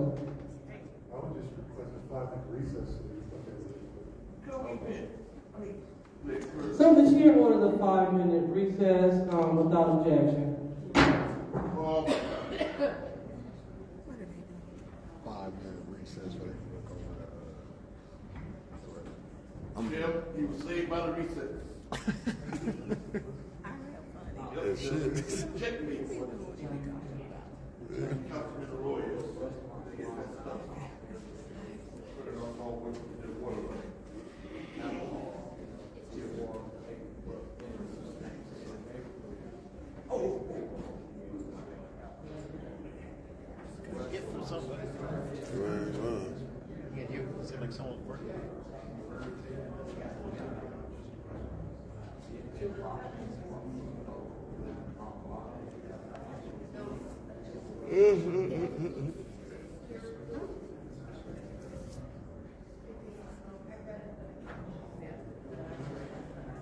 Mercedes, come back.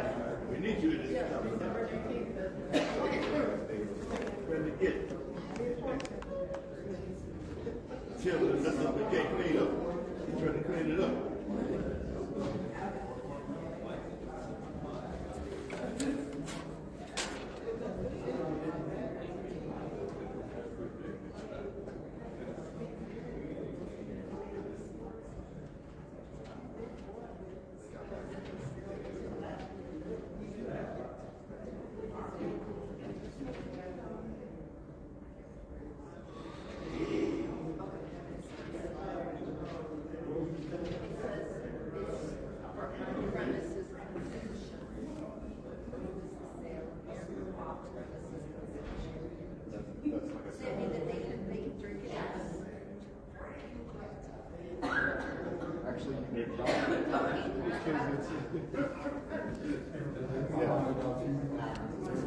Man, Cameron's up there pulling scabs out his head and flicking them, and they done took them papers. Boy. This is some of this nastiest, filthiest. He needs some hand sanitizer. He just was digging in his scalp like that, and they taking them papers. They got to be crazy. They ain't shaking no hand up there. I'm just telling y'all. But as you can see, family, I stayed here. If I can deliver this to y'all, but to see him just taking his scalp and flick that around, I'm done. This is some terribleness going on. Boy, they got some hygiene. Look at her there. She just rubbing her nose. And I see why they say COVID was running rampant through this joker. These some of the nastiest human beings out there saying. It did look like she picked boogers. and just roll them around. She got RL. Yeah, I see. Ariel took something from her? Oh, Ariel is out of his mind. Davina did. I thought you said sure enough. Okay. Pulling scabs out of his head.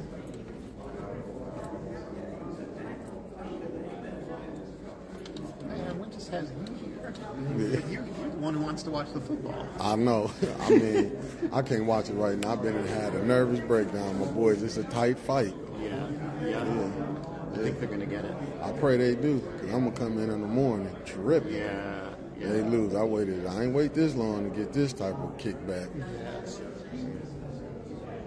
I think they'll get it. I pray they get it. They thought Cat Williams did a show. I'm going to do a hell of a show if Michigan blow this. I want to see that. I'll be up. Yeah, I'm telling you. I mean, I got to record it at the crib, so when I go home, I'm going to go back and watch it. I probably don't get no sleep. I'm going to rewatch You watch it. So you still following the updates, though? Yeah. I've been going back to Clyde. I've been letting me look at it. The one guy he left. We was watching it back on his phone. He left. And if Michigan blow this, baby, I'll tell you like this. I may have it on my phone when I'm driving home.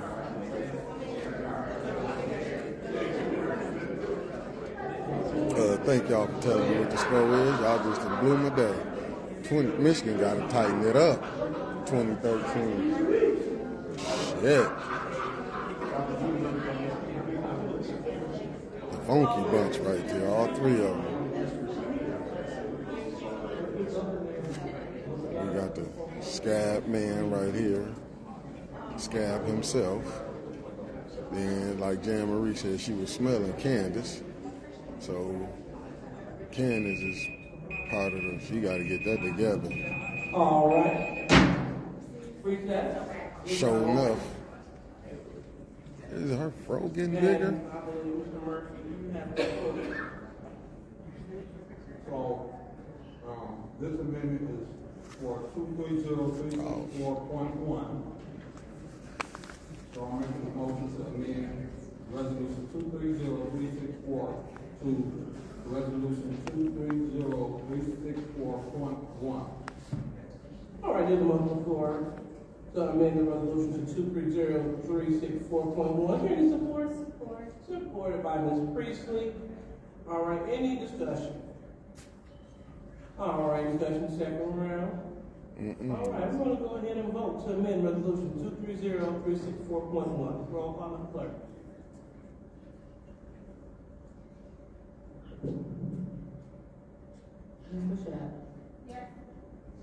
Y'all forgive me. I gotta put it on his head. Shit. Ms. Worthing? Yes. Glad I ate before I got Yes. here. Mr. Murphy? Yes. Ms. Priestley? Yes. Ms. Winfrey Carter? Yes. Ms. Burns? Yes. Yes, 0 no? The vote is 8 yes, 0 no. No, Resolution way better than that. 230364.1. Scalpel pad. Now, what's the pleasure of the body for resolution 230364.1? I would like to. Go ahead, Mr. Murphy. I would like to move resolution 230364.1 for approval. All right. Is the motion on the floor to move resolution 230364.1 for approval? Any support? Supported by Ms. Priestley. Any discussion? Any discussion in the second round? All right. So now we're going to move to vote. We're going to vote to approve resolution 230364.1. Roll call, Madam Clerk. Mr. Bison? Yes. Ms. Worthing? Yes. Ms. Lewis? Yes. Mr. Murphy? Yes. Ms. Priestley? Yes. Ms. Winfrey Carter? Yes. Ms. Burns? Yes. Ms. Bennett? Yes. I don't know why I The put vote it is on her. I 8 can't yes, see 0 her for shit. no. Resolution 230364.1 has passed. So now we're moving on to resolution 230471. Pleasure to body. Madam Chair, Ms. Priestley. per the charter, I will make a motion to table this indefinitely. Okay, so there's a motion on the floor to table resolution 230471 indefinitely. Is there any support? Supported by the councilwoman in the second. Madam Chair. Hold on. Okay, I heard my name. Madam Chair. Go ahead, Ms. Christie. Yes, according to our charter, this has had to be approved or denied, had some kind of action within 30 days of this action. This is passed in 30 days, so it's no longer relevant. And it was approved without objection. Anyone else would like to speak in the first round? Yes. So, in the home round, excuse me. Go ahead, Mr. Murphy. I'll be voting against this. Yeah.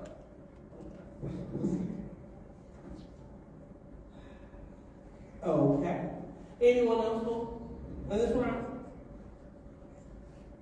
Seeing none, I will be the last to speak. So hearing that we are past the 30-day time period, and we will be in violation of charter if we were to do this. I want to make sure I'm clear. Is that what you said, Ms. Christie? I said based on the charter, it's a new point. It's a new point? Got it. All right. And, yeah, so I'm going to go ahead and, agree to table this as well. So let's go ahead and put it to the vote. Madam Clerk, we're going to vote to table resolution 230471 indefinitely. Roll call. Ms. Worthing. Yes. Ms. Lewis. Yes.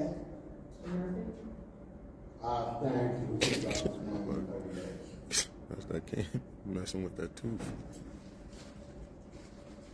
Ms. Priestley. Yes. Mr. Carter. No. Ms. Burner. No. Mr. Shadd. Mr. Fireman. No. The vote is 3 yes, 3 no, 2 abstentions. Well, it's 3 yes, 3 no, and 2 abstentions. So, that tabling failed. All right, so we are still on resolution 230471. Motion to approve. All right, a motion to approve resolution 230471. Any support? Support. Supported by Ms. Burns. All right, so any discussion? Yes. Go ahead, Ms. Murphy. Through you to the city attorney. This resolution, denial of the mayor's pay raise increase. If we, approve this this resolution is for us to deny it. If we approve this, will we be in violation of the charter based on your research of this resolution? Or can we bring it back? If you're saying there's no way at this point to change the mayor's compensation. The compensation that was decided upon by the local officers compensation commission went into effect 30 days after the notice was provided to the city council, and that was back in November. So the compensation has been adjusted as determined by the LOCC, and this body does not have the ability to reduce that salary at this point. Wow. So yes, that went into effect in December, and it's not. This body cannot direct that the compensation be changed. It's the same way that you could not direct that your own compensation can be changed or either up or down at this point. So are you saying this is a moot point to even vote this up or down? We just need to drop this completely because it's already took effect? What to do about it is up to this body to decide. But what I'm saying is that this resolution will have absolutely no effect whatsoever. All right, thank you. All right, anyone else in the first round?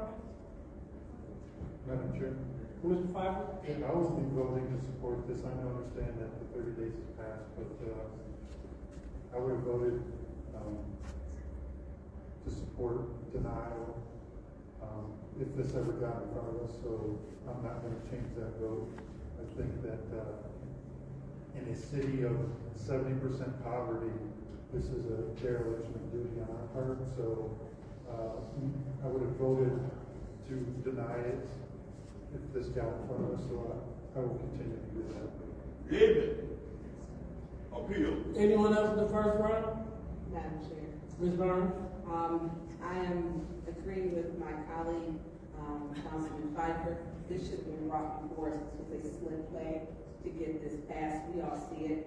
So that the public understands the mayor's pay raise has been increased from 125 to 140. What? Not put on one shingle, one furnace, one window. But the mayor has gotten a pay raise. This was not brought before us to the council to even vote upon. It was not put in the resolution. It was time sensitive within 30 days. And guess what? He got a raise. What did the president get? Zero. There it is. Zero. So I am in agreement with Councilman Pfeiffer. If it had been brought before us, I don't think this is the time that when we look at what the residents come here week after week. They come to the meetings even when we can't to get help. And I remember when Mayor Neely stated when Mayor Weaver had gotten a raise that he was going to give the raise back. He said he was not going to take that raise. What? The salary went from, I believe, $79,000 up to $126,000. And he said he was going to give that back. I remember. He said that. Amen. He didn't give it back. No, take that. 2019. Mr. Mayor. And now he is getting a $15,000 raise. So that is a campaign promise or a key point that was not kept. If this was brought, and it should have been brought to us, you, Madam Clerk, to Mr. Clyde Edwards, or I'm sorry, to the legal department, to Mr. Kemp, why wasn't this brought to this council in a resolution? No, to approve. The council does not, let me just read you the charter provision at stake that's applicable here. It says that this is section 1.502, paragraph B of the charter. It says the commission shall determine the total compensation of each local elected official.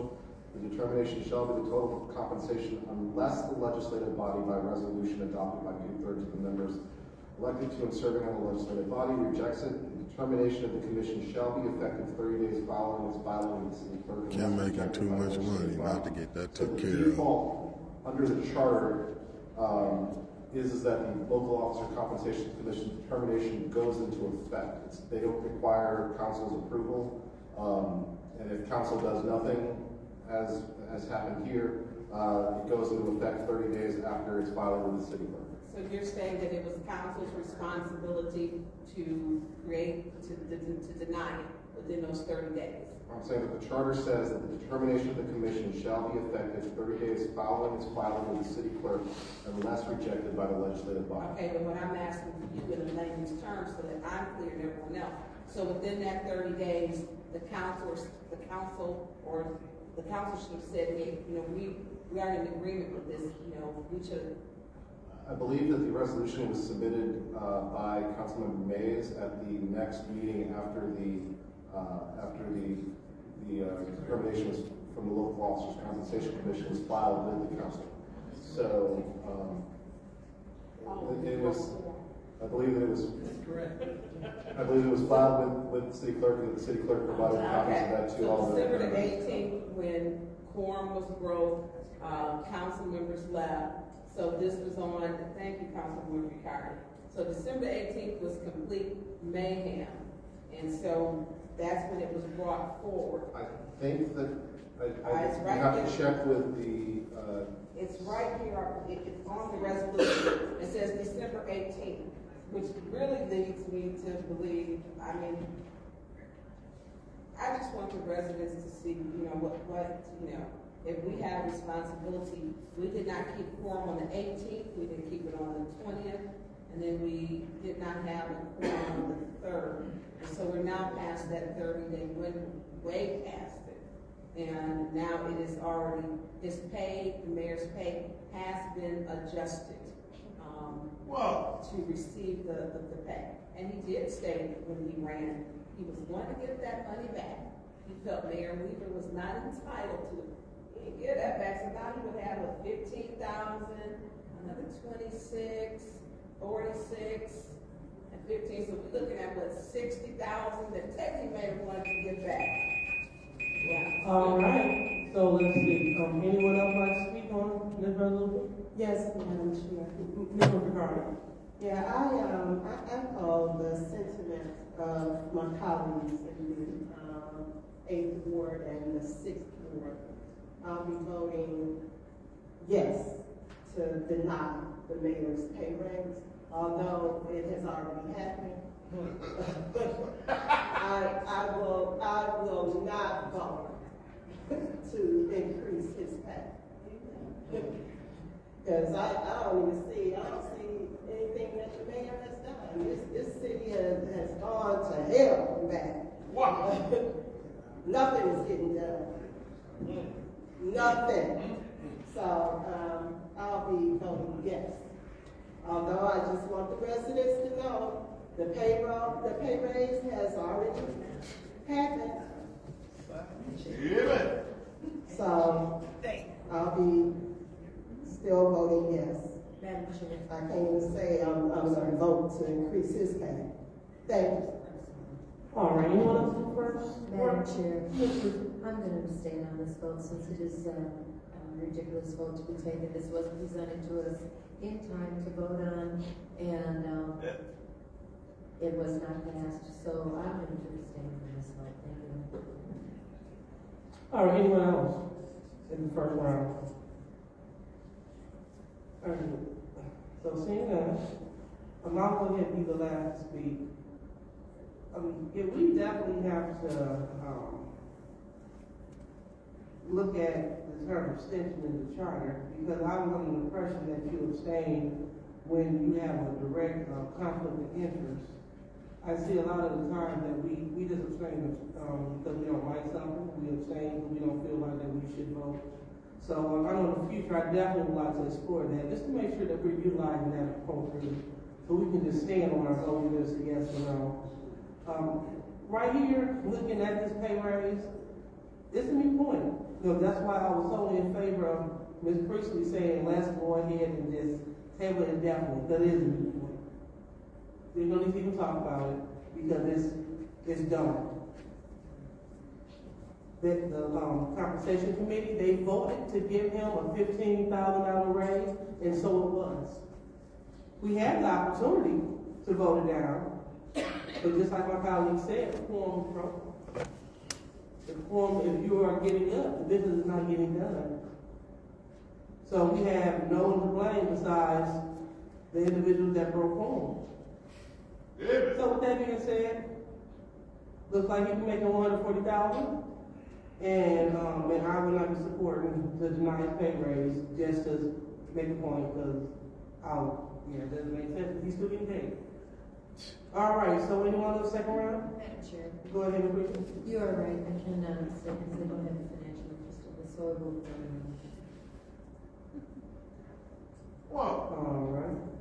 Anyone else second round? Madam Chair. Ms. Burns? Thank you. So when it was first posted, just for record, and I think people have the right to speak on and vote the way they want. I mean, I don't, that I do. Sometimes people may abstain because they want to stay on the record what their reasons for voting no is, so that the record actually will reflect that. So when we look at the pay raise went from Mayor Weaver was $91,000, and then it went to $125,000. That was a 36% pay raise, and then now it is going up to $140,000. So we're going from $140,000, $91,000 to to 140, and was it, I think 4 years is when she, 2019, she got the raise. So, yeah, my mind ain't working. So my math may not math right now, so I apologize. So it went from 91,000 to now 140,000. So we are 48,000 that in 4 years the mayor's salary has increased. That's a lot, especially in a city that we have such high poverty and that there's such a great need. You know, listening to the school system, I mean, and what parents are going through. I mean, and we look at the schools, we look at the grocery store. I was told of a great project that's going to happen in my ward. And the person has said, there's no grocery store. No, 2 great projects. Because I don't say, well, I was a grocery store, but it's not a Whole Foods, it's not a Kroger, it's not nothing. You know, we have the new grocery store supposed to open, we don't have an opening date for that yet. And that's still not in close proximity. I look at how far and what parents go through. One of the things was kids wearing hoodies. And kids don't wear winter coats anymore. Winter coats cost money. Ms. Burns, we're still on the denial of the mayor's. Yeah, but I'm getting to why I think the pay raise is in that. I'm going to tie it in.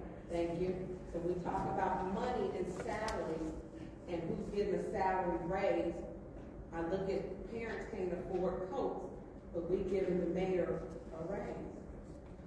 You know, that's a 48,000 in 4 years. That's a lot. Our pension system is underfunded. That's a fact. That's a fact. We never got the 50 million. We won't get the 50 million. We won't get it. And you know how I found out? 2 lobbyists called me to tell me we wouldn't get it. That's how I found out.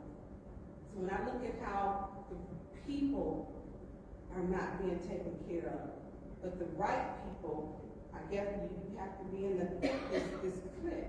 So it's not a moot point to vote on it now, because the record, we have a right to let the record reflect what our vote was, and not for indefinite, because I'm very clear that I'm going to deny the mayor's pay raise. Mayor that said he didn't want a pay raise, but he's still taking it. He could have said, hey, I don't want it. I'm on my campaign promise, I'm going to keep it. He could have, when he got elected, said, hey, I don't want 125. My campaign promise, take it back down to 91,000. He didn't do that. So people say 48,000 is not even the average income that a resident in Flint gets. What is it, 29,000? 29,000? I don't even know what the average income of a household in the family in Flint. But what I know that the average income of a household in Flint is less than the mayor's pay raise. I know that. I know that if we multiply, we do some basic math, we go, what is it? He's getting what, 140, and the average is 12. So he's over 4 times higher his pay than the average household per Flint. And if my math ain't math, y'all charge it to my mind. I'm tired.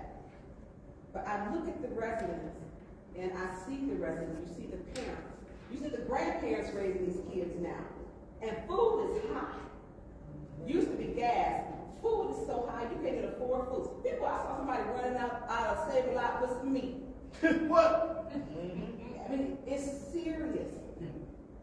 So I want the record to reflect that I would not be supporting the pay raise for the mayor. And so my point is, my vote is not moot, is to show what my intentions would be if he wasn't receiving it.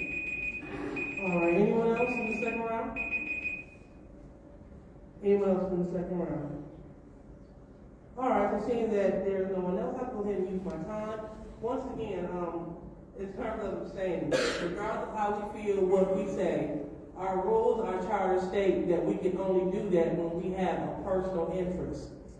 So it's not about how you feel, it's about your interest in the vote. So let's just follow the rules in the charter. With that being said, we're going to go ahead and vote to approve resolution 230471. Roll call, Madam Clerk. Ms. Lewis. No. Mr. Murphy.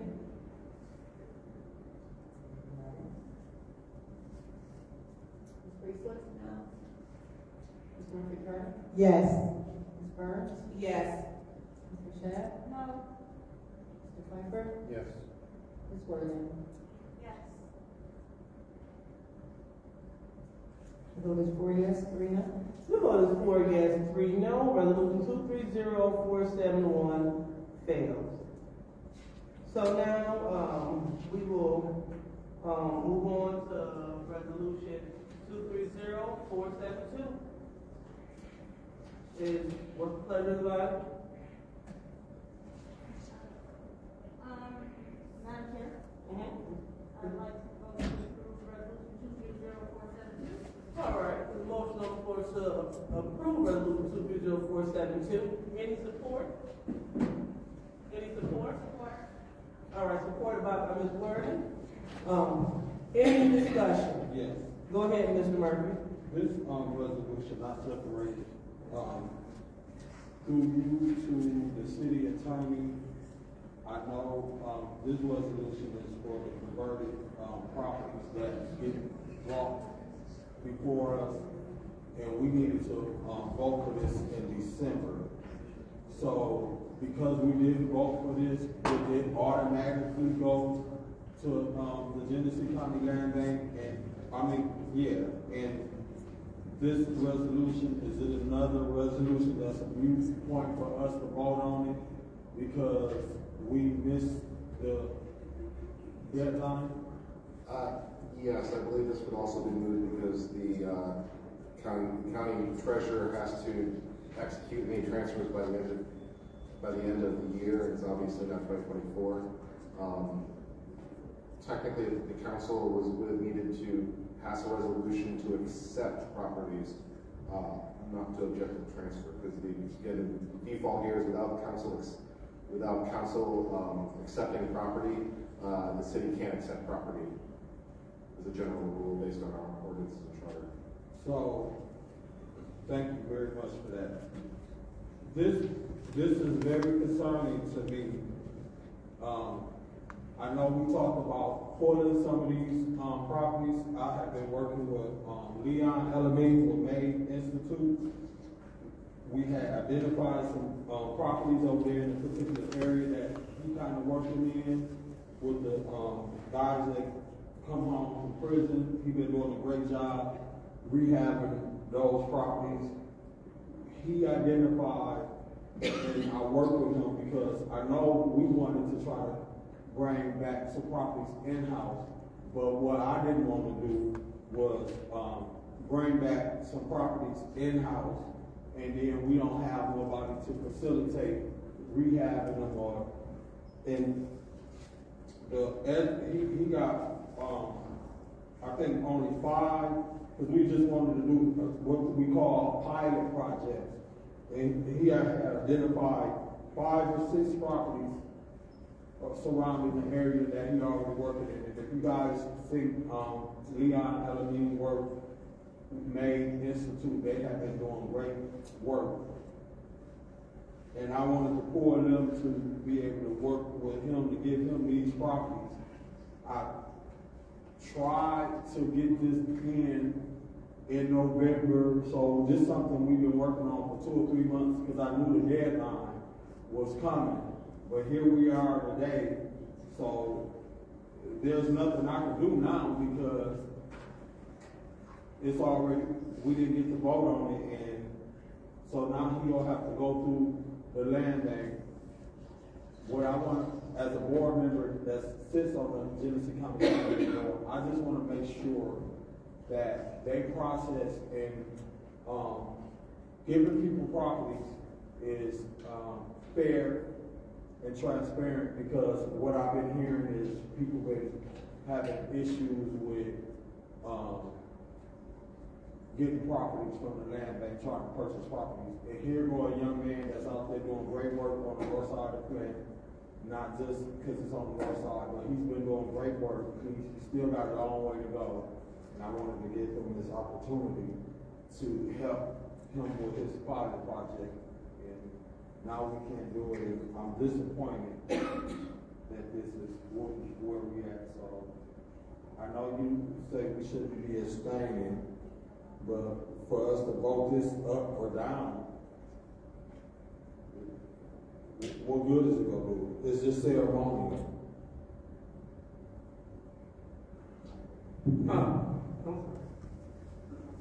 My last point,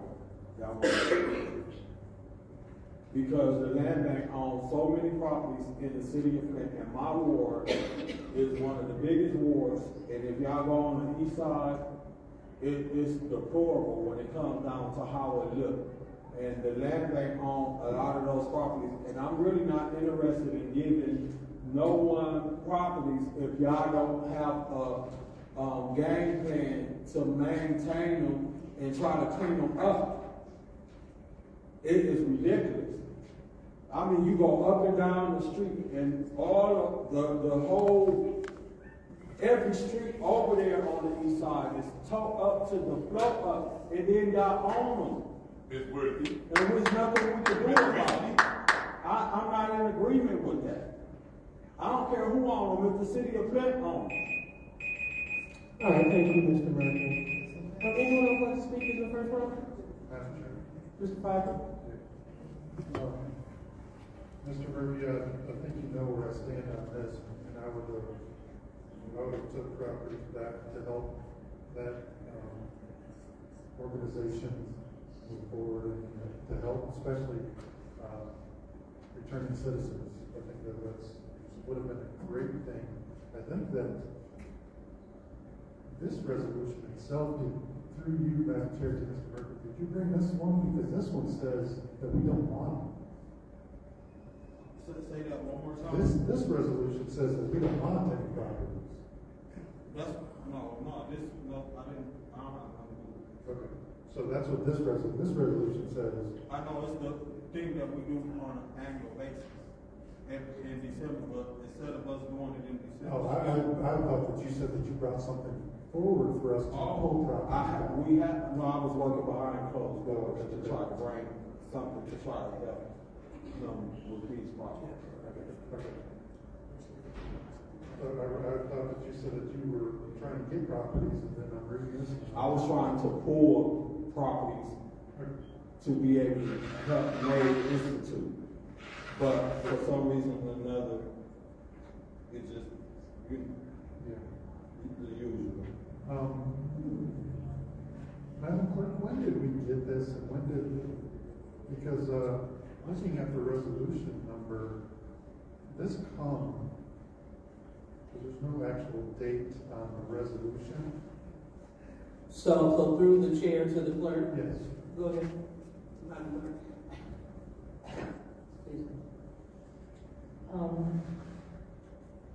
If I'm not mistaken, this resolution was, I believe, brought from the floor on the 11th of December. December 11th. Who brought it from the floor? I brought it to the council because it's, as Mr. Murphy mentioned, it's the annual resolution that you would do every year. So based on the memo that I got from the county. But if we don't act on it, is it really required? Because we didn't act on it, so is it really required? It would seem to me like our only act that would be lawful is if we wanted to pull properties, to Mr. Murphy's point. If we don't act on it, I guess my question is, I understand Mr. Murphy's point, and I've tried to pull properties previously, so if we don't act on this, what's the point of this? You follow what I'm saying? Right. It's like the second page of the resolution. It's based on the letter from the county that says if you wish to object, then you need to do a resolution stating that you object to these properties, otherwise they'll be reverted back to the city. So we prepared this resolution. We didn't object to the administration object? That I don't know, because Through you, Madam Chair, to the city attorney, so that if the city didn't object, we would get those properties, right? If I'm hearing that correctly? No, the statute basically doesn't require that a resolution of objection be passed. It requires that the municipality object. And the city's property ordinances and charter state that basically the city cannot acquire property except as set forth in the ordinance or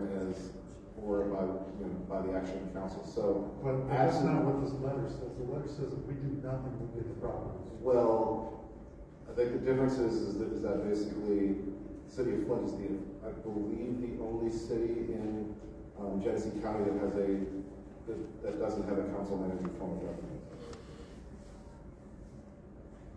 So is the Genesee County treasurer, is she uninformed?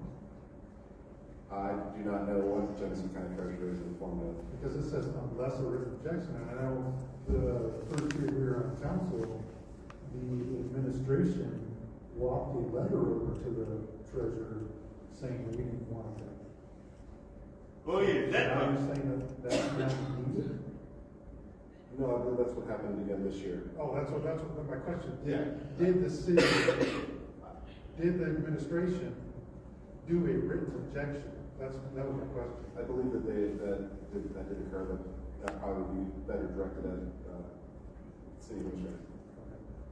Madam Clerk, can you request that from the administration, copy that letter? Stop the clock. Because if they didn't, we may have these properties if we can work with Mr. Murphy. Wait. All right. Anyone else in the first round? Madam Chair. Ms. Burns? Yes, I am in agreement with Mr. Pfeiffer. If we could, put a pull on some of these, these properties, especially with what just happened with those 190 properties. There were 233, I believe, total. We could have did something for the Flint residents. Now we're scrambling. Gave 50,000 to the Eastern League or one of the legal people. Then they wanted today was another one for 150. It would have been nice to work with residents because we had some people who understand that they had actually been able to save the money to bring their homes up. But I want to say this for this voting. I like things to be correct if I choose to abstain. We need to make sure we're correct and we're stating things correctly. Rule 9.9, abstaining from voting on a question of direct personal interest. It says no member should vote on a question in which he or she has a direct personal pecuniary interest, not common to the other members of the organization. Voting on questions which affect oneself. The rule on abstaining from voting on a question of direct personal interest does not mean that a member should not vote for him or herself for an office or other position to which members generally are eligible or should not vote on when other members are included with him in a motion. It doesn't say we can't not abstain. It doesn't quote that. Not at all. That's just a lie. Request for information. Denied. Did you know according to the charter, it says, section 3-204, B, whenever city council should hold a vote, all members should be required to vote either A or no. All members shall vote on every matter before the city council unless the member has a conflict of interest precluding their vote, as set forth in Article 1, 602 of the charter provided by law. Did you know that? Did you know you just stole the floor? You need to warn yourself. You're violating your own charter scholarship. Now, it states that you don't have to vote. So she up here trying to tell people Proceed, Ms. Burns. I am proceeding, Ms. Lewis, on my time that you warn yourself. So you're not going to bully me in the votes, yes, no, abstain. I'm going to do what I want to do. It's like you're going to do what you want to do. Simple as that. We have a choice. Second ward elected you. Sixth ward elected me. You should not be telling other people. Our council rules state you can abstain. So you need to be clear. Or maybe I'm done with it. I'm going to get back to this house because I don't care less about what you know what you're talking about. Just like you said, it's a rule that you can't answer your phone and talk on your phone. That was a lie. So, Councilman Pfeiffer and Councilman Murphy, if you're checking on to see if that letter was done with those properties, which I guess we should have, I'm going to be supporting whatever that comes out of that. You know, we find out what is happening. But I know before, it was nothing that we could do. Because I remember there was 637 properties. So it has been greatly decreased from 637. That was our first, 21. And so now it was went down to 190. So whatever we can, do, I guess we have, I don't know if we can do anything. It's really what is, is what I'm thinking what Attorney Kim is saying, because once those properties, and we're looking at what we've done before, once those properties were transferred, it was a done deal pretty much. Am I correct, Attorney Kim? We didn't get the back. There's a statute that basically is very specific about what... And I'm sorry, I'm not real tall, it's hard to see you over. Sorry. There's a statute that's very specific about what has to be done related to foreclosed property, and these are all properties that were foreclosed on back in March for the ones that are subject here, they would have been foreclosed on with finally and completely as of the end of March earlier this year. And the ultimate disposition of those basically had to occur by the end of December, and so it's now... What was the deadline, December Well, the county treasurer has a deadline that the county treasurer has to meet. Okay, and so we missed a lot of things by not completing our meetings for December 18th and December 20th when we didn't have a quorum. And so that would have prevented, or we would have had some say-so, but we did not have, our meetings didn't move forward. So that is, we didn't have the meeting. We didn't have the council members here. So the deadline passed because we as a council weren't here. So we just, suck it up, buttercup? I guess we got to suck that one up. Because we weren't here. I was here to do the work. And so, and that was to finish out, December 18th was supposed to finish out our last business of the year, and we failed to do that as a council, because a lot of people don't. All right, anyone else in the first round? All right, seeing none, I'll go ahead and take my time. So just want to make sure that we have good information going forward. According to the charters, section 3204, as I was stating on the record, whenever city council shall hold a vote, all members shall be required to vote either A or no. All members shall vote on every matter before the city unless the member has a conflict of interest precluding their vote as set forth by the charter or provided by law. Doing what's right is not an option. It's not if I want to. What I just read was charter. No lie detected. It's right here. And so we will, what did you report? Did you report that $1,500 check to Civil Fast you got? Ms. Byrd, that's an improper request, and you're out of order. So as I proceed to be interrupted, just like I was just called a liar, the fact of the matter is, they said what we said. So hopefully my colleagues will get in the notion of voting yes or no, up or down, unless you have a personal interest. Because by law, by our city charter, we cannot continue to abstain. Stand on your vote. Either you're voting yes or no. And so, looking at the objection of the transfer property, time is up. According to the treasurer's notice that was sent to all of us, we had to put together a resolution by December 15th rejecting these properties. It did not happen. It was a few years ago, Councilman Pfeiffer and Eric May said that they were going to work on something, so we won't have to do this. Because we don't want to give the homes over. We would like to see something else happen. But it didn't happen, so here we are. So I'm looking forward to working with some colleagues with the land bank so we can pilot some great projects through NACA so we can repurpose some parcels, and we can refurbish a lot of dilapidated homes and get these homes back on the payroll for real. All right, so with that being said, I'd like to call the question so we can move on. Yeah, I'll call the question. All right, so we're going to go ahead and go to the second round. Go ahead, Mr. Murphy. Mr. Murphy. Yes, thank you. I will be abstaining from this vote. I understand what you're saying. And the reason why I'm abstaining from this vote, and you and whoever else can go and do whatever y'all want to, I don't like how the land bank and the treasurer did this 230-something properties. I don't like it.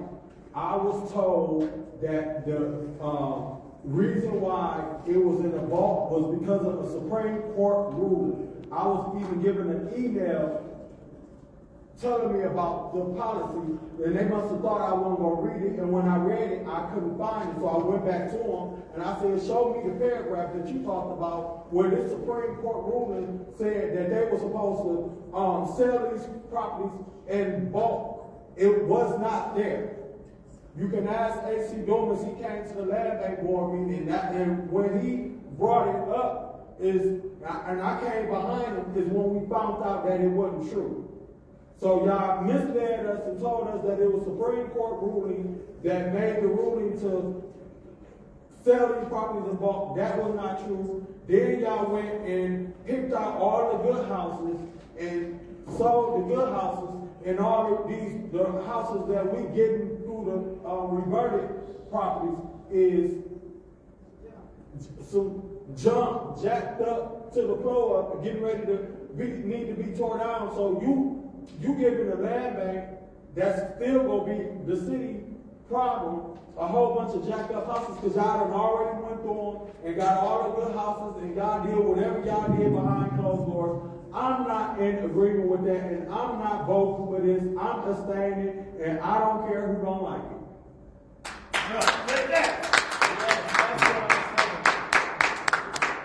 All right, well, thank you, Mr. Murphy, for saying you're going to violate the charter on the record. Anyone else? Yeah. Go ahead, Mr. Piper. I'll yield to my colleague. Madam Chair, thank you. Go ahead, I agree 100% with Councilman Murphy. I will be voting to abstain as well. I can abstain, I can vote yes, or I can vote no. And it's not a violation of the charter. And you're out of order. Out of order, Madam Chair. Out of order. Always out of order. I echo the sentiments of my colleague, Councilman Murphy. I will not be voting on this. I'm upset. And I feel you, Councilman Murphy. Thank you, Madam Chair. All right. Lawlessness. Anyone else would like to, Mr. Piper? So, to Mr. Murphy's point, I said it before, they sell them in bulk so that they don't have to reimburse anybody beyond the value of their home. So, if your home is worth $100,000 and it gets taken for $2,000 in back taxes, that's almost, $100,000 they keep. If they sold them individually, they would have to pay that homeowner the difference from what the value of their home was sold for to their back taxes. So a lot of people in that 190 to that backdoor deal that you're talking about, a lot of people lost a lot of value. And to your point, this list that we have, even though there probably would have been some good homes that are salvageable, that the Maiden Institute could have put back out to there. Now they're going to, because the land bank doesn't have any money to fix them up, they're now going to sit vacant and get more dilapidated for 5+ years. That's the reality of it. because they don't have funding for any more demolitions, they don't have any funding for anything else, so everything that we continue to pile onto the land bank is just not going to sit vacant, idle, and dilapidated for the next 5+ years. So, and that's the truth of it. We could have, this list right here that we failed to act on is 200+. So I know they sold 190 in the city of Flint. Just did a quick count. This is 200+ that are going to go to the land bank, and so they can be part of the city's budget for the next 5 years. So with that being said, I will be abstaining because it's my right to abstain. All right, well, keeping in mind, since colleagues are purposely violating the charter, Madam Chair, this is not time for debate. Ms. Burns, you don't have the floor. Point of order. What is your point? My point is, you don't have the floor. You're legally taking the floor. My point is, I'm the chair. You're supposed to ask, you don't get to do that, Madam Chair. You're supposed, she's supposed to ask next. I'm supposed to chair this meeting. So with that being said, lawlessness. So with that, Ms. Burns, yes, Madam Chair. Let's not get a warning. We are about to get a warning. So moving on, we are. Anyone else like to speak? Madam Chair. And go ahead, Ms. Burns. Okay, so I am going to abstain, and it's not being lawless. It's not. You have a right. Now, Section D of the Charter on page 27 tells you an abstention shall be considered a vote, provided the council member states a reason thereof. She didn't mention that part. She didn't mention that part. But read down a little far, page 27. It states that, so you have a right. So you have to be careful when you're listening to some people. I respect the fact that if Councilman Murphy is true, I wasn't at that meeting. I believe that he's given me the correct information.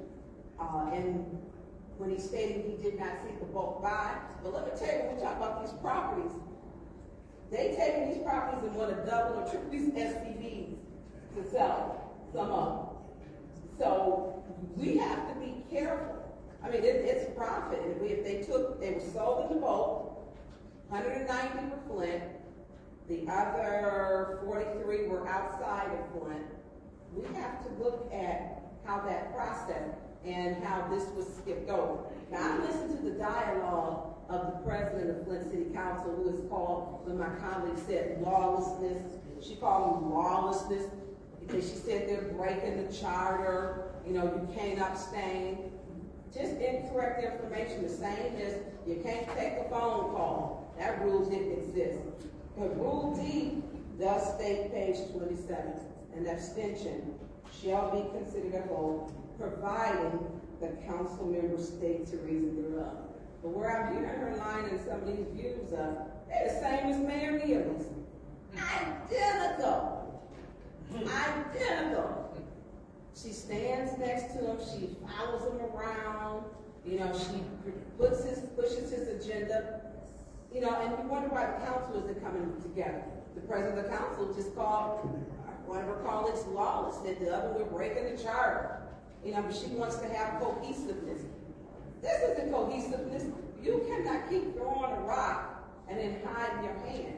It is passive-aggressive behavior.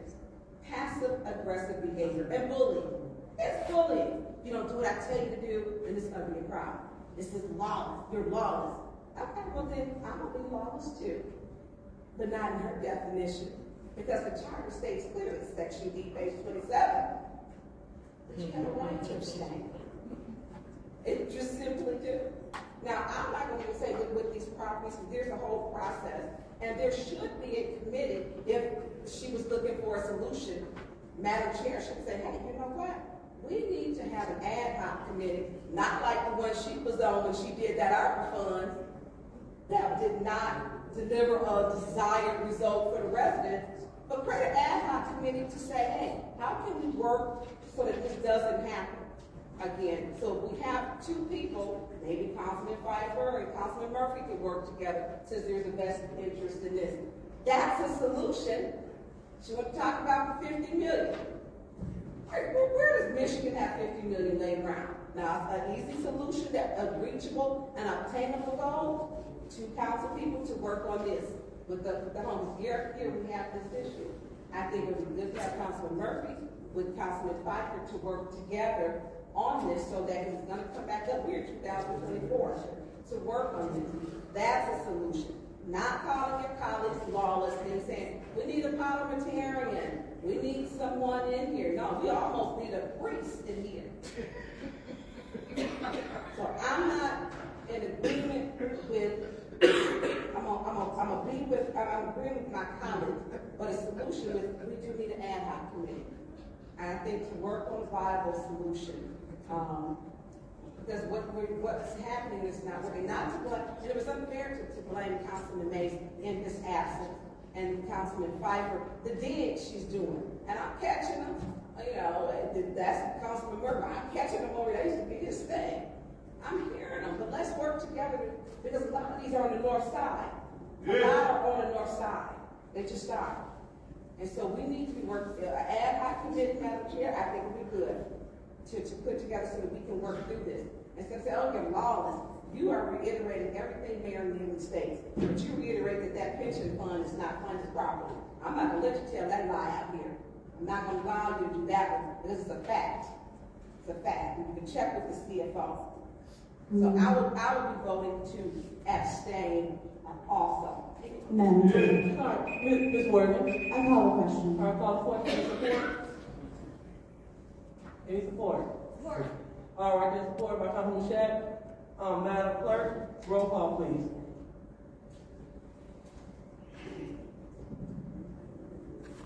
Mr. Murphy? Yes.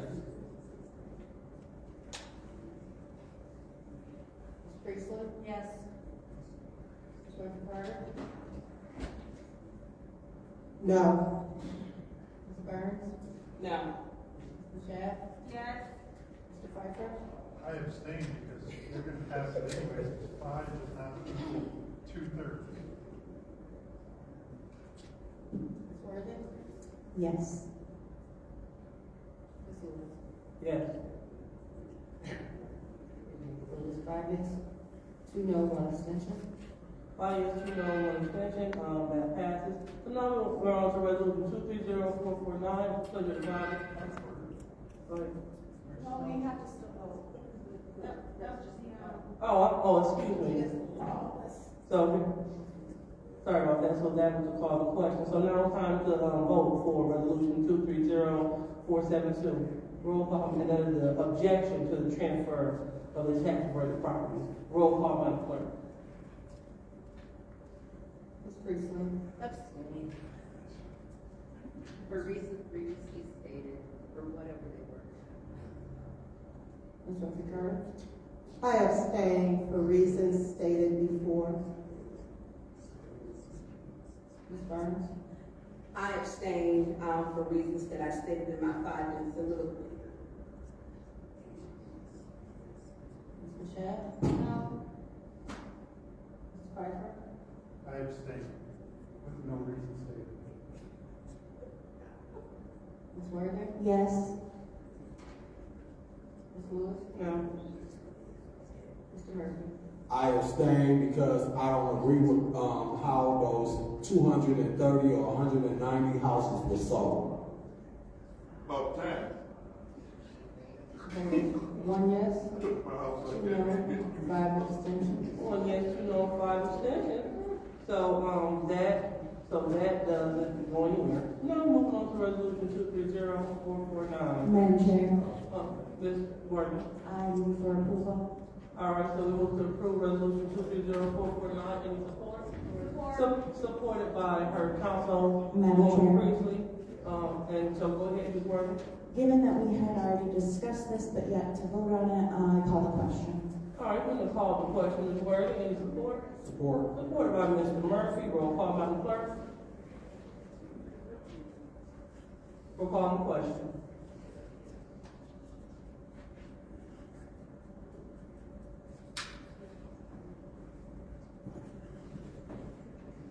Ms. Rutherford? No. Ms. Burns? No. Ms. Shedd? Yes. Mr. Pfeiffer? No. Ms. Worthing? Yes. Ms. Lewis? Yes. Mr. Murphy? Yes. Ms. Priestley? Yes. The vote is 5 yes, 3 no. We're voting 5 yes, 3 no. Resolution 230449 passes. Now we go Madam Chair. No. That was all the question. We already called the question. No, that was not. That was I'm sorry, I'm going that too. Wait a minute, it's his place. So we have voted to call the question. So now we're moving on for the approval of resolution 230449. Okay, let us. All right, so roll call, Madam Clerk. Ms. Burns? Move. No. Yes. Ms. Shedd? yes. Mr. Pfeiffer? No. Ms. Worthing? Yes. Ms. Lewis? Yes. Mr. Murphy? Yes. Ms. Priestley? Yes. Ms. Murphy Carter? No. Vote is 5 yes, 3 no. Voting 5 yes, 3 no. Resolution 230449 passes. Now we're on to resolution 230466. Madam Chair. Mr. Fox. I make a motion to move that back to.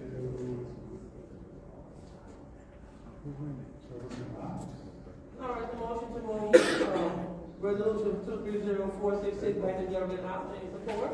Support. Supported by Councilwoman Burns. Any Mr. Yeah, I think if you want to change the rules, we should have discussion in committee and not on council floor, or just call the question and deal with the rules that we have in front of us. So I would like to actually discuss these in committee. Obviously, you guys have the votes to pass them and do whatever the hell you want, but not allowing this discussion in committee is very troubling. So I will yield to my colleagues. All right. Anyone else like to speak? Yes. Mr. Murphy. Thank you. So when the ad hoc committee, which was Judy and Dr. Lewis, I believe, worked on these rules, did they give you guys a draft of the rules so they try or reach out to you guys to get you guys input? I know me and Judy, we was having some back and forth discussions about the rules, and I was looking at them and I was like, I don't like this, change this and all of that. So my question to my colleagues was, did you guys get the same opportunity to have dialogue with any of the colleagues on the ad hoc committee? They send you guys a copy of the rules so that y'all can look at it and review them and give input. That's my question to. Request for information. Yes. Request for information. Are you aware that the first time the majority or some on this council has seen it when it was on the agenda?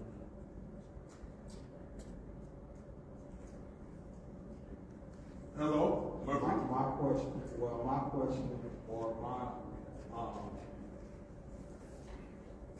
is to Judy or to Dr. Lewis. Did you guys reach out to the colleagues to have input from them on rules? We only reached out to the community. So, why wouldn't you reach out to all of the colleagues to get input on them and try to change rules without input with them?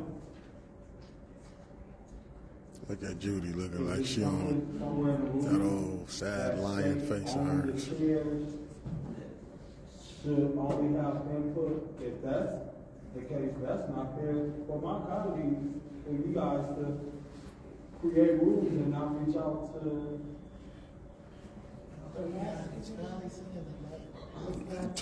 Shit, but when Michigan get the natty, he see the light. The score 34-13. But you guys did give us a copy of those rules, and we looked at it, and I looked at those rules, so we didn't just vote on that rule. So y'all did give us the rules in advance. So now, is it somewhere in the rules that the rules is only can be changed by committee chair? I'll be voting to send this back to government now. Oh yeah, he been played. I'm done. By the wicked witch of the South. All right, anyone else? And sure enough. Go ahead, Victoria. How long have the revised rules, like a copy was sent or in our agenda, correct? Correct. For how long? We'll go ahead and defer Look that. at Dumbo. I mean, the 9th Ward. Boy, the 9th Ward. Y'all better get somebody in there. Look at she checking Quincy. This was first presented to council on December 18th. December 18th. And the rules were included in our agenda, the changes. Yes, the resolution that's on your agenda now was presented on the 18th. Okay, so for about a month, we have that available to us to look over and ask questions. Thank you. He back there eating scabs. Ms. Barnes. I'm just telling y'all, he back there eating scabs. They left. So how we gonna discuss them when we didn't have a quorum? They didn't show up. They weren't here. She's not the brightest. I mean, come on. Councilman Murphy, thank you for being there and stating and Quincy checking her ass back. we didn't have a meeting. December 18th. Quincy checking her back. They left. By the time you let them little baby ones come down. January 3rd, forum didn't show up. So when were we supposed to go over the rules? We couldn't. I mean, it's just, we couldn't. And these rules are, come on, lawlessness. They give total and absolute power. And if they're talking amongst themselves about the rules, that's a violation of the Open Meetings Act if they talk to the chairs. Because how many chairs? You got a president, vice president, you got a finance chair. Oh, that's 3. That's more than 2 people. Then you have what, governmental ops, legislative. So if the chairs were only talking and they didn't put all 9 members in, that's a violation of the Open Meetings Act. That's lawlessness. That's clear lawlessness. We didn't get them. So December 18th was the first time. We all know what happened to that meeting. It wasn't complete. It was so bad, we had to have a special meeting posted for December 20th. It was so bad that everything from that agenda in 2023 rolled up to January 3rd. Now we have January 8th. So there was not time for us to discuss in the open and the public, which is required by the Open Meetings Act. It is required by the Open Meetings Act that we discuss it in public. They did a round robin. He over there explaining to Quincy. He don't want to hear it. Doing that. They breaking the law, but she want to say lawlessness. The person always saying lawlessness, and you can't go. It's the lawless person. They did not contact everybody. These rules are so ridiculous. Man, tune into the back. I'm not even tired. The clerk to put anything on the agenda. She has some. How crazy is that? It limits debate. It limits the amount of time that residents can talk. It gives them total and absolute power. Just like it is a dictatorship. We're in a third world country. We have no right. You limit my voice to speak for my ward. That ain't your right to do that. Yeah. It's not your right. She playing in that ice. So what they want to do is treat this like it's tyrant, dictatorship. You do as we say. Cutting off all power. This should be done in a working session. And if it wasn't since Alley, we should have a new ad hoc committee for the rules. That's what she talks about solutions. Madam Chair, we need a solution, a new ad hoc committee for the rules. And a working session. Sure enough. Anyone else would like to have discussion? Ms. Priestley? Yes. This is not a violation of the Open Meetings Act. Don't listen to her. What? We did not meet with everybody. You never more than how many? Ms. Burns, you're out of order. Request for information. Ms. Burns, that's your warning. I appeal the rules of the chair. That's right. We could be here all night. Oh shit, No, we won't. They need support. I'll support it. Okay, it has been approved and properly supported. That Ms. Burns received her first warning for yelling at the chair. So we're gonna go ahead and proceed with debate. Let me tell you something, Liddell. You're rude, you're lawless, you are very disrespectful. And Judy is too.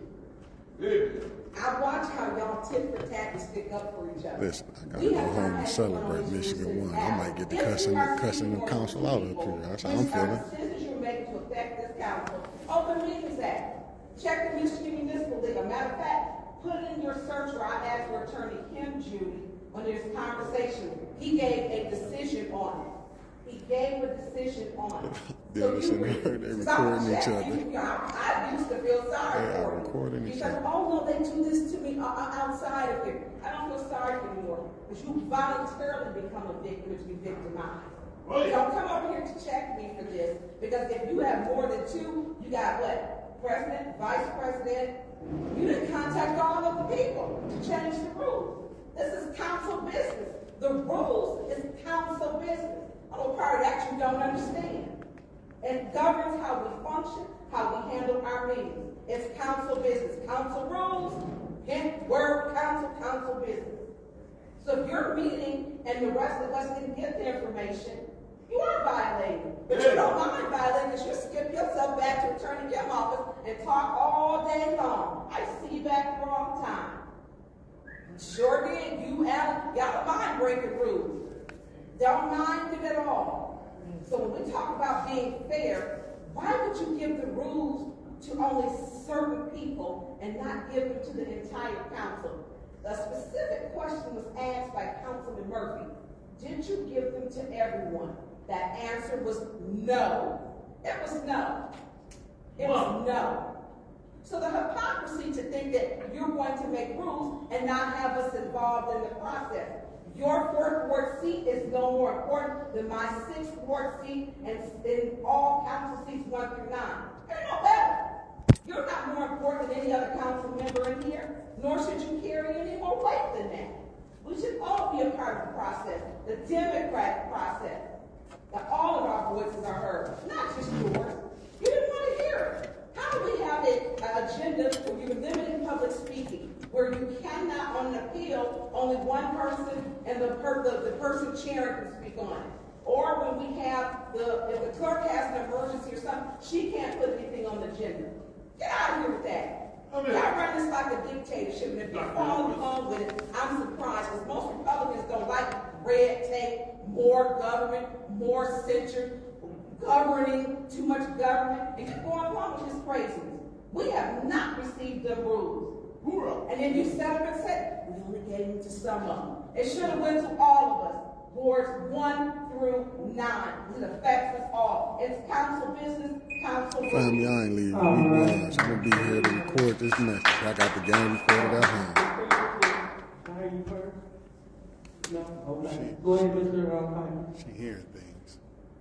If you recall, Mr. Murphy, since you're maybe on the fence on this, when we did the rules last time, we all got the copy of the rules and we submitted them to the clerk, any changes that we wanted to be made. Mr. Pfeiffer, so just to let you know, we're talking, this is a time burn warning. Yeah, I'm aware. Okay. So, when we want to talk about and why people are so mad and hostile and maybe call it a dictatorship, it's stuff like this, where we don't get an opportunity to voice our opinion, to have any input. The rules are supposed to be adopted and voted and have input from everybody. I don't care. You're saying that somebody doesn't, their opinion doesn't matter. And Mr. Murphy, I don't think I've ever said that your opinion don't matter. No matter if you were a chair position or not. It's the same as in Ms. Priestley was 100% wrong. If 5 people collaborated on a council decision, that's a violation of the open meeting. And you mean to tell me in the less than 30 days that we've elected a new council person, or a new president and vice president and the chairs, that these were sent out and adopted by the 5? That they agreed on the 5? That these are it? You absolutely violated the Open Meetings Act by deliberating on these outside of the meeting. If you sent them to 5 council members and you got input, that is a deliberate deliberation outside of council. So don't listen to the 4th Ward council person because it's a violation of the Open Meeting Act. Oh, good, he got caught lying. We can sit here and try to lie to you. Oh, don't listen to them. It's not a violation. Absolutely it is. Because you deliberated with 4 other council people on these rules. Will you? Outside of public. Say something else, school teacher. And I hope that we actually send these back and we're able to get comments, concerns, and ideas from all members of this body, and not a select few. All right. Anyone else would like to speak? On this appeal? Yes, Madam Chair. Go ahead, Ms. Ricardo. Thank you, Madam Chair. It is a clear violation of the Open Meetings Act. And for Councilwoman Priestley to tell the residents, this community, not to listen to her colleague on something that is true, is a violation. And so what? The rest of us, we don't matter? I was elected by the 5th Ward residents to sit here. 8 of us sitting up here, we were elected to sit here, to make decisions, to represent our wards.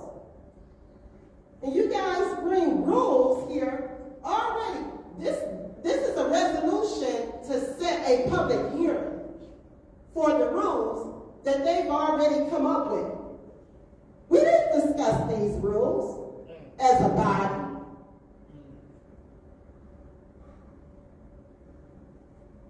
But for Ms. Priestley to sit here and get an attitude, sitting over here huffing and puffing,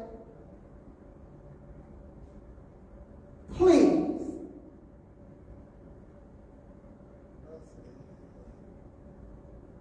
I can't believe it. But this, I want the community to understand, this has been going on. This has been going on. They have had meetings. Whether you're emailing each other, talking on the telephone, you're violating the Open Meetings Act. We're supposed to meet as a body to discuss the rules. That's why we go over these rules every year, to discuss the rules as a body. I'll be voting against the chair. Thank you, Madam Chair. All right. Anyone else would like to speak on the appeal, which is the warning of Tanya Burns? Yes. All right. So I'll be the last one to speak because no one has spoke on the subject at hand. Ms. Burns received her first warning for yelling at the chair. And with that being said, a yes will overturn the ruling, a no will uphold it. Roll call, Madam Clerk.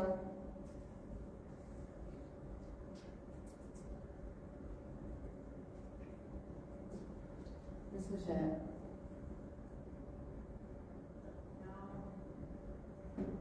Mr. Pfeiffer? Yes. Ms. Worley?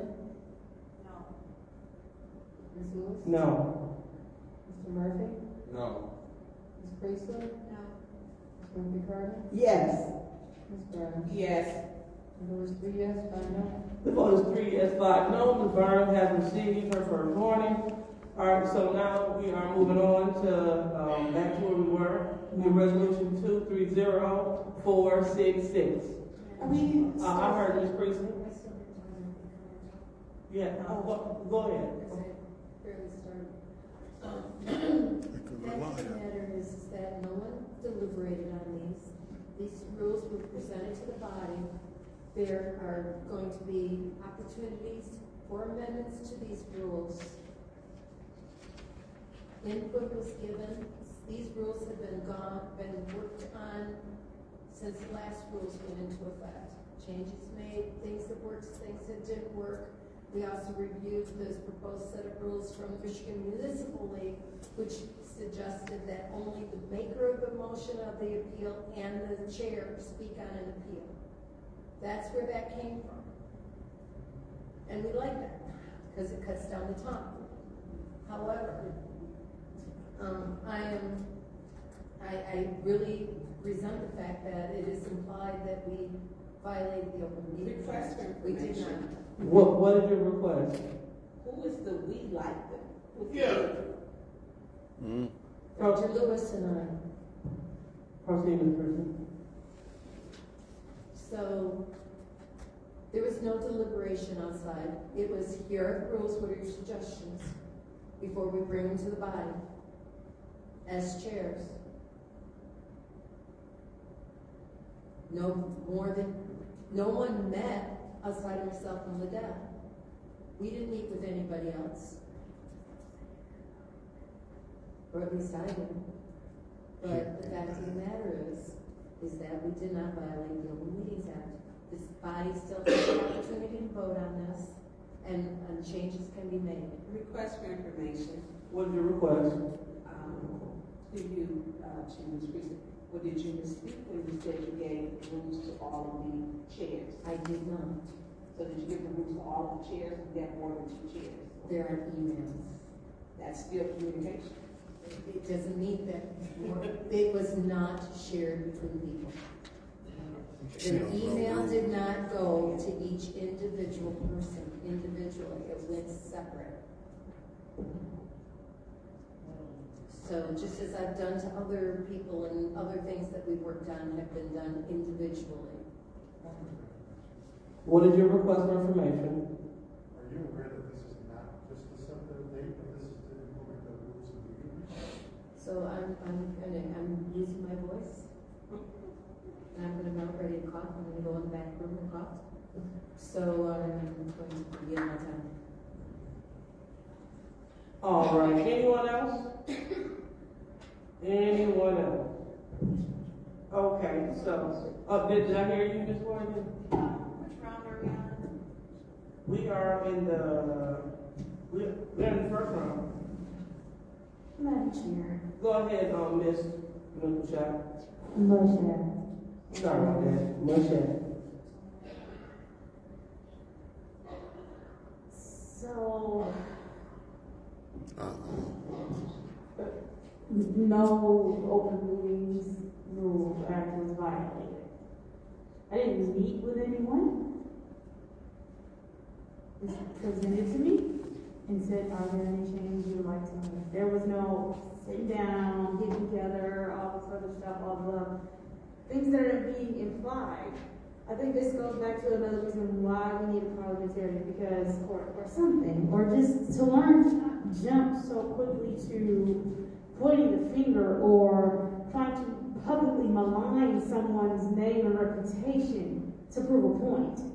Get a whole story. I know that doesn't matter, but it probably works best if you get a whole story. Maybe we could actually all work together in a respectful space and manner if you got a whole story, but I suspect that that is not the goal. And I don't understand why that is not the goal. It's really not that simple to come up here and represent your wards. Not that simple to read some rules that you had in front of you since the 18th and could have sent out emails of, where did this come from? Why does this exist? Why are we doing this? I don't like this rule. You had almost a month to say, this isn't going to work for me. And it didn't happen. The problem is, you get this stuff set in front of you, and you want to wait till meetings to try and at least read it. It's like, you could have read it before we got here. You could have suggestions in your speech when you get your 5 minutes to talk. This could be handled. Everything gets postponed and business does not get completed because it's always, let me read this while I'm sitting here. Then act like, oh, if I'd have got it in time, which you do, I'd have some questions. But instead of asking actual questions about what's in front of me when it's time, I'm going to talk about the deer in China. Stuff that does not matter about what is going on right now. Utilize your time to talk about 230466. To not speak to motives, to not try to publicly malign someone. And it's crazy because I sit up here, I don't say anything back to have a bulk of what is said.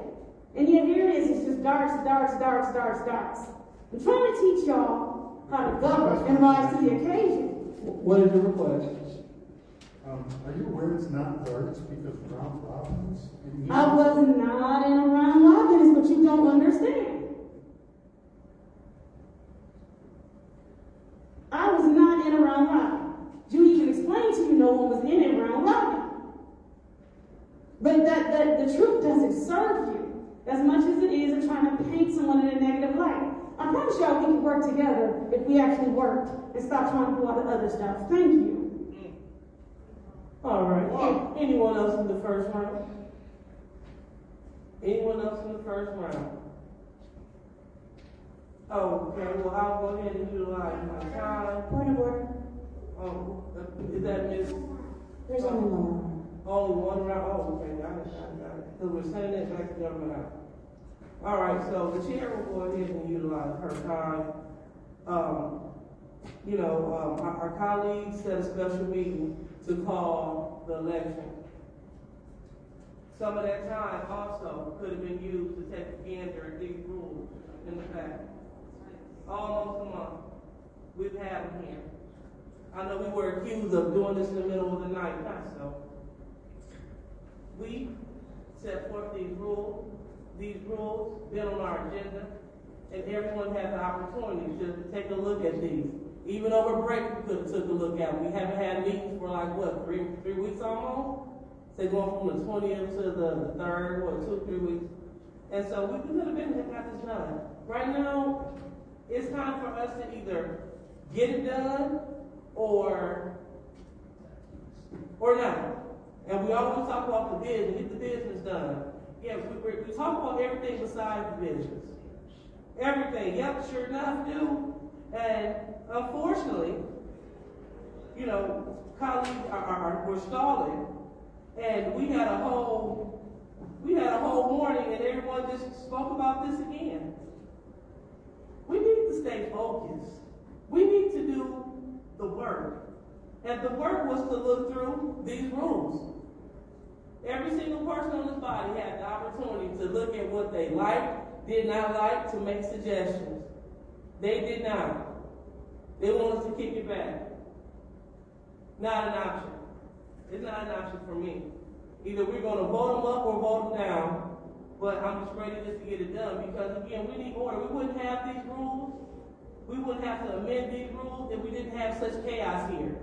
We had colleagues that blatantly said flat out, I'm going to abstain, although it goes against the charter. That's fine to them. We don't value rules here. So I guess I put them off too if I'm not going to have put respect on them. We say audience members can't yell out. We can only speak at the lectern. But when they yell out, we make an excuse. Let them speak. If we're not going to obey these rules, why have them? And then, every time some colleagues get the floor, they go off in a tangent that has nothing to do with what we're talking about. We can do the same, but that's not professional. That's not what we're here for. So, having the person, the maker of an appeal and the chair, that makes nothing but sense. So we're going to have all of this irrelevant dialogue in the middle. These rules are set forth for this body at this point in time so we can get the business done. And we will be remiss to not to vote for this. I stand behind these rules and thank everyone that contributed. All right, so now we are moving on to the vote. So the vote is to send this hearing to Government House. Roll call, Madam Clerk. Mr. Pfeiffer? Yes. Ms. Worthing? She lost. No. Mr. Murphy? Yes. Priestley? Yes. Ms. Carter? Yes. Ms. Burns? Yes. Ms. Shaft? No. 5 yes, 3 no. The vote is 5 yes, 3 no. That resolution will be going back to Government House.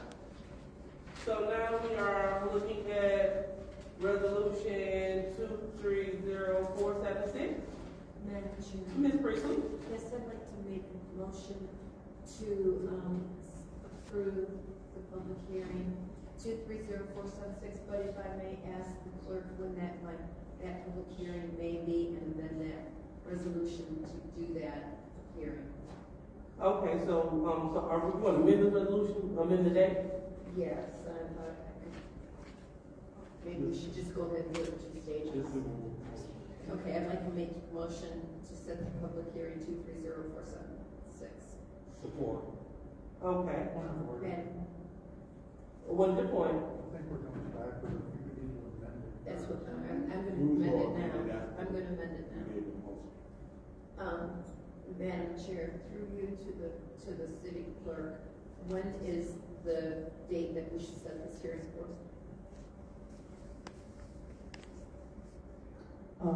Just to be on the safe side, first meeting in February, first council meeting in February 12th. Okay. Madam Chair, I'd like to amend this resolution to hold the hearing on February 12th, 2024. February 12th, 2024? Yes. That's the amendment. Okay, so there is an amended motion to make 230476 a point one, and we are looking to amend it to say the hearing for February 12th, 2024. Is that right? Yes. All right. Any support? Support. All right. Support by Mr. Murphy. Any discussion? All right. Any discussion? Second round. All right, the roll call, Madam Clerk, excuse me, to amend Resolution 230476 to point one. Excuse me, Ms. Worthing? Ms. Worthing? Ms. Worthing? You want to Yes. pay attention? Motion to amend. Yes. Ms. Lewis? Yes. Mr. Murphy? Yes. Ms. Priestley? Yes. Ms. Murphy Carter? Yes. Ms. Burns? Yes. Mr. Shaft? Yes. Mr. Pfeiffer? Yes. 8 yes, 0 no. Vote is 8 yes, 0 no. Resolution 230476 has been amended to point one. So now what's the pleasure of the body? I would like to move Resolution 230460.1. No, that's not it. That's the one. 230460.1. Oh, hold on. What we at? I think we just need to accept the top number. Ms. Priestley. Eva is coughing in her hands. They got no hand sanitizer. These are nasty. Her and Kim is talking to each other. He picking scab and she coughing in her hands. Lord help you up here. I shouldn't have stayed here, family. The amendment has passed. Yes, We need a motion for that amendment. correct. Okay, Mr. Pfeiffer. I move to approve 2304. She's saying she's sick. Shit, I got my mask on. All right, it has been moved and supported by I'm gonna Mr. grab me a Priestley to mask. approve Resolution You self-suckers is coughing and 230476.1. everything up here. And any discussion? Approved by Ms. Priestley. Any support? Uh-uh. That was support. Any discussion? Any discussion? Any discussion, second round? All right, so now we're about to vote to approve resolution 230-476.1. Roll call, Madam Clerk. Ms. Lewis. Yes. Mr. Murphy. Yes. Ms. Priestley. Yes. Mr. Carter. Yes. Ms. Burns. Yes. Ms. Shack. Yes. Mr. Pfeiffer. Yes. Ms. Worthing. Her breath stank. Yes, 0 no. Okay, 8 yes, 0 no. That resolution passes. Last resolution of the evening is resolution 230-460.1. What's the pleasure of the body? Ms. Priestley? Motion to approve it is supported by Ms. Worthing. Call the Any question. discussion? All right, call for the question. Mr. Murphy, any support? Support by Councilwoman Michelle. Mushat. All right, now. I mean, And so, go ahead, Eves. Madam Clerk, we are voting to call the question. I know it stank, because then it's gonna fall out. Ms. Priestley. Yes. Mr. Carter. No. Ms. Burns. No. Ms. Shack. Yes. Ms. Pfeiffer. Ms. Worthing. Yes. They better say, Yes. I hope whoever sanitizes over there is. 5 yes, 3 Oh, no. look at it. Is there a motion to adjourn? No, we have to vote. Oh, sorry. Don't know nothing. All right, you withdraw your motion? Yes. All right, so now it's time to vote for that resolution. Roll call, Madam Clerk. Ms. Priestley. Yes. Mr. Carter. No. Ms. Burns. Yes. Ms. Shack. Yes. Mr. Pfeiffer. I abstain because that resolution needed to be reworded for 10 steps. Madam Chair. You proceed? Ms. Worthing. Ms. Worthing. Oh, yes. Ms. Lewis. Yes. Mr. Murphy. Yes. The vote is. Madam Chair. I'd like to change my vote. Go ahead, Clerk. Thank you. I'd like to change my vote to abstain because of the verbiage formatting. All right. I ain't shaking The your vote is 5 hand. yes, 1 no. I'm telling you, man, it is hot breath and scabs all in this council right now. So now the chair will entertain a motion to adjourn. Supported by Ms. Jack. Roll call, Madam Clerk. Ms. Winfrey Carter. Yes. Ms. Burns. Yes. Ms. Shack. Yes. Pfeiffer. Yes. Ms. Worthing. Yes. Ms. Lewis. Yes.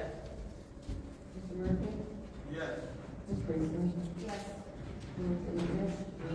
The vote is 8 yes, 0 no. The vote is 8 yes, 0 no. The city council meeting is now adjourned at 11:30. This is the most nastiest council and sick people I've been at. Y'all, I'm telling you, I did this for y'all tonight. It's the football game, but we won. I got to record. I'm telling you, there's some hot breath people up in this joker. See y'all tomorrow, family.